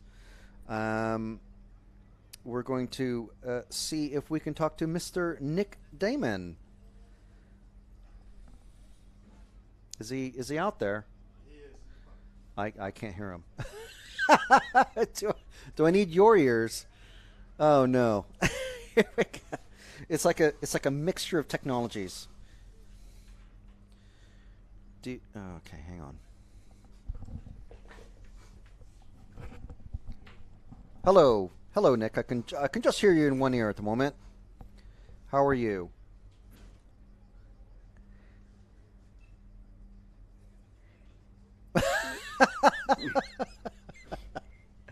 Well, you know, what can we say? I thought the thing I wanted more than anything else is Nick. I mean, honestly. Oh, wait. He's gone out of this ear. Is he in this ear only now? Am I ear hopping? He's very, very, very low. Yeah, you can only Well, that hear sounds very each unfair. Oh, there we are. Okay. Now, okay, just repeat everything you said in the last 20 seconds, Nick. Just basically me carrying on about how disappointed I am that neither of you wanted to be me. Obviously, Yeah, because, well. quite frankly, I could recommend it. Some days, not today, but some days. Oh, not today. So this isn't a highlight of your life right now, this moment. No, I'll be doing my day job most of the day. I'm not swanning it round the Italian sunshine. I'm in the Milton I Keynes wouldn't say we're swanning, more like sweating. Have you not got air conditioning? We do here in Gubbio, yes, and it actually There we functions, are. unlike some There we other are. locations that we've been to recently. Yeah, so that's it. So I don't want you hanging around being, oh, so woe is me. You've got air conditioning. You're fine. So, what do you think so far of the event proceedings? We've got Greiner, world champ I've been listening to you. from this I'm just location. not sure. Yeah, I'm just not sure why you're so down on Greiner. Greiner No, is, I'm not. It was. You said, "Oh, I'm surprised he's doing so. I'm surprised he's beating so. I'm surprised." No, Greiner,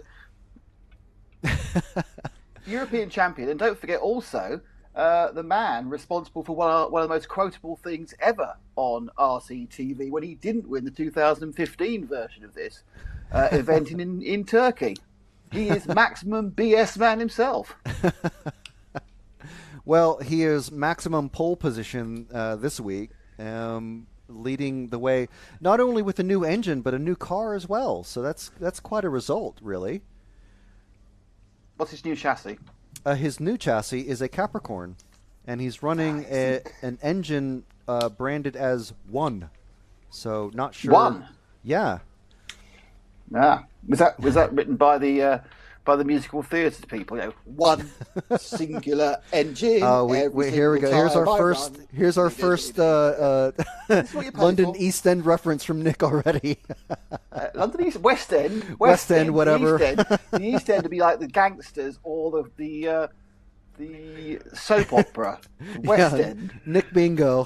There we go. It's our first Nick already. So Greiner in pole position tomorrow for the final, and Balestre just basically just leaving everybody waiting, and then taking the honors on his very first lap for Superpole. Yeah, we've seen that before. Doing it in style. Just a little bit quicker. Yep, straight through. Yeah, I mean, it was a good Superpole because everyone went slightly faster. I mean, obviously Groskamp cut it quite fine by going 1,000 of a second Oh my gosh, faster. yeah, that was and on his last lap. There we are. He knows how to build theatre. Yeah, you and he should get together then. Absolutely. Well, it has been said. Yeah, I think it's like most of these IC events. There's a huge amount of running around before and after the actual racing. But the racing itself has been very good, even though it's been qualifying. And now when they actually get to start properly competing on the track, it should be even better. Yeah, looks like we have a team photo about to take place. So obviously, not too much of a rush to get the 1/16th B out on track. Team photo always more important. Remember that. Yeah, of course. Results are transitory. Your team photos for life. Exactly. Right. So, how much have you enjoyed your international journey, then, Frank? We can do filling now, talk about Frank's journey around the world, can't we?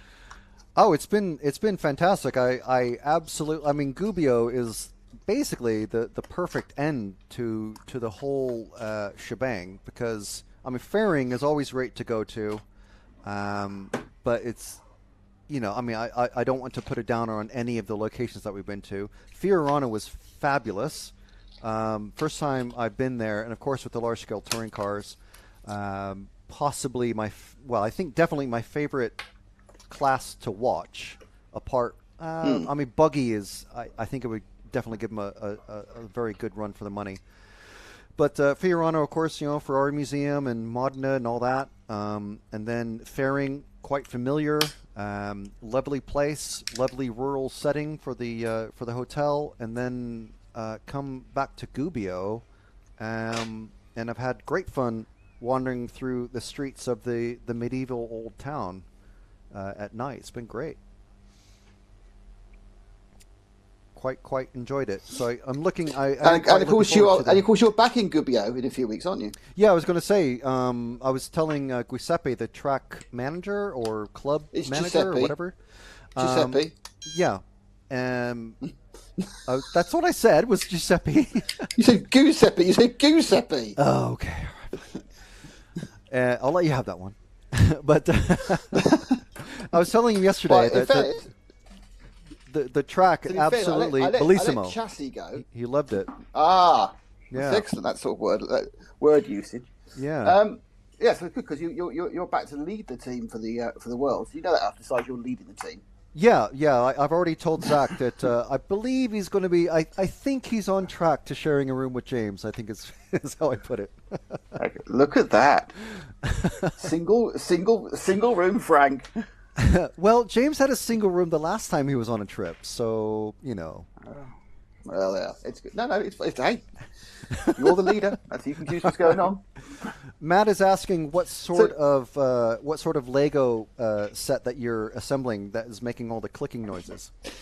No, I was moving things about, and in my I'm having a basic conversation with Frank. I kind of forgot we were also on air, so I've been arranging everything, and so things have been moving. It's more like there was one thing I was clicking, but mostly I was doing the thing I do, which I was fiddling with a pen, and then I was moving stuff, and now I'm and I've been given very strict instructions now by WhatsApp to sit on my hands.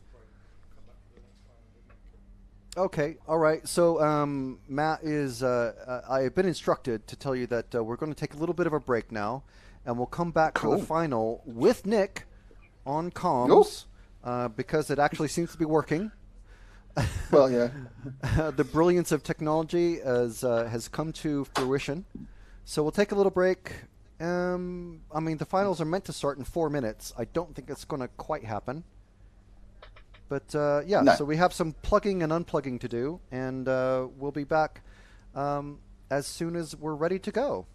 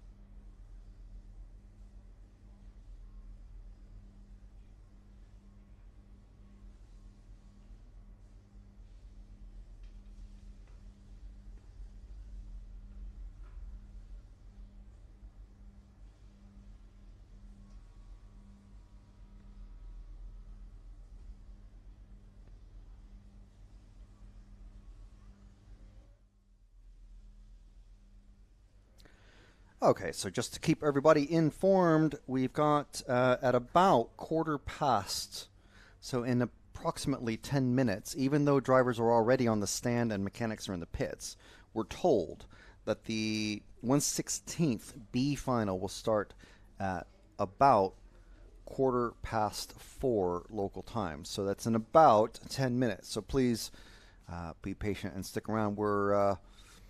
We're obviously the time schedule is changing as we're going along.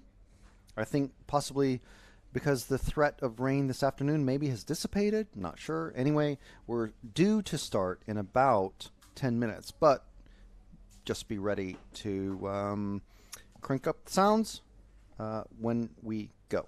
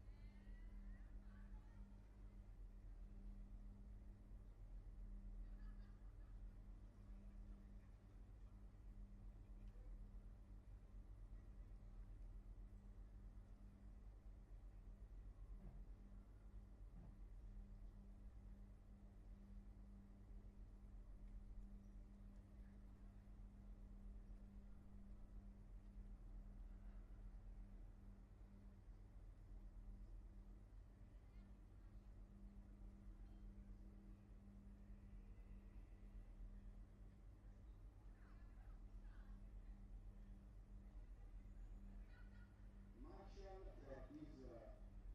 for this race will be semi-final A. The driver of semi-final 8. 8.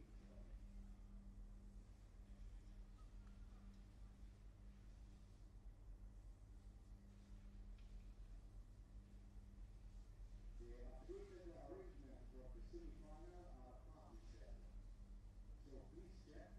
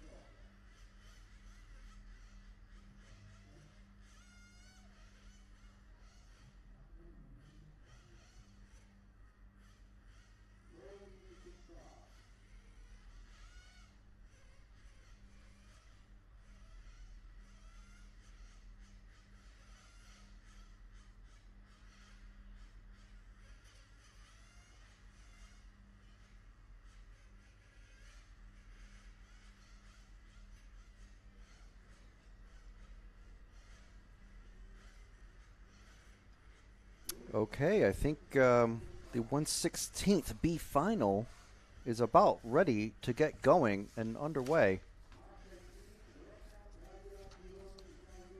Starting a bit late. I haven't checked the weather forecast myself, but it seems like the threat of rain is either just being happily ignored or has gone away. So hopefully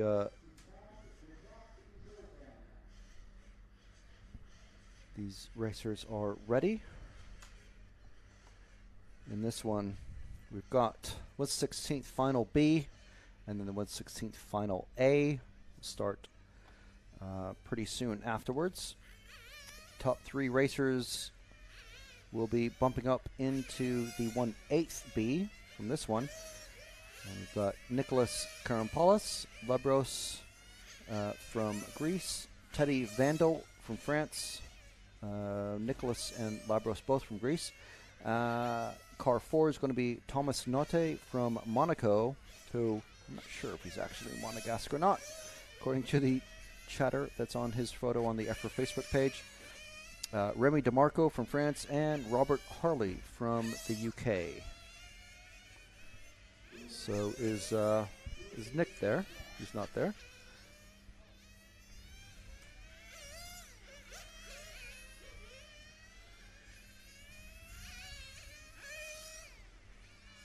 So in this race, we are going to be following, of course, the top 3 positions, but we'll be very, very interested. Our primary concern will be the 3rd position battle, should there be one, because that is the final bump-up position into the 1/8 B,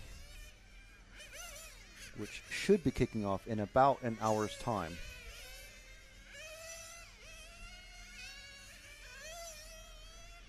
So we hope everyone who joined us earlier for Superpole was able to watch all the proceedings. It was fairly interesting, really, because Greiner, obviously current European champion already, defending his title, taking a good amount of first blood from the rest of the field, taking pole position for the final tomorrow, and forcing Balestri, Grosskamp, and Damani and Raiola into the Superpole, which Dario Balestri took.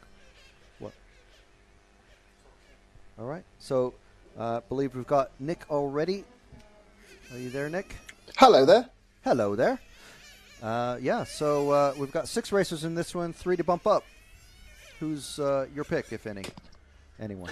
Well, I'll be honest with you. I could now kind of flim flam and go, yes, I've been watching every lower heat, and I've been particularly impressed with Teddy Vandal or something like that. But that would be a fib. So my guess is, as it's the lowest final, it's the 3 who finish the race who'll get up to the next final. Oh, excellent observation, Nick. Well, that's not observation. That's from experience. It tends to, these lower ones tend to be just about of attrition, doesn't it? Really, who can get? Yeah. I mean, we don't want to see anybody break out, obviously, but it happens. So you need to tell me what you've named the track on these first couple of laps, so I can work out. What's going on. Sure. Well, there's the first corner. Brilliant, absolutely brilliant. The final corner, the straight. This is just. I'm surprised that you, JK, rolling an imagination like that. It's scintillating, isn't it? And they're off, of course. Here we are. So we've already got a battle developing for second as they go into the chicane. There's the infield chute, a battle for third. There's the teardrop, and then the hairpin leading into the final corner, which is someone already into the pits. Is that a stop and go?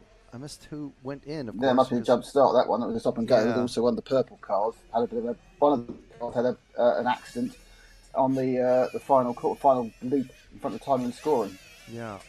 So just coming around the start finish now is our battle for third.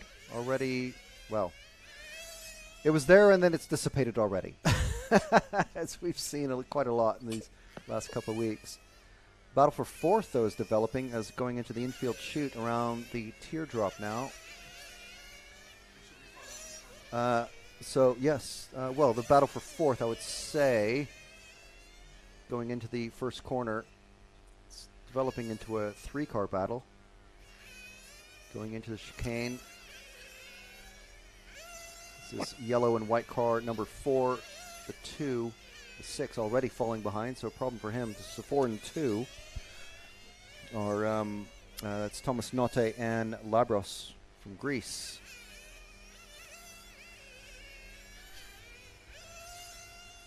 So they're the only two that are close together on track. I mean, first and second are somewhat close, but there's a bit of a gap. But the fourth and fifth on track is our Monegasque and one of our Greek racers. These are going into the chicane. And again, around the teardrop. Very close, these two, really. Keeping it clean. And a pass, I think. Yeah, that was a pass for fourth. Let's see if he's able to move up into the third battle. Remy DeMarco for third. Ooh, onto the blue there. Very wide. Yeah, Labros needs obviously to start moving forward. It's 3 bump up. That's the key position to get to. He's got a couple of seconds to get up to Remy DeMarco. You've obviously seen all these heats so far. Frank, are any of these people here because of bad luck, or are they all here because this is the pace they are? This is roughly the pace they are, unfortunately, or fortunately. But yeah, this is about where they ought to be, I suppose. You know, once everything shook out in qualifying.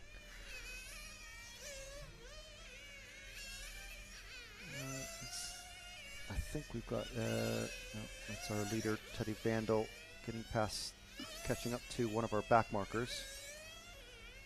Well, Labros is gaining on Remy DeMarco. He's gained about a second over the last 2 laps, so that gap between the two of them is now down to 2.9 seconds. In fact, you can see him now at the other side of the teardrop, this hairpin here, and then onto the final corner. So he's going to get a bit of a view of him as he come away. That time round, it was another 2 tenths in favour of Labros, but obviously we are now getting to the point with 3 and a bit minutes in where they're going to start thinking about taking fuel. So lots of very short fuels. Not those who are used to watching Nitro IC off-road cars. They go 8, 9, 10 minutes sometimes. No, it's about 4 minutes at max. Isn't that right here, Frank? Yeah, pretty much. If anyone's able to get to 4.5 minutes, I'd be slightly surprised. 5 minutes is probably right out. And with lap times being about 16, well, maybe 17 or 18 seconds for these guys if they're battling, yeah, be surprised if they can get further than 4.5 minutes. So now a couple of tenths gained by Labros that time round. And they are now ticking up to 4 minutes. So we're going to start seeing people peeling into the pits. And already there's our first pit stop. I believe that's Vandal. Labros gained 9 tenths that last time round. So he's right on the tail fin of Remy, or he will be. Labros, of course, starting from the second position. I think he's just gone into... It was DeMarco actually who took some fuel that time round, so he's currently counted as missing by the online computer just because they've just obviously had a long lap because it only takes 5 or 6 seconds. Actually, Remy took 11 seconds that time. Thomas Notte was about an 8-second stop. Teddy Vandal, again, about 9 for Teddy. So, and Labros is a much better stop at just 8. So we are obviously at the ultimate fastest, Grease Lightning. We've been practicing this for 17 years sort of stops. But it's looking like it's 7. I don't think we get the fast guys. It's going to be about a 7-second to 7.5 second loss to put into the pit, especially, of course, as you're on the main straight, Frank. So they're going really, really fast past you. So, because time loss is magnified because, of course, the difference of trundling against full speed is much greater. Yeah, for sure. I think that's the first round of pit stops all done. So we're kind of back to normality now. Labros taking the third spot from Remy. And they're very close indeed. Cars 2 and 5. 2 going into the hairpin just now. And across the timing down the main straight. Yeah, Labrador's obviously qualifying too. The gaps, of course, in ultimate performance in the bottom heat are often the greatest they are anywhere from first to sixth. So being just Yes, three indeed. slots ahead of Remy DeMarco, you think, oh, well, that's not very much. But he could be half a second or three-quarter seconds faster lap on average run time. And that's what it seems to be. He's kind of gradually eking away and making his final bump-up places own. But as we all know, it's all about actually finishing these races. Yeah, and certainly we've seen Filippo Domani taking some very hairy liberties with the track and getting away with it sometimes and sometimes not. So he's been the highest casualty in qualifying of the crashes. So it remains to be seen what these guys end up doing. Hopefully they all finish, but we'll see at the end. There's still 13 and a half minutes left in this one. Not even quite halfway through. Going to start coming up on the second round of pit stops in about a minute. Yeah, so it's Nicholas got myself going. Nicholas Carambelas leading from T. Vandal from Labros. I shouldn't have started this, should I? It was a major mistake of trying to read the names out. How are you going for Labros' second name there? You might have a moment for me. I don't. I just say Labros. So it's Nicholas from. Let's have the first name race, shall we? It's Nicholas from Teddy, from Labros, from Remy, from Thomas, from Robert. Robert Harley's obviously out of this. He's already dropped 5 laps back, so he must have had a problem. He was running again, but also had a problem at some point. Top 2 is still Labros and Remy DeMarco are still not miles apart. Just waiting for Remy to cross the line. He's about 2.5 seconds back, running tiny bit slower. So he's going to need Labros to make a mistake to get back up in that bump-up place. Relatively good gap between second and third. First and second, the gap is 2 seconds. Second and third, the gap is pushing now 8 seconds. So it's settled down. More than you expect for a race for the first part of the day. And all of these things are all over the shop. People fall off, get back on again, have a problem. Remember how to drive. But good solid stuff from these guys. Yeah, definitely. You would expect with such a small number of racers, it's not quite 60 racers, that the skill and equipment gap might be make the differences quite a lot larger, like we were saying earlier. But they are fairly close, really. I think this was the 5 and the 4 just came in for their pits. That was Remy and Thomas. And one of the white cars, there's Vandal, and the only purple car.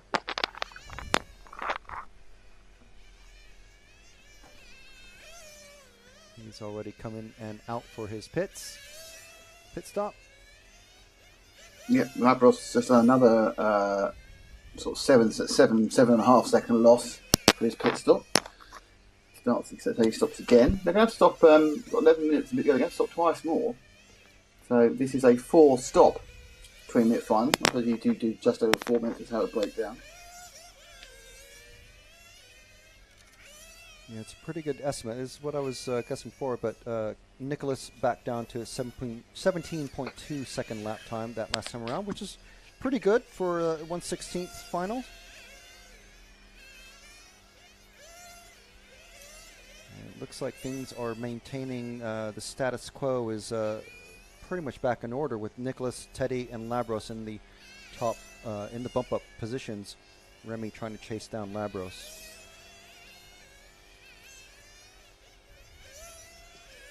So we do have a question or a suggestion in the comments to please follow the leader. It's like we're actually more interested in the final bump-up position. So we do know that Nicholas is nicely out in the lead, about a third to a half a lap ahead of Teddy. Got a dead car out there. Right? Yes. Someone's been brought I think back that in. was. I think that's That's Teddy. Teddy Vandal who's missing. Yeah, coming across the dead car. I love that. Yeah. Fantastic, the dead car bridge. I haven't seen that before. Yeah, I think it was debuted for the Worlds back in 2016, and they've been working on it all week, and they finally got it going properly for the final. Ooh, there's a which white car is that way out there in the middle? Got my car problem?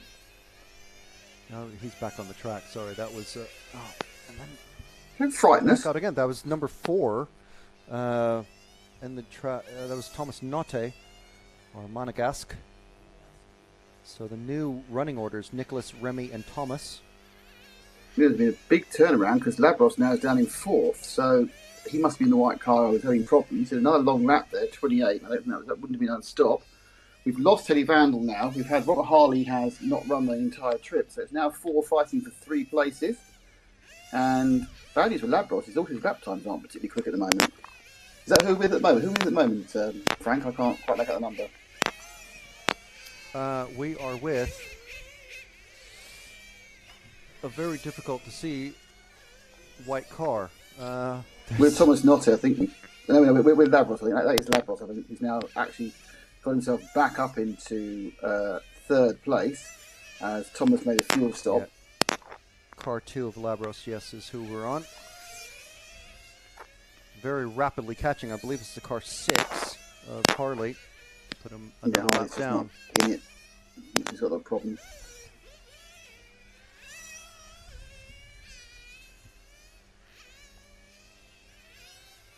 Vandal is back out on track in the purple car. Not sure he's going to be able to successfully get back up into the top 3 spots, though. Another dead car. Is that? Who is that? It's Labros. Harley. It's one of our other white cars. That's the 2 car. That's Labros. So Labros shame. is broken down. So that now means we only have 3 cars. That's as much as I thought who are currently making the trip in its entirety. It does mean Teddy Vandal's got a chance at the end because if someone else breaks down, he might have a chance of actually moving up. But we've lost a couple of them now. Now the 7 are showing in purple delayed time. That's just because they're actually now taking their penultimate fuel stops. There is a car, I think, just flamed out in the pits. Can't tell who it is. It's Vandal on camera at the moment. So he's in 5th, but he'll be 4th very soon because Labros is not running. It's the number 2 car in the pits. Labros, yeah, is his mechanic looking under the car, looking in the car. Nightmare for Labros. I think he's actually gone down into the pits to help his own mechanic.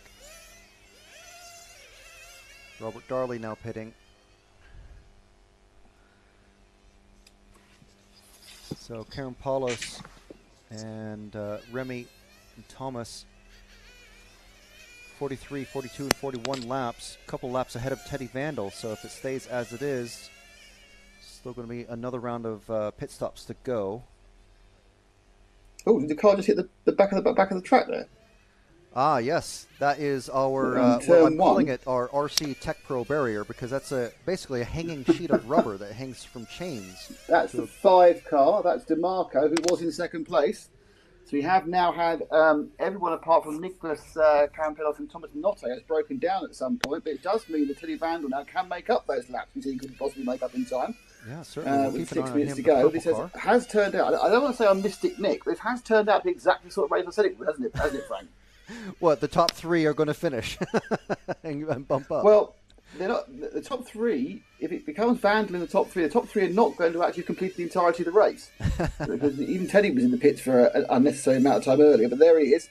Yeah. He's got a lap to go to get past, a lap in the next one, so he goes past his next corner, and he'll cross the toe and square up, put them level on laps with Remy DeMarco. And once he goes past the pit lane, effectively he's now in 3rd and bumping up.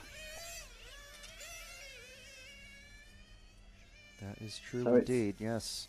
So DeMarco. Nicholas from Thomas Notte. And they're still working on the number 5 car in the pit lane. Oh! Didn't want to go in the lead there, did he? So officially missing now are Remy DeMarco and Labros. They're on the official. We're not in the race anymore on the timing and scoring. They may still be joined. Robert Harley, who lost a lot of laps early on, may end up getting 4th place. Not that's really particularly of any use. You don't bump up. But currently, the 3 people who are bumping up because they're actually still going is Nicholas Caramapalas, Thomas Notte, and Teddy Vandal. And at the moment, I think they are the only 3 cars out on the track because Darley has crashed out now, and he has been retrieved. Yes, you're right. The mechanic now, Marshall has run Darley's car back to the pit area. So these 3 cars, all they have to do is probably another pit stop to go for each of them. Oh, someone's just come in. That's the last. That's 4 minutes of it to go. Be a final pit stop for these 3 when they come in. Yep, Darley's back out there running, but again, he's not going to be troubling the top 3 here. So all they have to do is just keep trundling around, and they'll be bumping up. Yeah, Nicholas Campanelis is Karam Pellas is going to end up with a 3-lap win probably at the end of this.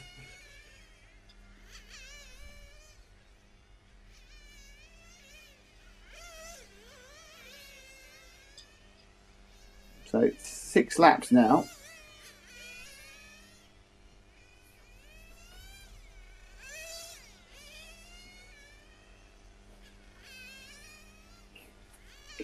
But it's not made up. Should we actually have a look at the leader? Because it's not about bump ups anymore, is it? We haven't really seen Nicholas. No, that's true. Nicholas coming into the chicane now in front of the chill out area, into the short chute around the teardrop and the hairpin, about to cross the finish line. And car 1 is coming down the straight.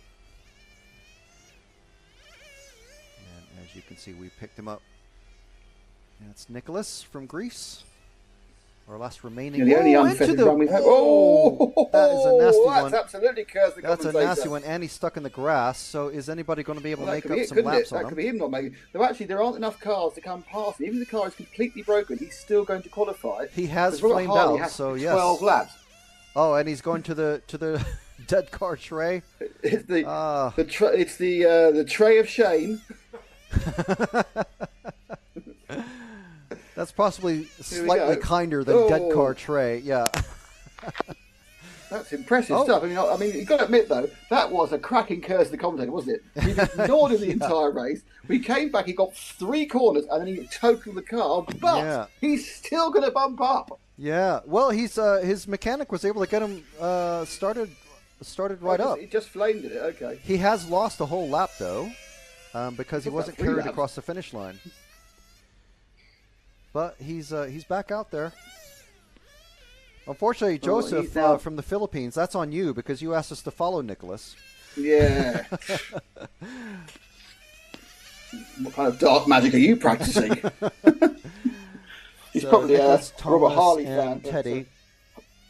Harley has now surpassed Remy and Labros in laps, so he will. That's a solid 4th place for him. Yes, that's a solid 4th place in the bottom final. I mean, he's here in a beautiful medieval city in central Italy. It's sure. It's a lovely. No, that's trip. a very good point. It is. It is. So Nicholas has just about managed to retain the lead by the slimmest of margins. Yeah, I think it's only just a couple of corners ahead of Thomas. And Thomas is dropping back by a second a lap. No, actually, we do have a battle for the lead going into the final corner now. I think these guys are on the same lap. They're 10 seconds apart. You got the wrong car. They're 10 seconds apart. Oh, sorry, no. Yeah, sorry. Teddy's in the 3, the purple. The purple it just really stands out because most of the other cars are white. Yeah, there's a lot. It does seem there's been an awful lot of money made by one can for his painting team. Yes. OneCanPainting.com.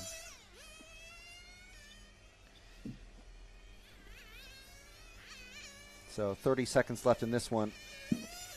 And a relatively seamless win for Nicholas is on the cards.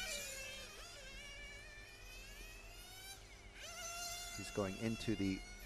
Yeah, this is... you say that would be an easy win. We had the thing upside down, spinning 700 times, and had to get restarted from a flame out, which normally would be the end of any chance of anyone qualifying.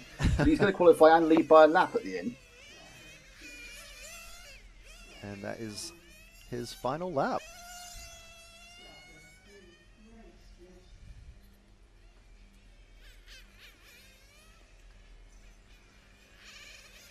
There we go. That's the first of the finals for today. Completed 20 minutes, an eventful 1/16th B final.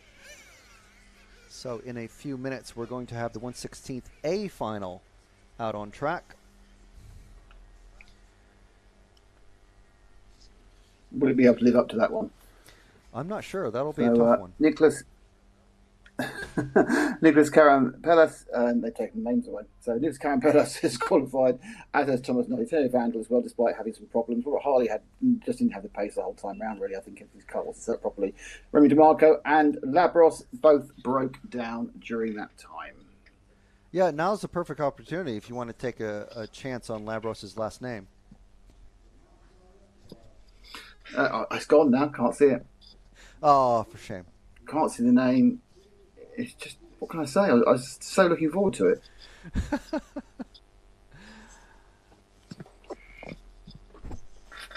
So, Frank, important question for you. Yes. You've now travelled much Europe with the RCTV roadshow.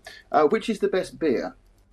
The best beer, I would say, is I prefer a Pilsner, like a light Pilsner beer, rather than like a heavy, dark one. We tried some Italian unfiltered beers, which is interesting, but I'm going to have to go. They just come out and swear at you. Yeah. Absolutely no cursing button or anything like that. No bleeping. Yeah, they just basically it's a borderline racist beer, isn't it? But I think it's going to have to be probably Punta Gamer from Austria, a very local beer for southern Austria. No, I vote for the Punta Gamer. What, you can shout. Ask Matt what's his favourite. Oh, he's going to say Punta Gamer. He's got 2 cases of it in the back of his truck. Ah, yeah. If in doubt, what did you take back from the Euros tour? Was it the great competition? Was it the growth and success of youthful drivers? No, it's 2 cases of beer. It looks like the 1/16 A is already out on, well, not quite out on the truck, but they're all on the driver's stand now, and the mechanics are out already. I can maybe just about hear engines, or am I imagining things? I'm going to hear nitro engines for the next few weeks in my sleep.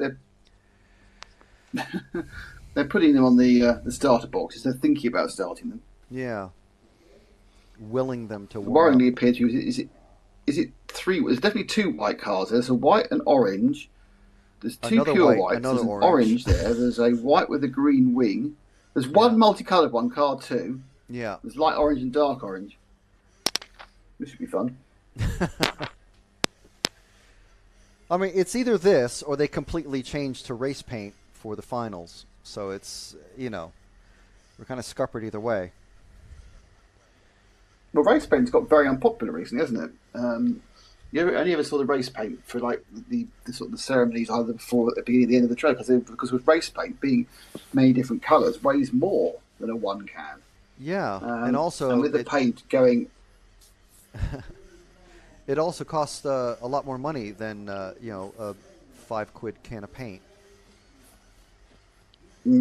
The vanity of the racing driver has nothing to do with that. If the race paint was as quick, they'd run race paint. But the issue is that of course, there's more paint to do multicolours than 1 colour, and that paint is at the highest point of the car if it's on the roof. So it's all about minutiae of centre of gravity change and everything else. So that's why you don't. They might go, I'm going to save the money. The reason you don't see the race paint on the whole is they don't think it's as quick. Whether that's actually true or not, I don't know.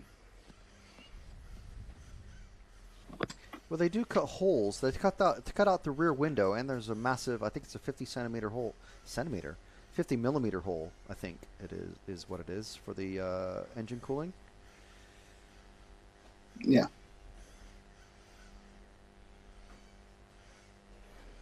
So this next race, we've got Dan Jones from the UK, Christian Schmid from Austria, 2 Italians, Stefano Neri and Francesco Domani, who's only 10. French racer Cyril Dubois and Patrick Quartet from Switzerland. Track is open, and they're going to come out for their warm-up laps. So looking at this long shot we have now, where are you based then? We are just to the left of this camera. All right.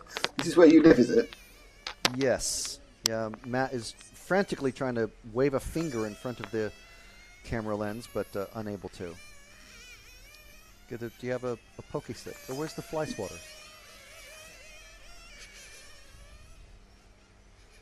I can see a reflection in the bottom of this picture of Yeah, just all about. sorts of That's- wires and a switchboard.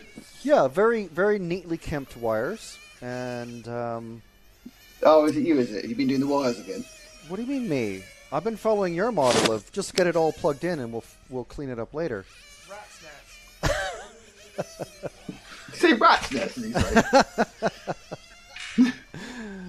What you did say do, rat's this nest, is let's just clear this up. What you should do, you're absolutely right, is you guys get everything working, and at the end of the first day, you unplug and replug everything in a neat fashion. Yeah, but we never did that. We just did the first part. No, no surprise. And then Matt just complained for the rest of the week. Sending photos to James to trigger him. Oh god, I knew James would be involved in this. I knew James would get pictures of wires not plugged in, or perhaps his wires being used in an unsympathetic way. We do seem to have a thunderstorm cell that is trying to stretch its way over the track, but so far, All right, I'm not you seeing got any proper rain radar, on have you? the horizon. Actually, I'm not sure how to check local radar because it's going to be all in Italian. But I think the radar's still a picture, mate. Italian Yeah, doesn't but have the- different pictures of clouds. it's the website that we need to find is what I mean, because we Have you literally heard of a thing have. called Google Translate, where you At just the moment, we have a yellow warning for thunderstorms from 2 p.m. to 8 p.m. today. So literally right now. Radar. okay? It's exciting. Yeah, I know. And we're in a metal building. So where's Jude then in all this? Where's the camera? He's on. He's next to the driver's stand.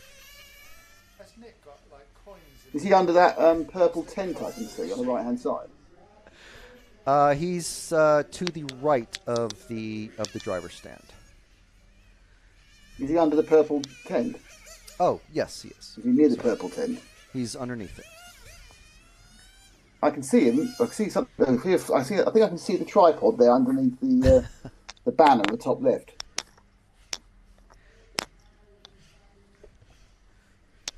Yeah, if Jude waves now. This camera is very vulnerable, by the way.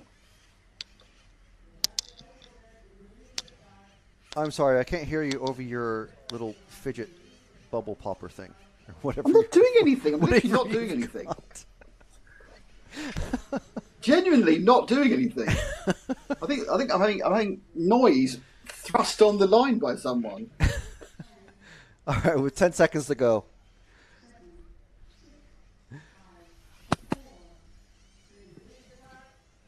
Releasing. And they're off and away. Good start for the leader. Oh, second place dies out on the Someone straight. flamed. Oh. That was was Christian that was Schmidt, was it, Christian who didn't Schmidt, get going? yeah. He's into the tray. The bridge The of tray doom. of woe. Battle for the lead. Top 3 cars all crushed together. Actually, it was Stefano Neri actually who didn't make it round the corner in the third place. Oh, right, okay, yes. So Christian Smith fans, you're lucky. He's still in second. So it's Dan Jones from the UK leading, Christian Smith from Austria. Then it's Francesco Domani, the 10-year-old from Italy, in third. Just shift the camera forward, Jude, about to the battle ahead of that. That's it, mate.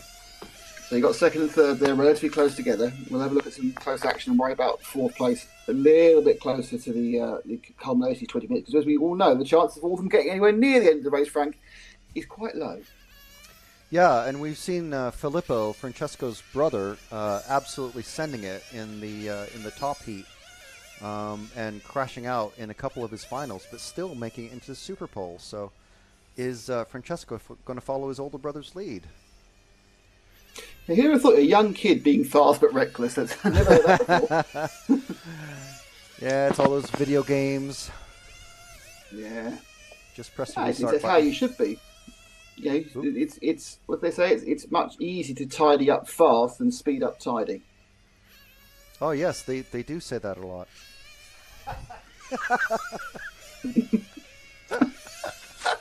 I'm loving Matt's editorial from the side. I mean, everything I read says that, you know. It's the commonest quote out there. It's on Yes, Channel 4, I'm it's yeah. on the news. I mean, Boris Johnson said it yesterday. I'm sure. He's dead to us now. Remember, we don't talk about him anymore. Yeah, so who? What? No, we didn't have him in power for 3 years at all. No.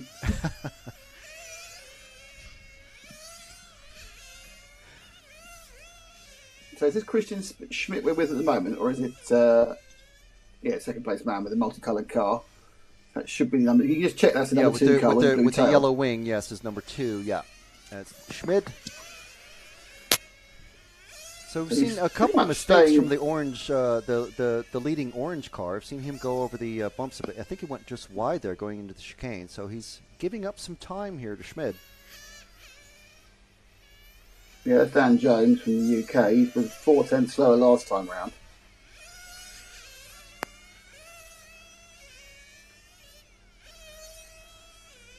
That time round he was 900. So that's a nightmare. Oh, Schmidt going very wide there, coming around the teardrop. Back to situation normal. Quite a gap now. Very large gap between third and fourth of Domani and Dubois.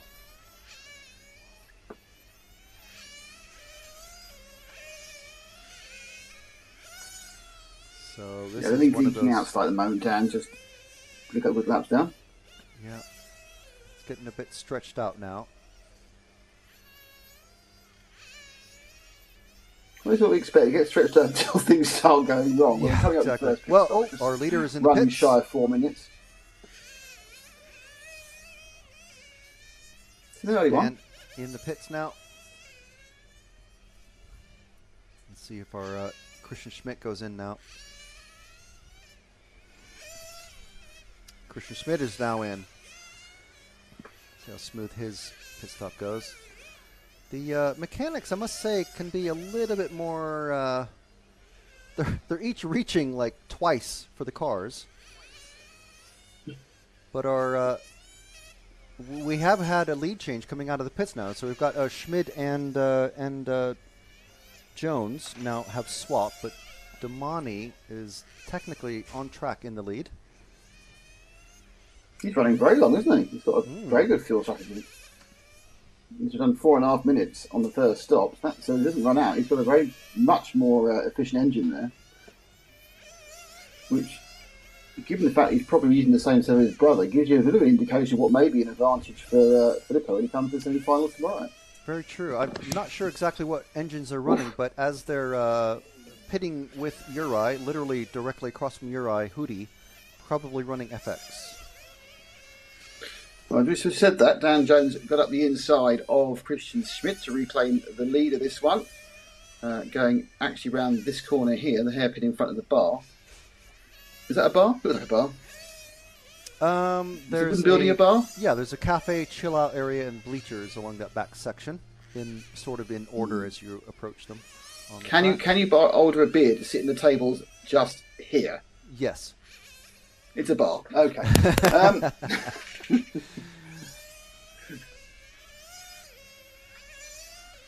I don't believe we've seen Domani pit yet. No, he has. He has. It's about 3 laps Okay. ago. Yeah, about 3 Okay. laps ago. He went in about 4:38, I think he went in from when I was looking at the time. Right, okay, yeah, sorry. I hadn't popped my head down at the timing, but yeah, he has kind of resumed the normal position. But he is in the last bump-up position now. Oh, very close to Dubois, so where are they on track? Dubois just finished the lap. So he's the white car just streaked down the straight under the bottom Right, of the and camera Domani there. is- Second again battle. Yeah, Domani's in the other white car. Oh, they're a few seconds apart. The first and second is where the battle is. Of course, they're Yes. both bumping up. Yeah. And they've been swapping positions with great regularity. Our number 6 car is now in between them. That's Patrick Quartet. Poor Stefano Neri breaking out on the first couple of corners, actually. I'm sure he was looking forward to a good battle and hopefully bumping up. Yep, that's it. obviously when that just stopped coming out of the exit of the first turn, it actually stopped about there, and then caused a bit of a confusion behind it. It was something quite serious. It wasn't just a cut; it was something that's prevented it from picking back up again. So Dan Jones in the orange car completes another lap. He works the middle of the race. 7 and a bit minutes gone. Just shy of 13 to go. Second place Schmidt has worked his way past Quartet, so he's got a clear track to Dan now. Yeah, third and fourth are about 2.5 seconds apart. Yeah, I'm keeping an eye on them. They're the only two white cars on track, and they are on the same lap. And if the number 5 of Dubois is able to get close to Damani, I'll keep an eye on that, as Dan Jones has just gone in for a pit. Yeah, it's quite a good start. I wonder he only picked up one, so that was a good start.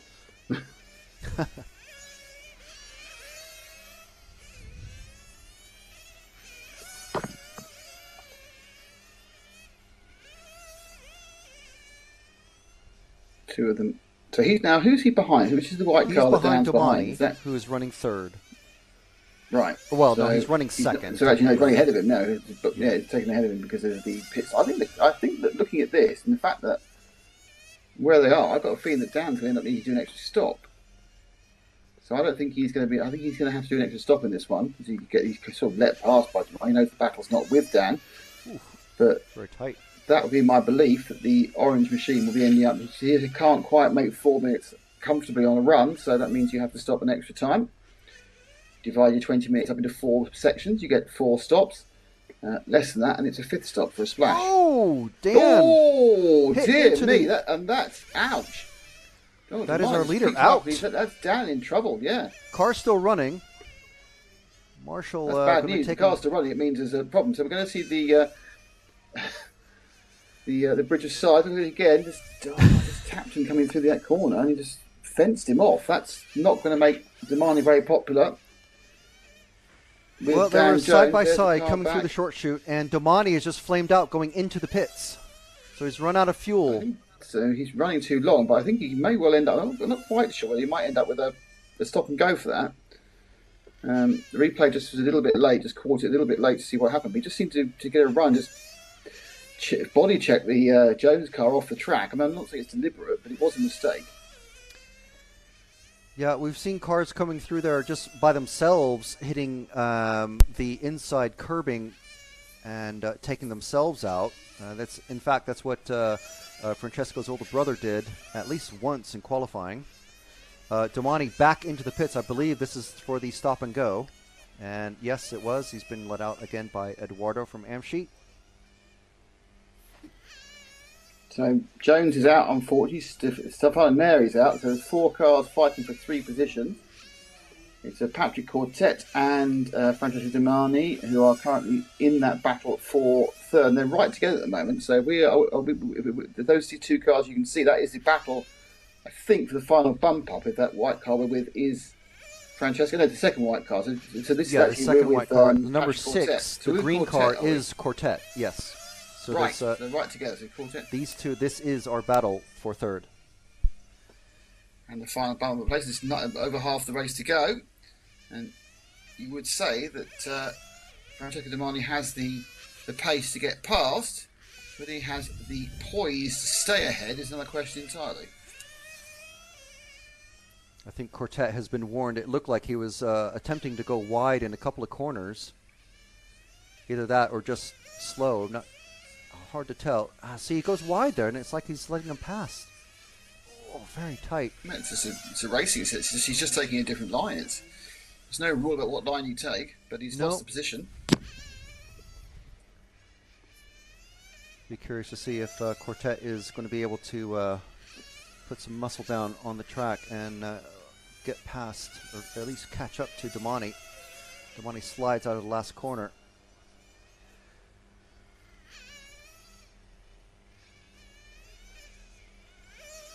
And just a reminder, Damani is 10 years old. So he is going to be quick. Well, I think it's the kind of the really has been the standout situation of this entire run of the Euros, isn't it? The youth coming to the front. I mean, exactly. Yeah. Certainly crystallised very much in the electric off-road, where we had two very young winners. But even the fact that his brothers, broken into the Superpole area amongst a very established field. We saw the Kiliches, who, now 18 and 16, were 14 and 16 last summer. They moved to the front of the 1/8 environment. You've got Pecco even getting into every single final he's anywhere near. On the large scale, and so we've had those 2 years off, and we've kind of missed this improvement of the youngsters, but it's moving fast, moving forward. And, there isn't quite a change in the guard in all the classes. There's been a change in the guard in 110 electric off-road, but it is coming. It is coming, and you look at the Balestris and the Grosskamps and the Grinders. They've got youngsters on their tails. You're calling all those guys old now? They're old in RC terms. I'll let you tell that to Dario. No, I don't think you can deny it. He's been around. Dario was, you say that, but even look at like David Ronifat. David Ronifat is 26, or he's now getting quite old in RC terms. Yeah, yeah. I mean, I remember when he was middle teens, and we're like, who is this kid? And he's just coming up, beating all these established racers.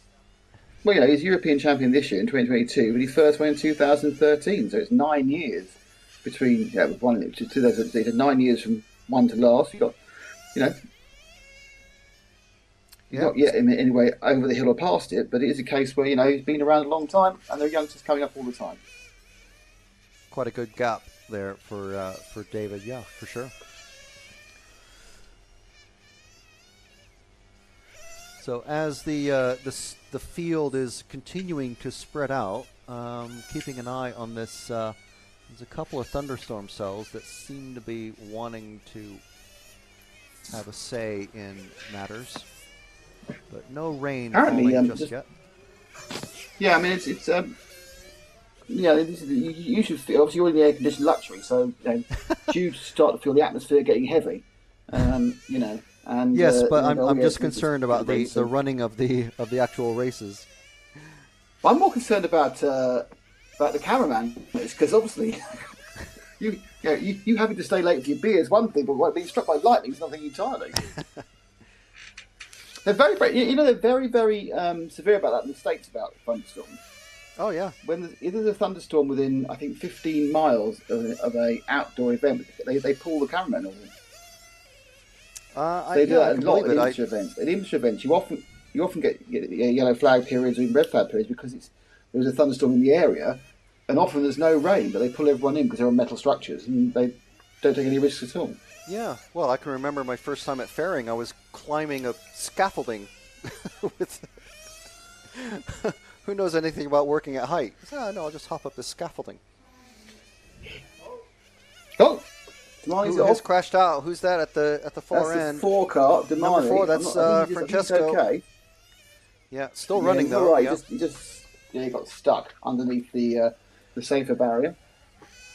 And they managed to extricate him, so he lost a little bit of time. And whether he lost enough time to let Patrick Quartet get past is unlikely. No, I think they're about half a lap apart still. Yeah.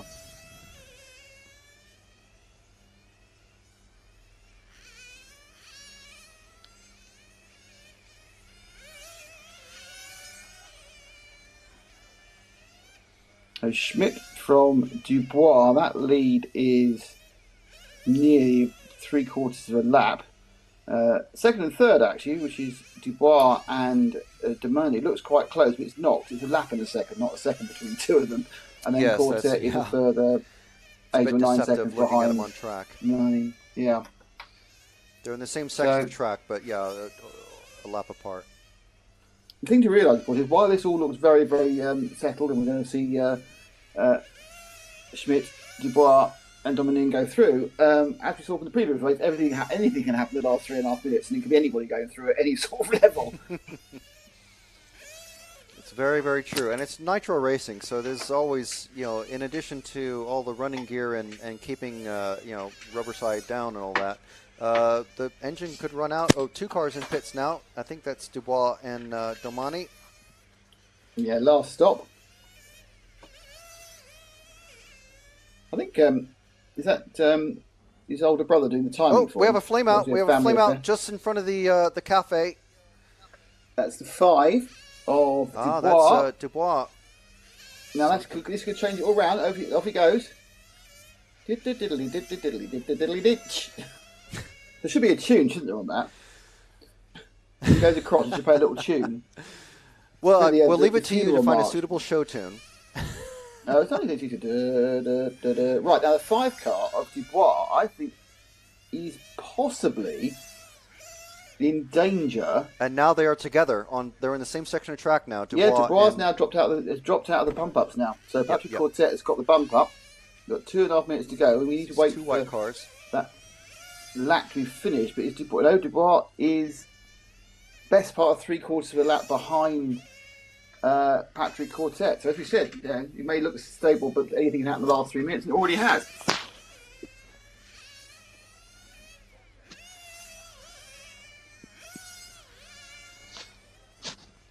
So Damani in the number 4 white car, well into the second place. Quartet in the... Just ahead of him, isn't he? Quartet is just ahead sorry of the for car that. we're following We had now. a slug or something like that crawling over our microphone somewhere. A slug? Yeah, it sounded like like digestive juices from something crawling Oh, that's over lovely. the microphone.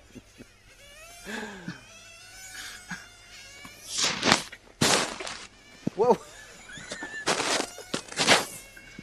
I have no idea what you guys are on about. Well, apparently only we can hear it. I mean, it sounds like someone like turning pages in an old illuminated manuscript or something. Okay. That happens a lot round here, you know. This is also known as the Bodleian Library in my house. You know, I've got scholars coming in doing PhD and Pickwick papers all the time. Well, you know, snails feature quite heavily in the illuminated manuscripts of the old days. You know, you There remember we are. your youth. Extra. I'm very pleased to get extra mollusk knowledge from you.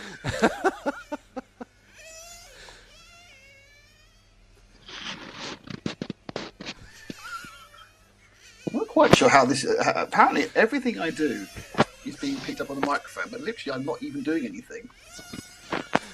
I take all the things away from me. I know we fiddle with stuff, and I've taken everything away I could possibly fiddle with. I'm just literally just leaning Yeah, on the but table, your looking your at the screen. volume levels are like literally going up and down. There's, I don't know what you're doing. I'm doing nothing. This is the wonder of the internet. I think it's fine. Oh dear.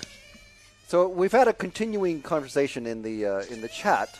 The chatters have been chatting amongst the other chatters. Chat.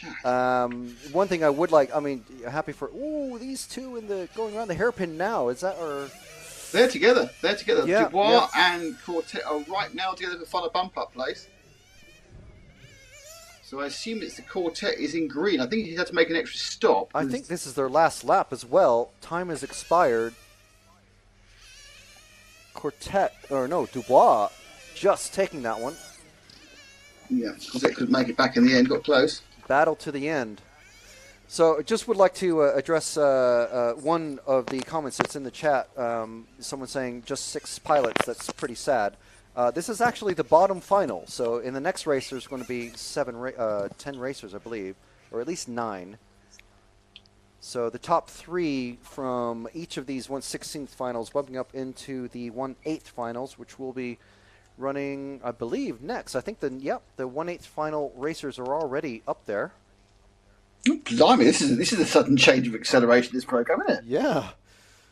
It's been sitting around going. Do you think that the bubbling up thunderstorm has given them a little bit of an impetus?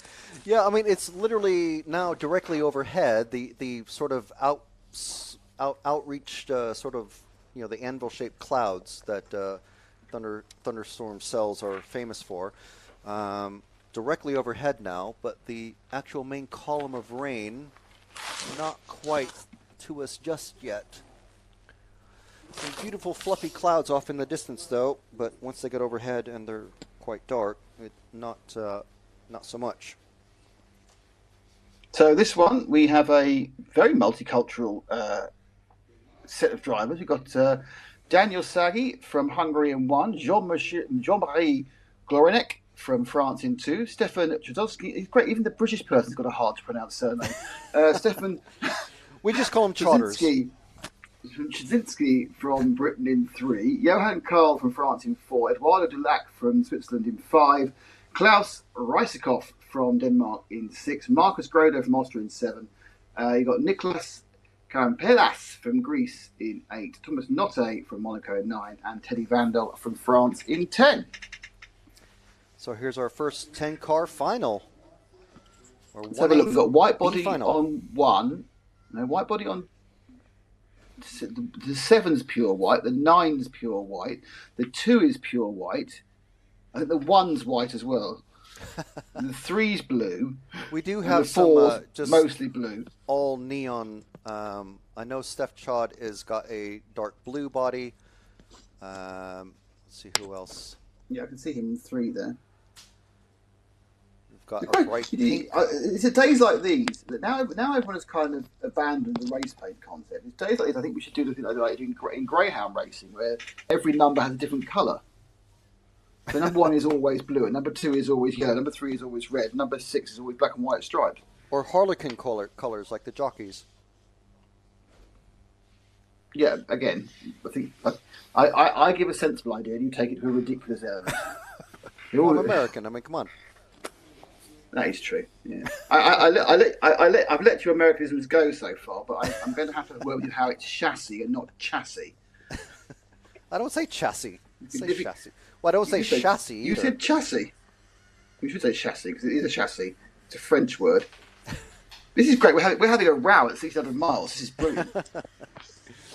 Yeah, just so you guys know that you're listening, Nick is back in the UK. He's not here with us. He didn't fly in on the Damon Airlines, Damon Air. The private jet's in for repair. Yeah. So this is a technical marvel that you guys are listening to. So no one's commented on that. Yeah, it's not a broadcasting marvel, but it's a technical marvel. Yeah. So the number 1 car is white, the number 2 car is white, the number 3 car is mostly white with the green wing. The 7 car is mostly white with the green wing, and the number 10 is pure white. So, yeah, I think you have an excuse if we get a bit confused with white cars. I was in a 12th race once, many years ago, where there were 8 cars, 5 of which were just pure white. Including mine, in fairness. The one race that I remember you doing, you had a very spectacularly painted body show. It was brilliant. I had a brilliant painting done by a fantastic painter. I believe retired. Is that right? Yeah, pretty much. It was Frank. But he won't say Frank painted my body, so he did an excellent job. It was very, very good, and I appreciate it very much. I hope you still have it. Didn't make me any faster though. It didn't make me any faster, so that must have been the reason why everyone has single colour bodies now, because that was the sole reason why I think I qualified 3 from the back or 4 from the back of the whole thing. I think it was a particularly disastrous event. But the plus point of that was the satellite worked for the first time ever. Yes, indeed. And now, 6 years on, just because of Matt, we've sacked the satellite.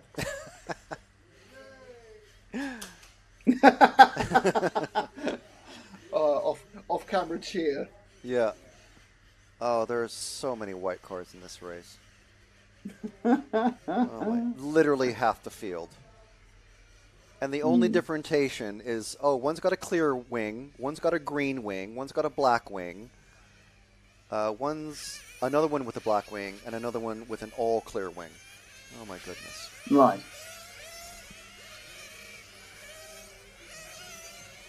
So this is our first of the 1/8 races with the first group of our bump-up racers from the 1/16 B. That's Nicholas, Thomas, and Teddy, starting in the 8th, 9th, and 10th positions. And it looks like, this is another 20-minute race. So, again, expect at least 4 fuel stops for these racers. I just saw a top speed. We do have a speed trap at the end of the straight. I just saw 106 kilometers an hour pop up on the speed trap.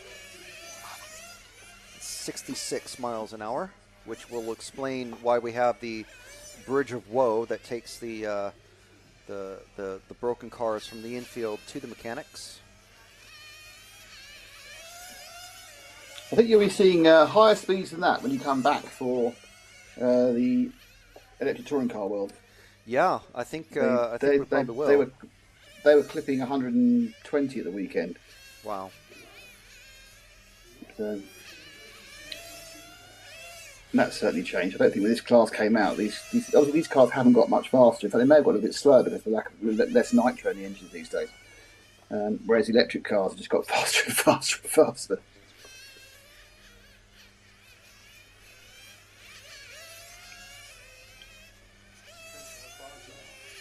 Problem for one of the cars there, the body shell off that purple car is actually not exactly a spare shell. There we go, it is a problem. If you put a new plug in that car, if you look in the if you look in the middle of the screen, bottom level, just by that pointy up orange light by the Marshall point, car there receiving, I think, a new plug. Glow plugs, not spark plugs. It hasn't got a whole ignition system in these engines. It's just a glow plug. It's very similar to diesel because effectively they do become compression engines. They're two-stroke compression engines once they're running. They do need a glow plug to keep them going. There is not a spark, but there's a glow which ignites the fuel. It's not done purely by the heat generated by the compression of the engine.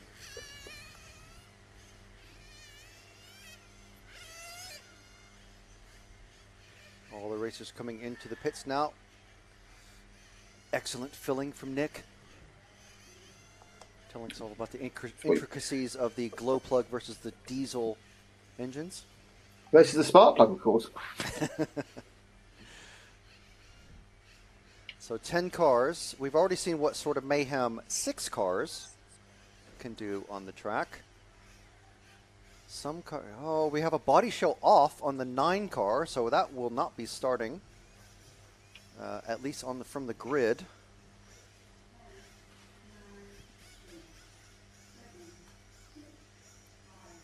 Five seconds.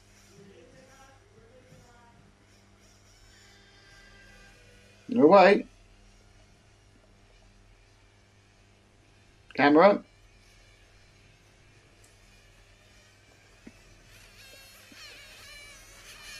Everyone off roughly in numerical order. No major crashes. Oh no, we have Teddy Vandal out going over the Bridge of Sighs. So he's not lost very well, has he, really? No, and unfortunately Thomas Notte is still in the pits. His mechanic just starting the car now. So he's already a lap down. That's even worse, isn't it? 2 laps down now. In fairness, you probably do expect that in this particular heat, my guess is if you do have a problem, it will eliminate you from bumping up, unlike the previous heats. A, because there's more drivers, and B, because it's more likely that a vast number of people will actually get to the end of the race as they should do. I think we've got a developing battle for third. Steph Chod currently in car 3 going through the chicane now. Followed very closely by the rapidly catching car number 4 with the white and blue paintwork. At least it's not a white car following a white car. That's the first and second positions. Although there is a developing battle for the lead just coming through the teardrop, but Yeah, Jasinski holding third nicely through the sharp hairpin over time in scoring now. You can see the top 2 ahead of him. And I'm pretty certain are both white bodies. They don't deserve any TV time at all, to be honest. I think that's they both if have we black actually wings turn as around, well. no, if we turn around and said, if you have a pure white car, you won't be shown on the stream. Change like that, I reckon. Well, Then they'd all have earlier in qualifying, we Yeah, were following pure specific fluoro yellow or cars pure fluoro based orange. on the color of their body shells. So yeah, we have sort of done that, but we haven't gone around the pits and said, you need to repaint your bodies, please. First Top and 3 second begin to get getting things very down. Close. Sorry. Your third's got together well. I mean, they're about to start lapping, top 2. That's That's Daniel Teddy Saggy Vandal. and Jean-Marie Durenek. So 1, 2 and 3, you can see them there as they go around the front. Vandal lets them all go.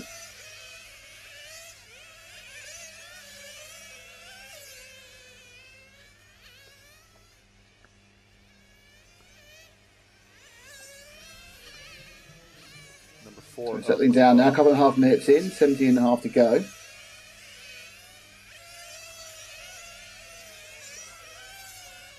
And the leaders right together. Just move forward to the leaders, Jude, because they're having a bit of a scrapette.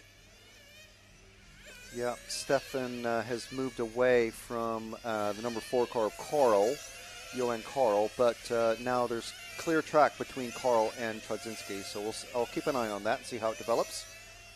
The One and leaders are two, so definitely it's scrapping. the white car with the black wing from the white car with the black wing. Yes.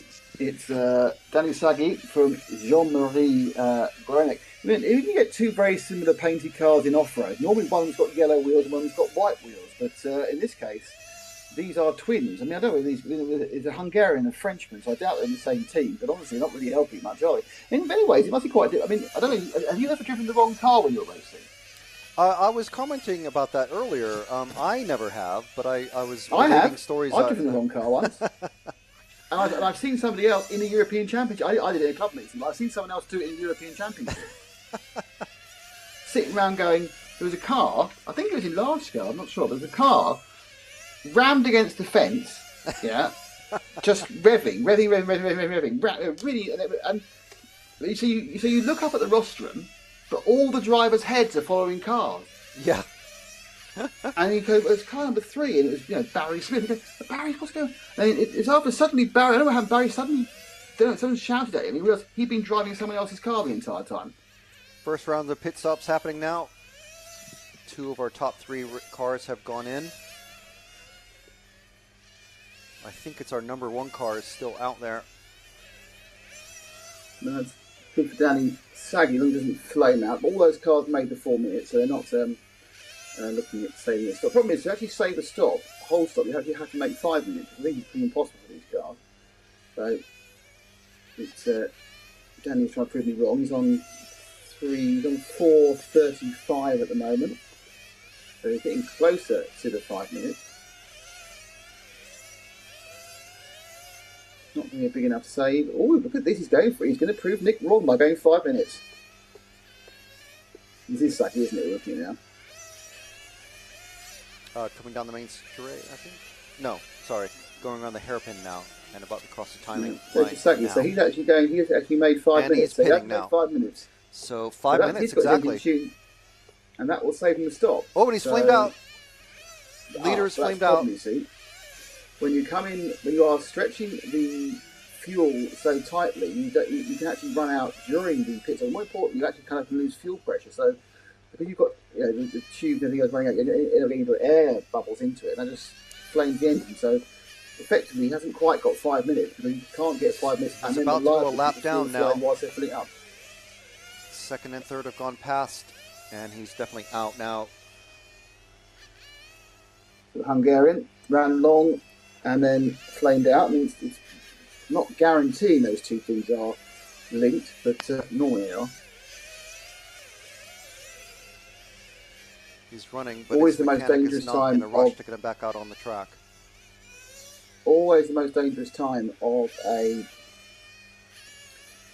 nitro race is when they come into refuel. That's when things can go wrong. That's when you take out the, when the track suddenly come in, the cars go into idle, you get the fuel tanks open, that changes the pressure, they get sluiced up, the engines get hotter because they are of course air cooled. Which is why the vast majority of flames, it's always very exciting and it's shocking when you see a car flaming out on track. The vast majority of flames happen during pit stop. And sometimes they happen, they're so quickly sorted out, you don't really notice. They take, these guys can get these things restarted in 4 or 5 seconds. You think, oh, it's a bad lap. They've actually flamed out in the pit.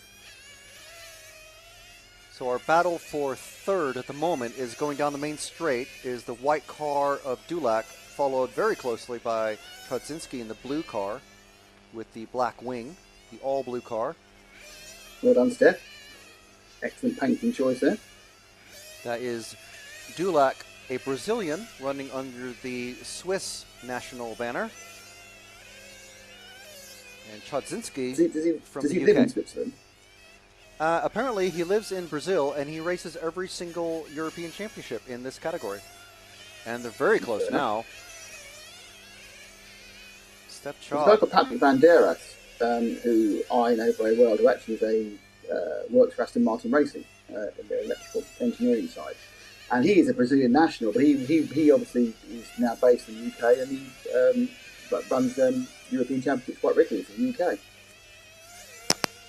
Oh, that's a Cinquecento driving past the track. Very nice. An old one. Sorry? An old Fiat, the classic Fiat Cinquecento. Right. You know what I mean. This race The is old holding your 500. attention, isn't it? Huh? So this race is holding your attention, isn't it? No, it's just driving past as these two were driving past. You do driving realise through the first at corner. the moment you've reduced yourself to traffic reports and weather reports, don't you? That's what you're doing now. You're basically the adjunct to the news. Oh, they're coming into The two of them pits coming at the through same time. It's lifestyle reporting, isn't it? Yeah. Human interest. So are you going to report on the train delays as well later? What, the train strike?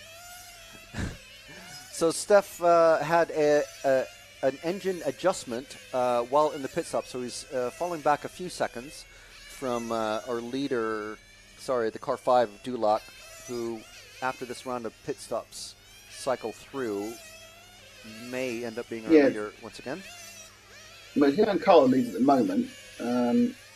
So it's now Jean-Marie Glorinek and Nicholas Camper. Oh, Nicholas from the bump up. Nicholas Garan-Pellas. I think we are seeing the pit stops are quite a bit more spread out, aren't they, in this one? There's some going a little bit longer and some going a lot bit longer, if that makes sense. And that means we're not seeing them coming in en masse. So after we get the second pit stop or third pit stop, the stretch between the guys who came in first and the guys who came in last, literally about a minute and a half. We don't see the thing shuffling itself out for several laps. Yeah, I'll be curious to see what Sagi does, whether he comes in at maybe 4:45 or 4:30 instead of going all the way to 5 minutes. He's 2 laps down, isn't he? At this Yes, point, but it doesn't he's really matter. sticking to it because he may still end up with the attrition flameouts, may still end up in the bump-up position. 2 laps is 35 seconds, so he's going to need 3 people to break down, which isn't necessarily not going to happen, but is quite unlikely at this slightly higher level of the 8th final. People tend to be able to keep the things running. So with the blue car of Stefan Zinski, Stefan's actually, that engine adjustment to put him out of phase ring. He's dropped back now into 5th.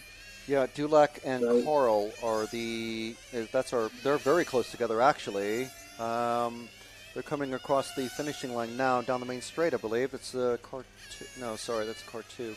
Sorry. There we go. There's 2 cars very close together. Oh, it's lapping that one. Yeah, they're lapping. I'm trying to find. Oh no, Dulac. So who are we looking at now, then, Frank? Dulac has moved up. We're with the 2. That was the leader. Followed by That's the our leader. 7. Yeah. So that's Jean-Marie. Car 4 and 6 leading. are battles. Our previous leader is flamed out again. 4 and 6 is our battle for 4th. I think that's going through the chicane and into the chute and around the hairpin. That's the one car broken down. So Sorry, another problem for Daniel Sagi. The blue cars are number 4 in 3rd place with Steph Chod back up, catching him, actually. So maybe that engine adjustment has done the trick. The blue car, the blue and white blue car, which is Carl Johan. Blue and white car is Carl Johan. He's chasing down Edward Dulac. He's 2nd and 3rd at the top of the track now. And Stefan Chodzinski is just a couple seconds behind him now. Past the bar, which we have now absolutely established is a bar and not a rest area. Well, there's a chill-out area with foosball table and stuff like that. And beer. And beer. Yeah. And bleachers. So both... I love this bleach thing. It's an American term. Bleachers. Well, the stadia section. The grandstand. So both bumping up. That's number 4 is just spun out. Carl. Okay, so here's our battle for 3rd. Very close to get the 2 blue cars back together. This is our battle for 3rd. So the good news is it's not all blue. The leading car is the white and blue car of Carl Johan, and then Stefan Javinsky is behind him, right together. But the only issue for Stefan is he needs to come to fuel very soon. The trip lasts 12 minutes. Both of them a few bit feisty here. He's doing inner hairpin and back round the sharp ones by the corner there. Yep, Stefan. And there we go. Chod does come in. Oh, he hit the side there. Chod as he came in. He has Daniela Ialesi pitting for him, and he's flamed out! Oh, it's gone. Now, how quickly can Daniel get him re-going again? Do we talk about flames you don't notice? And okay, Steph is back out. And the car he was chasing down, that Carl is now pitting. So no issues for him. He's back out. Clear start, yeah. Yeah, about a half a lap ahead of Steph now. Fan. So an unfortunately timed flame out.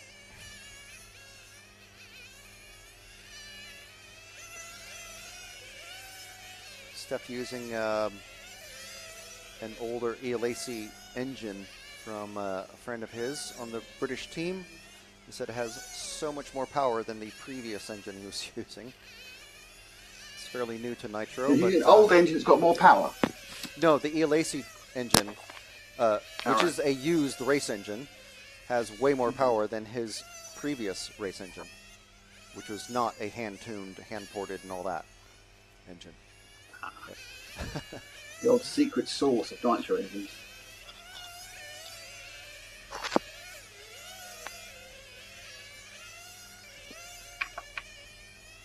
But Stefan, Just you- a fairly decent electric touring car racer, he was telling me, well, we were kind of reminiscing about talking about the differences between the electric and this style of Nitro touring car as well. So it's quite a big change for him. This is only his second international race.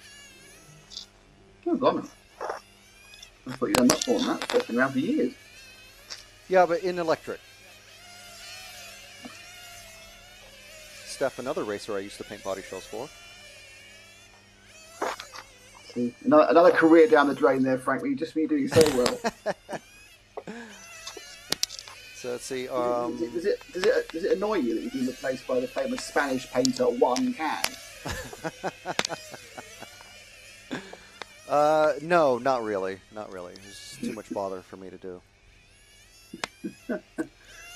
So a couple of pink cars on the screen at the moment, which I think is the 4 and the 6. Is that right? The pink cars. I think that is the battle for 3rd and 4th between Johan Carl and Klaus. Is that our third place battle? The two pink cars coming towards you. You could read numbers. I'm sure you can.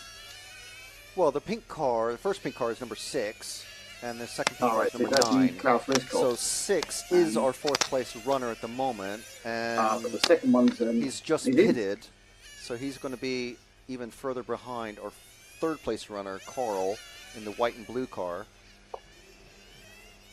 So that battle has kind of dissipated away. Hoping that Steph Chod can maybe catch up to Carl and give us a battle for 3rd. Oh, and Carl spins going into the short chute, but he's able to recover, stays on his all 4 wheels. But now Chodzinski is a lot closer now. But so let's see, Karen Paulson to car 8. Let's see where he is behind the white and blue car.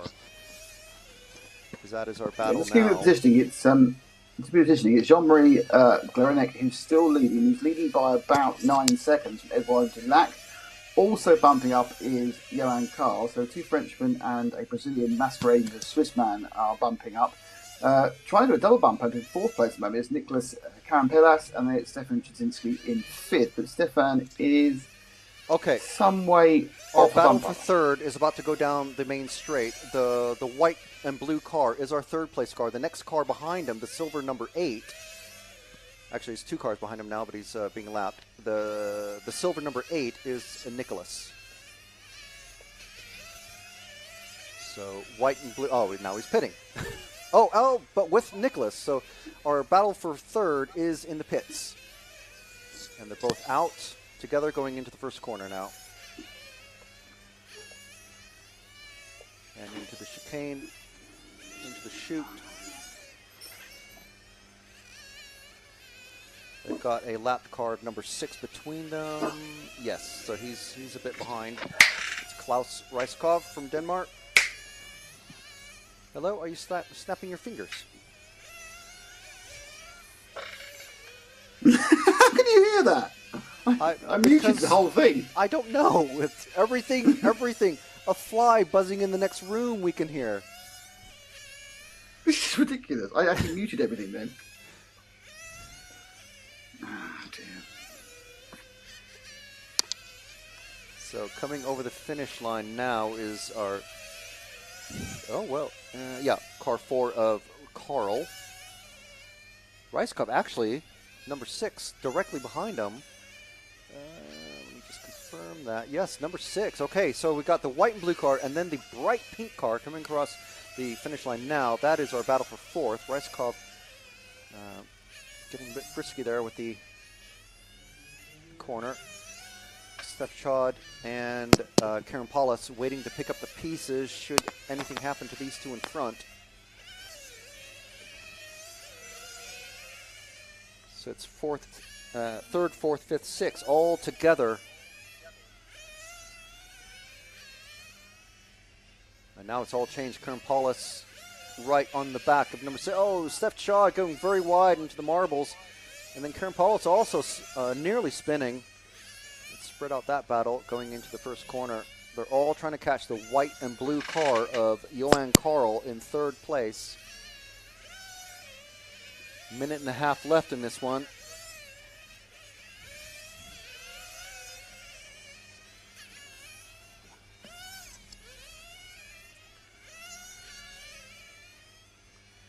So we're following the number 4 car of Johan Karl from France.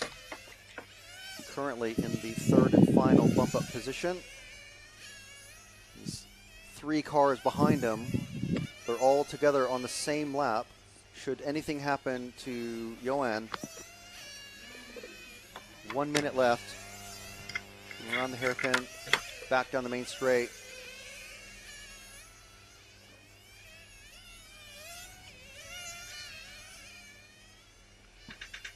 Up the short chute and around the teardrop. A little wide there for Johan. Klaus hovering, waiting, trying to get onto that back bumper as Nicholas and Stefan having their own battle just behind, barely a second behind them. Klaus it's nearly past. 100 kilometers an hour into that first corner. Through the chicane. Getting a little light on the tires there for Johan.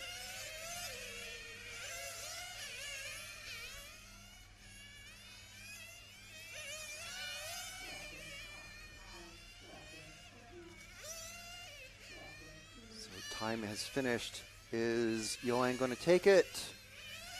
He does, just ahead of a very tight battle for 4th, 5th, and 6th.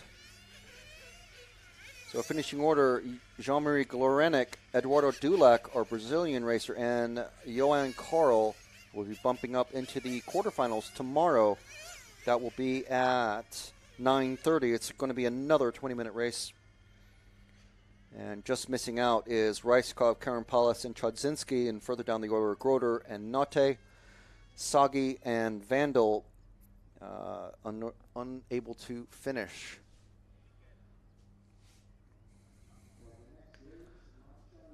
So the next race is, they're already getting on the driver's stand.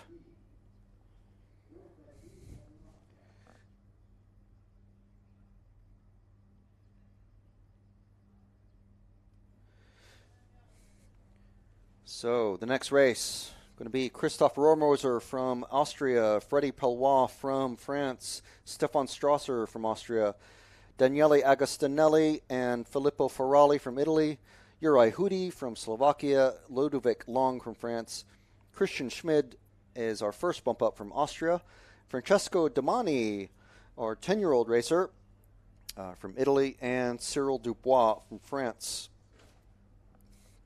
The last 3 bumping up from our 1/16th final A race, which was about an hour ago.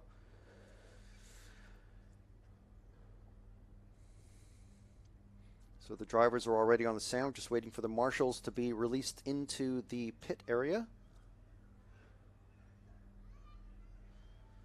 As usual, there's a nice collection of RC-related machinery left behind by the mechanics. And I'm not sure if it's just the top 3 cars, but cars are have been taken into the technical inspection area to have their bodies, chassis, engines, and everything checked over by the scrutineers.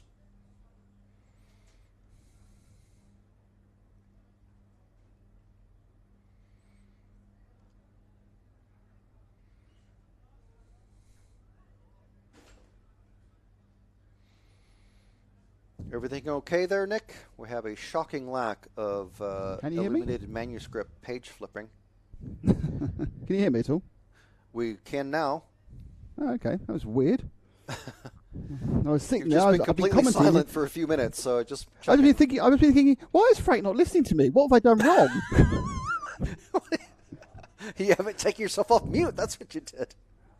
No, I wasn't on mute. I actually found out what the problem was. I realised what I thought muted the sound actually just was panning it left and right because this is not. I'm using a sound box I'm not used to. So yeah, that was quite unintelligent. So when I was clicking my finger to shut the dogs up, which is the reason I was doing it, as I felt it was bad enough with the illuminated manuscript. We didn't want was two dogs whining in the background. I was just giving you all left or all right, which is obviously the same. It's not. And then obviously he just weren't listening to me. And I thought you were upset. If I upset you. Oh no, that was weeks ago. The last time we met. Oh, I'll upset you next week. That's fine. We meet again. Can you ask Matt if I'm butch enough yet, or do I need more bass? Does he need more bass? Because that's what it's all about. Is that bass? No treble. I think we have only 4 cars that are painted white in this next race. Oh, excellent. I've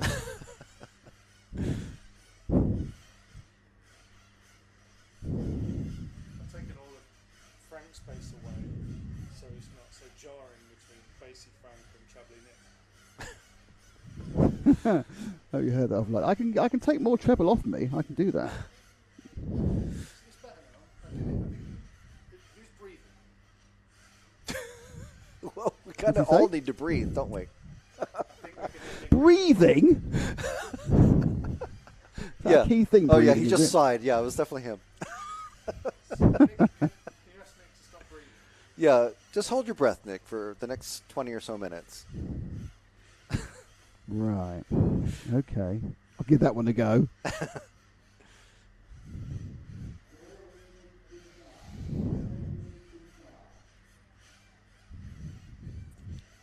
So we've got green, yellow, white, actually painted properly, white, pink, white, and then 2 at the back are also quite multicoloured, aren't they, Frank? So you've got a few actual colour schemes.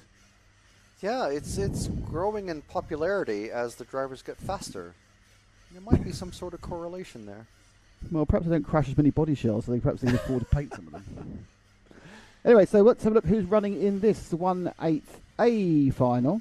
And it is Christoph Romascher from Austria in 1, Freddy Pelios from France in 2, Stefan Strasser from Austria in 3, Daniele Agostinelli from Italy in 4, Filippo Ferrari from Italy in 5, Juraj Hudi from Slovakia in 6, Ludovic Long from France in 7, Christian Schmidt from Austria in 8, Francesco Damanin from Italy in 9, and Cyril Dubar from France in 10. Very good. That Now is we your have riders. Nick's pronunciation of the names after I pronounced the names just a couple minutes ago. Oh, I didn't hear that, you see. See, at that point, I wasn't connected. See, this is the joy of being several thousand kilometres away. I don't get to hear all of your dulcet tones. I don't hear everything about you.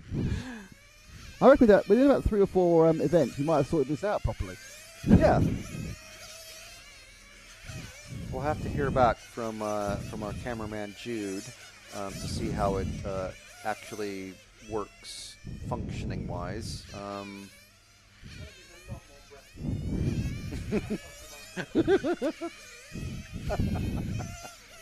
can't laugh off camera. You've got to say what's happening.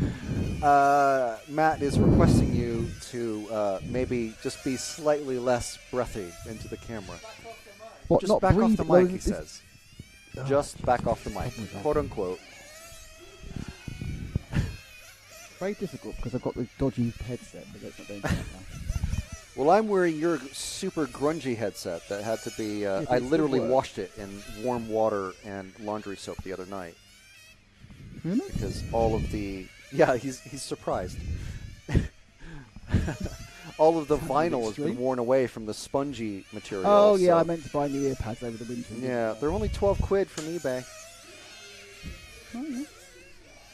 Oh, dead car. Oh, watch it! That number 3 spinning upside down.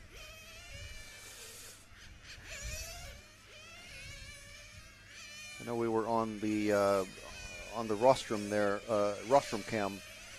So I can only imagine the driver for the number 3, eyebrows up and mouth agape. Just, ooh, that's Stefan Strasser, who I may have mentioned this before. I believe was definitely racing in the large-scale touring car in Fiorano a couple weeks ago.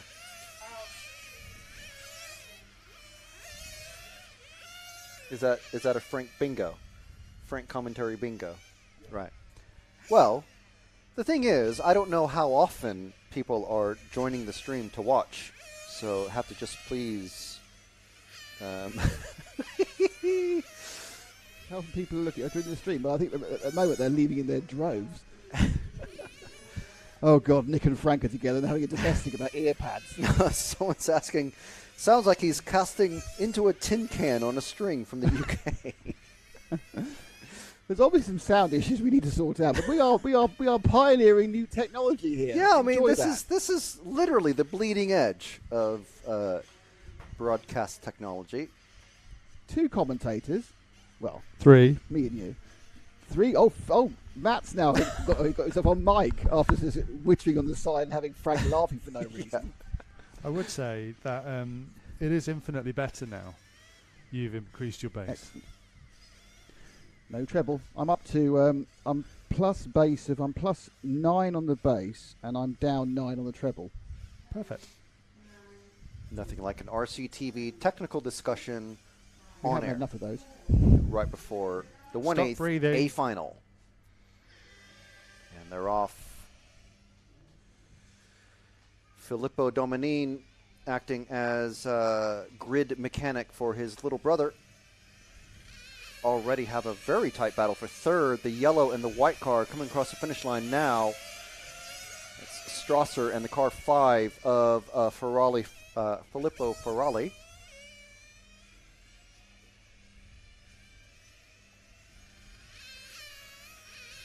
So once again, for our viewers, we are interested primarily in the top 3 positions. We will follow the top 2 drivers if the battle for third doesn't really pan out. But at the moment, these guys are bumper to bumper. Followed very closely by the car 6 of Uri Hudi, who's no slouch himself. It must be the mustache. Hashtag. It must be the mustache.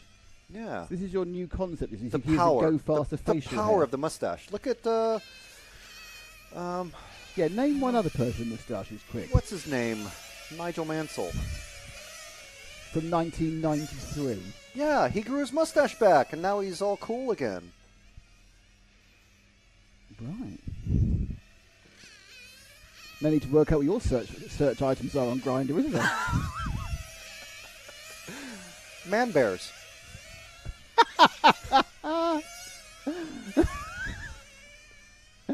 Anyway, so leading, it's Christoph Romser with Freddie Pelliot second and Stefan Strasser third. So is this second and third with the yellow car, Freddie The Pelliot? yellow car is third, the white car is fourth.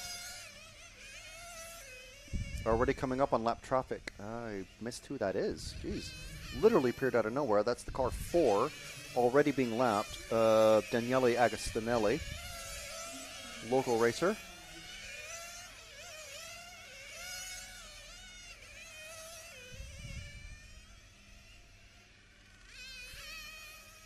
So first and second about 4/10 apart. Yeah, they're quite close. Agostinelli, really, for a lapped car, he's being very close. Obviously, on speed, he's going to be close, but he is lapped, so he really shouldn't be getting involved with this third-place battle. And he's already slipped off just a bit. The yellow car isn't our leader. Pretty sure. I think that's car 1. Car No, it's 1, car 3, you're right. It is car car 1 3. No, and it's car 2 3. are going through the hairpin now, and they're a couple seconds so just ahead the- of car 3 out of our and shot. 5. Okay, yeah, you're absolutely right. I was getting. This is the problem of being 1,000 miles away. You can't stick your head out the window and look at the numbers. I did get a good enough shot there. That is 3. You're absolutely right. So it's Stefan Strasser in the yellow, with Filippo Ferrari behind him. Hudi has dropped off quite a bit, so they are left on their own devices to battle it out. staying close enough to stay in the same shot, pretty much, for the most part.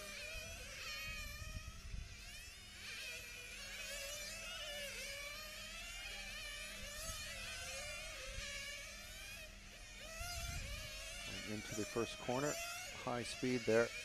I haven't been able to talk to anybody yet to see if they're going to try running larger tires on the right side, because obviously here, as they're coming across the finish line, going to be on power coming out of there, and then obviously braking hard and going a very tight, high speed left turn. So Yeah, I think it's more likely what tends to happen, Frank, is that they actually decide to just change right side tyres at the tyre stop. So if the wear is very uneven left to right, they'll just change the side that has the heavier wear. They can get away with it and just get through one set on the left hand side and then 2 sets on the right hand side. Otherwise, you may as well keep them balanced.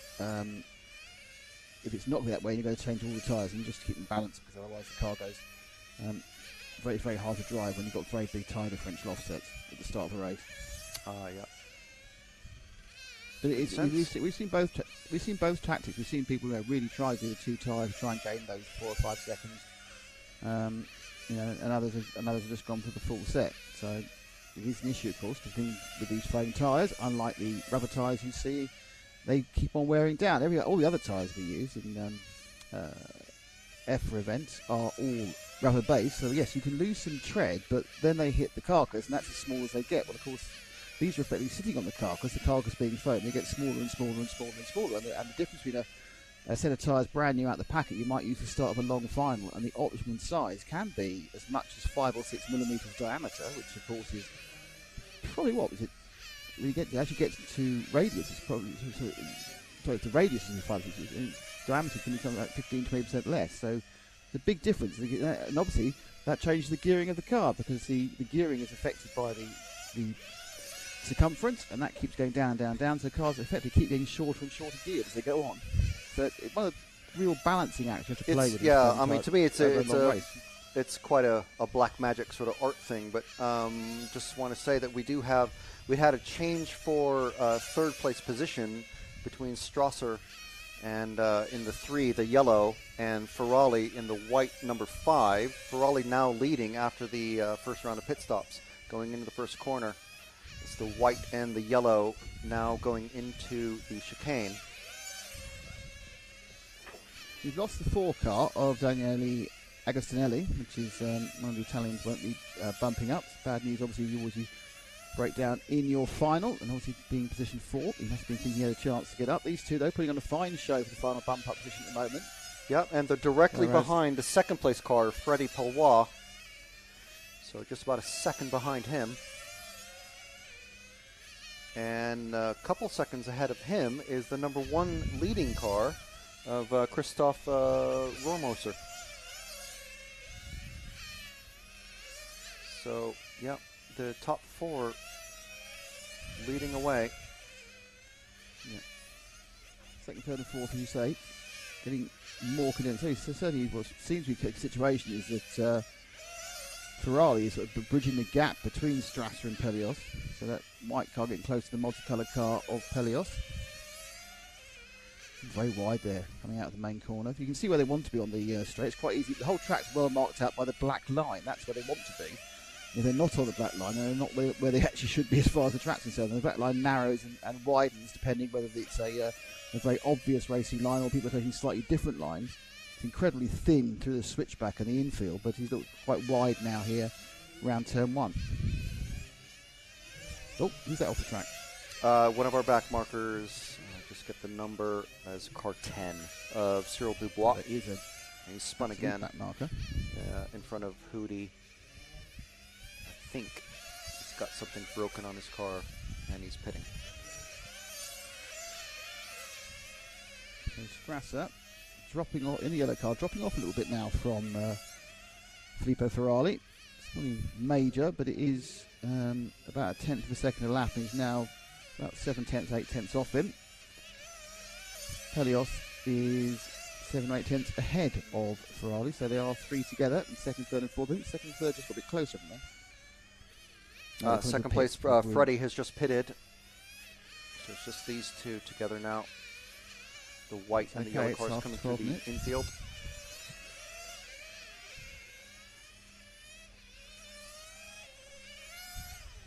And Strasser pitting now in the yellow car, so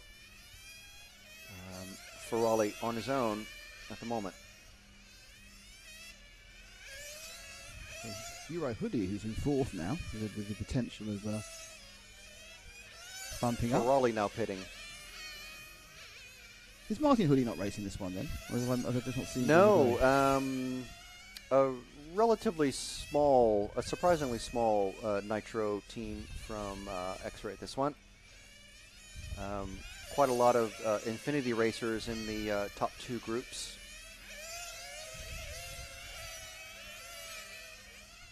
So we'll see where this shakes out. I think we've got Strasser and Palois together. Track and the 5 of Ferrari. There's some back markers mixed in with them though, so it's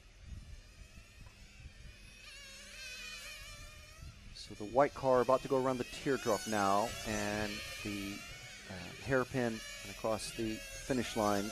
That is Ferrari. He's got Hootie right behind him, but Hootie is a bit out of sequence to the rest of the drivers around him. Yeah, I think some of those the Hoodie's engines, certainly some you've seen running them, can run a bit longer. I'm sure Uri would try to see if he could stretch it out and perhaps drop a stop. It's a very risky procedure, but perhaps worth it here if you want to try and qualify for tomorrow. Because of course this is the last race of the day, and we start tomorrow morning with the quarterfinals.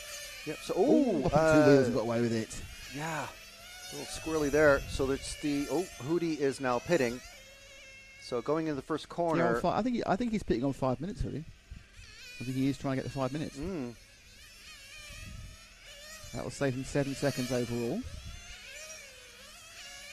So the problem he had was there were 3 cars right butted up behind him who'd already unwound that stagger of the one less stop. So, because they had the same number of stops left as well as Hoodie. Ferrari and Palois. 7 seconds disappeared already. Bumper to bumper coming down the main straight. The white and the multicolored blue and pink. And then Strasser just waiting. If they start messing around with each other, definitely he's going to be right in there in the mix. Yeah, there's too much of the race left to start thinking, yeah, we'll both qualify and we'll play it safe. They've realised too many things can happen. They've both got a brace of stops to make before the end, and they can see Strass behind them. So it's very much a case here. I think Freddie Pelios would actually like to get past Filippo Ferrari, but they are very, very similar pace. And I think the actual difference in speed is just that old-fashioned thing. It's easier to follow than to lead. And he's pacing himself off the Italian. That's the Frenchman. That's Freddie. And he's using that white car as a guide round. Certainly the few laps we've been watching Filippo, he's not made a mistake that I've seen. He's been driving very consistently, running low 17 laps, 17 flat every single time the last 3 or 4 laps. So just to give you an idea, these guys are running in the 8th final, running 17 flat, and the fastest lap we saw in Superpole was a 16.3. So there's not a huge spread of time actually between this 8th final and what you'll be seeing in the top finals. So some good driving even down here in the 8th final. Coming up in the lap car of Ludovic Long. Sometimes these lap cars will definitely affect things. Palois going in for pits. So the leading white car is a lapped car.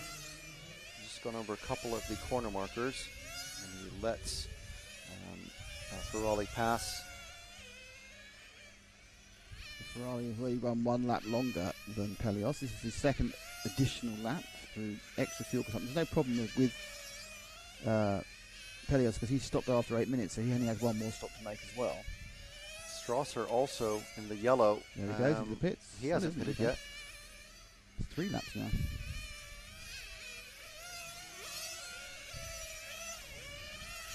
So the fuel is stretching out this. The problem is there isn't really a massive advantage, Frank, unless you can make the actual 5 minutes. There's not an awful advantage in doing 4:30 because where you lose time is the trundling up and down the pit lane. It's not the actual amount of fuel that goes. It's not like a Formula One pit stop where you've got 3 or 4 seconds of actual. Not sorry, the old-fashioned Formula One pit stop. Sorry, where you had 7 or 8 actual seconds of fuel to go in, and that would take that amount of time. Now the fuel, either you've got a half full gun or a full gun, it's 3/4 of a second. So unless you can eliminate that stop, there isn't an awful lot of advantage in coming in earlier.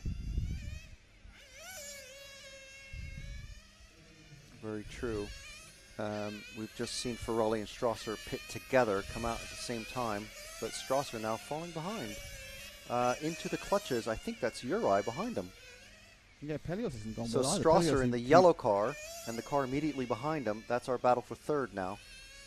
Well, Freddie Pelios, who pitted He's behind from Uri. second, is now down fifth. Yeah, he's They're all very close. Yeah, he's the next car behind Uri. So we've got Strasser in third in the yellow, and then the multicolor car is Uri, and then Freddie next. So they've all pitted.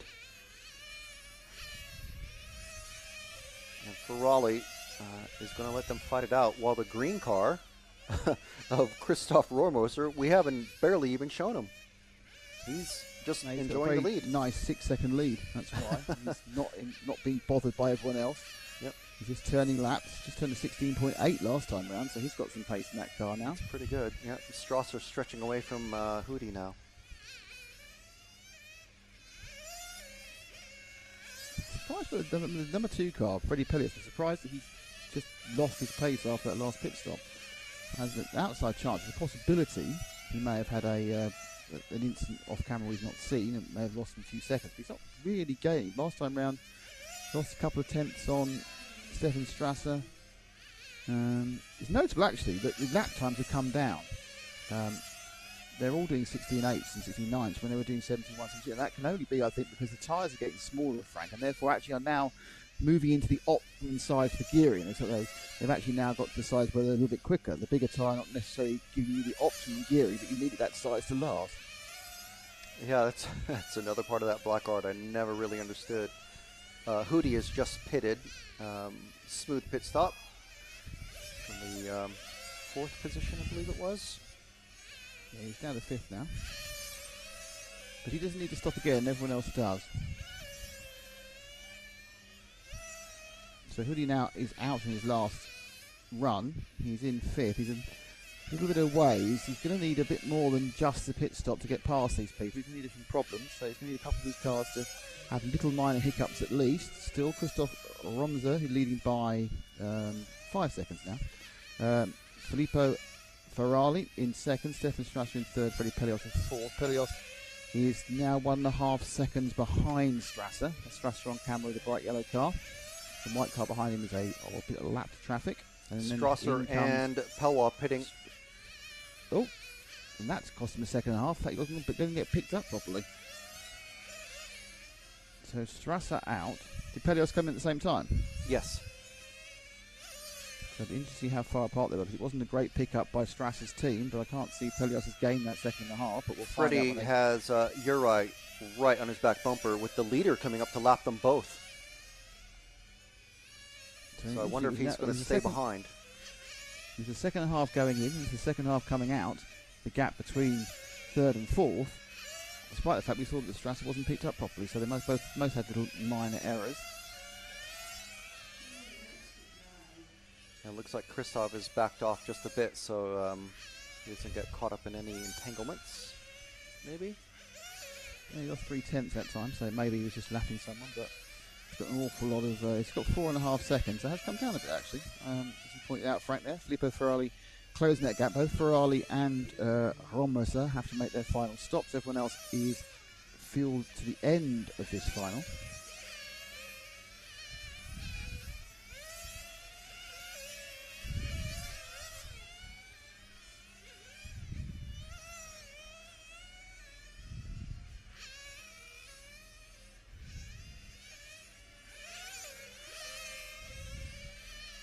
So currently bumping up with 2 minutes and 2.25 minutes. Rohrmoser, Ferrari, Strasser, Pelwa, and Hootie.